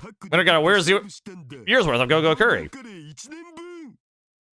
Probably had no idea how dangerous that was. Huh? You're not gonna ask who won? From the way he was acting, there was no need to even ask. Just hurry. Roger. Since their plan to steal back Kagami had failed, there was a good chance Stratford would resort to even more desperate measures. There was no time to waste. And... Oh, Karin, you're not looking so good. No, it's nothing. It's not nothing. Let me see. Paris ripped off my coat. You're really hurt! Okabe, you're bleeding. Okarin! I tried to avoid looking at it, but there was a lot more dark blood staining the side of my shirt than I expected to see. When the man had stabbed me before, it must have gone in pretty deep. I'm fine. You are not fine! Lukanyan, get the first aid kit! Okay. I'm okay. Forget about me. Mighty, how's Kagami?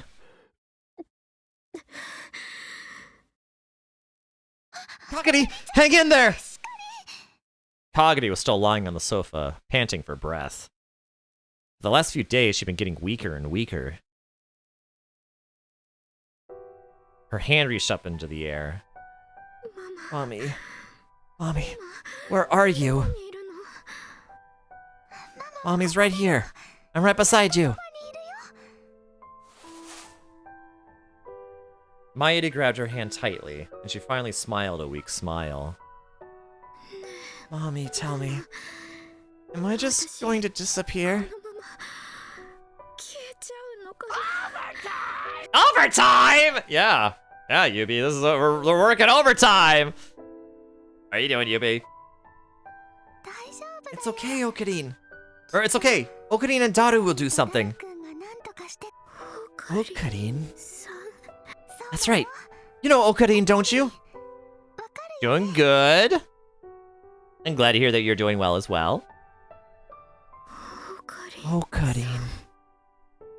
Kagadi's lifeless eyes turned toward me. Don't worry. Just a little more.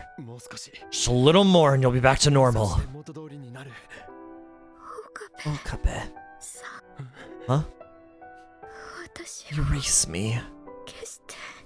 Kagadi. No. Erase me from within her. At this rate, she's going to... Those were Kurisu's words. Personality and memory were two different things. Just because she had Kurisu's memories, that didn't mean she had Kurisu's personality. But...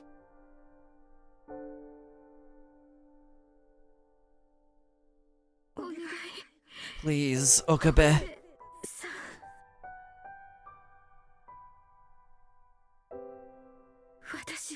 Erase me.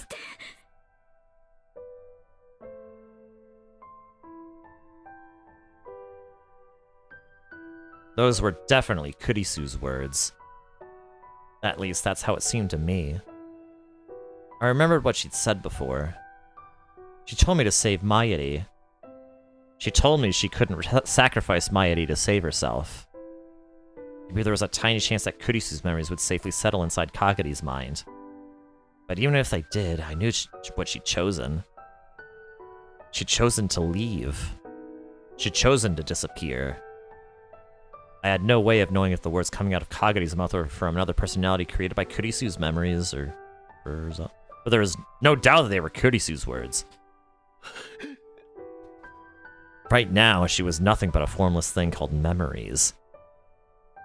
So why, even now when she was nothing but memories, did she still have to suffer so much? Why did she have to suffer at all? I'm sorry, Okabe. Clear drops fell from her softly closed eyes. Daru! Did you find it yet? Kurisu! I asked him to stop myself from screaming her name. Hang on. Just a little more. Just a little more. This isn't good, Uncle. Suzuha whispered to me as she looked out the window. 1, 2, 3. There's a bunch of them outside. It's Stratford. Daru! Okay. Come on, come on, come on! The tension was rising every second. Was he done yet? Why wasn't he done yet? Got it! Daru! Alrighty, I got it! Bingo! Luko and the others brought the treatment device over, but I motioned for them to stay back as I looked down at the monitor. Maho leaned over Daru's other shoulder. Look at the files that seem important and pick the biggest one! Wait, the big one? Could it be this one? But the file name is John. That was Mozart's Christian name. That has to be it! I don't get it, but okay. There are a lot of files inside it, though. Let me see. Inside the folder were several files labeled with codes. There's more files. There weren't this many when we were doing research. Which meant that after the Amadeus program was shut down, it had ended up in Stratfor's hands somehow, and they'd gone on to do more experiments with it. One of these has to be Kagene's memory data, but... K6205. Huh? K6205 is Kagene's memories, Daru! Koshell number 260, the magic flute. K620. I found it! I'll just do it like we talked about! Compared to Kurisu's time leap machine, the process was a lot simpler. Since the memory data already existed, there was no need for a VR headset. Or the phone wave. All we had to do was use the decoder program on Kagene's memory data, then use CERN's LHC to compress it. Then we transferred it to the compressed data and sent it to the cell phone. Hurry! We're completely surrounded! Daru, are you ready? Okie dokie! Okay, do it! Wait! I looked up and saw that Maho was staring at the screen, her features frozen in an iron mask. What's wrong, Hyojo? Is this really going to work? If it fails, Kagane will... I reached my arm around Daru's back and put my hand firmly on her shoulder. It'll be fine. I guarantee it. Okabe. Uncle! Kagane! I stepped away from the PC and knelt down in front of the sofa where Kagane lay. Okabe. Ready? Goodbye. Yeah. Kurisu. They're here. Daru! Roger! The sound of footsteps coming up the stairs. The sound of the phone ringing. As all these different sounds fill the air. Listen, Okabe. The last thing she said was... I think that I... you. Whether those were Kurisu's words or Kagene's, her words were cut off by the sound of the door and the sound of screaming. I hesitated. Not only did I hesitate to answer it, but I almost tried to tap the button to reject the call. But then Kagene's finger cut mine off.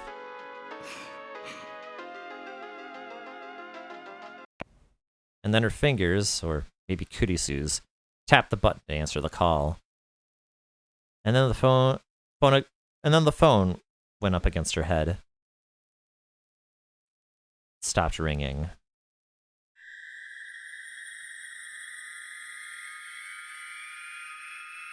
Oh? Why did the world line shift?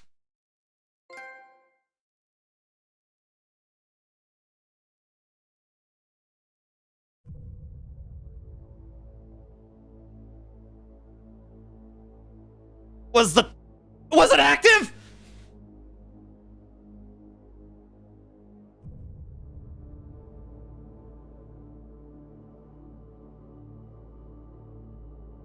Did she actually just perform a time leap?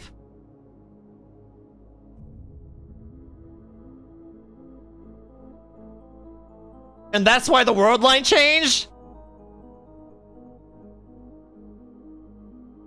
Oh no. Oh no!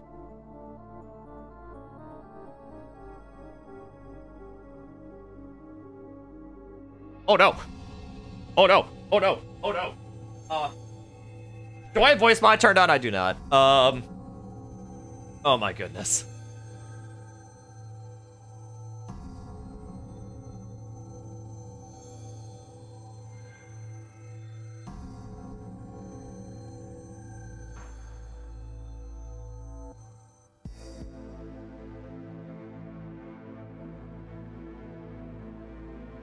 Well,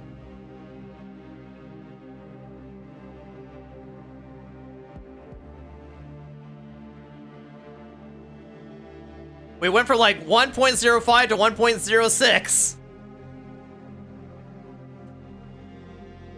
It looked like that was definitely a time leap.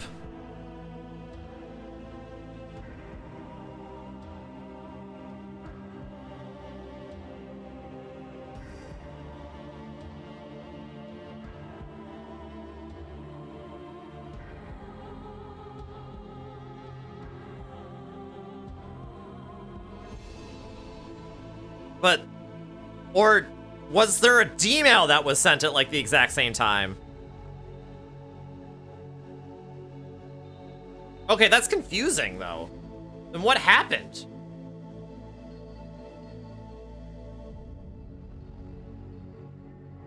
Like they didn't use a headset, so it couldn't have been a time leap on her part. She couldn't have time leaped.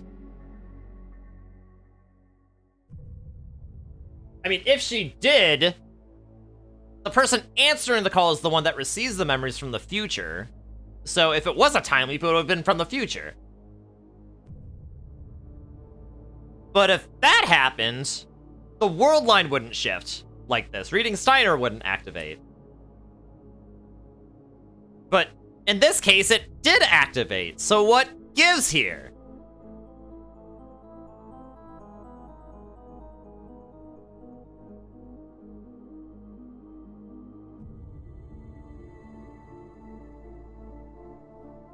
Well,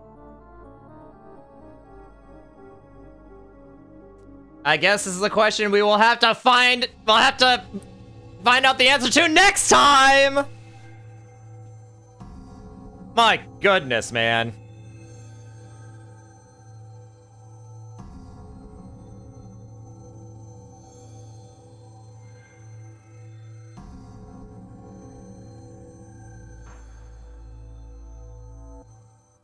I can't believe it, man. Of all this crazy stuff that's happening, man. From one thing to another. First we go back to the Alpha World line, and now we're like... I mean, now we're still in, like, the Beta World line, but, like...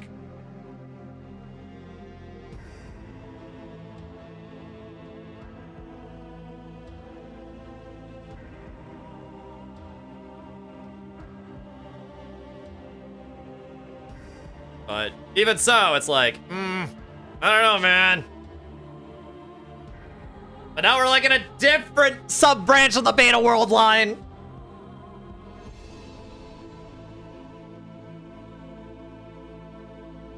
What is going on, man?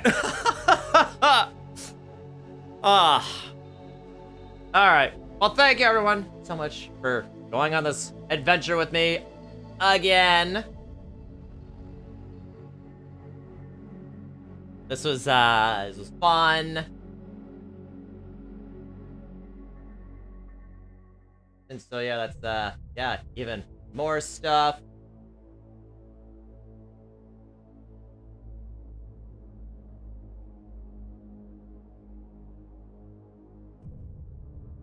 That, you know, it's even more stuff that we'd have to worry about now. And like, I don't know, man. What the heck, man?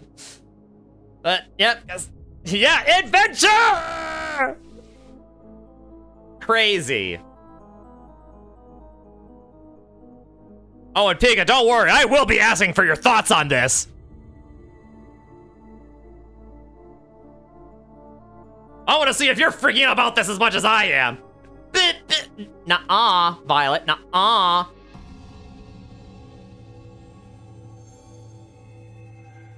Alright, well, anyway.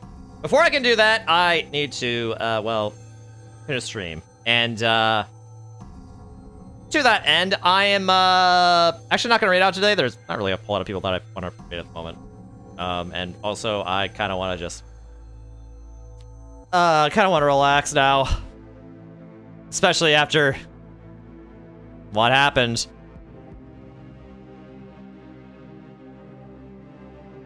Man. What to do? You'll largely have to rewatch the VOD, but you've been yapping in VC about all that stuff. I see. Okay. Then I will not spoil it for you, Pika. I'll be sure to have the VOD up, like, ASAP then. And then it'll be all good. But anyway, until then, I will talk to y'all later. So, yeah, peace out, everybody. Thank you again. I love all you, and bye-bye, y'all. Bye-bye.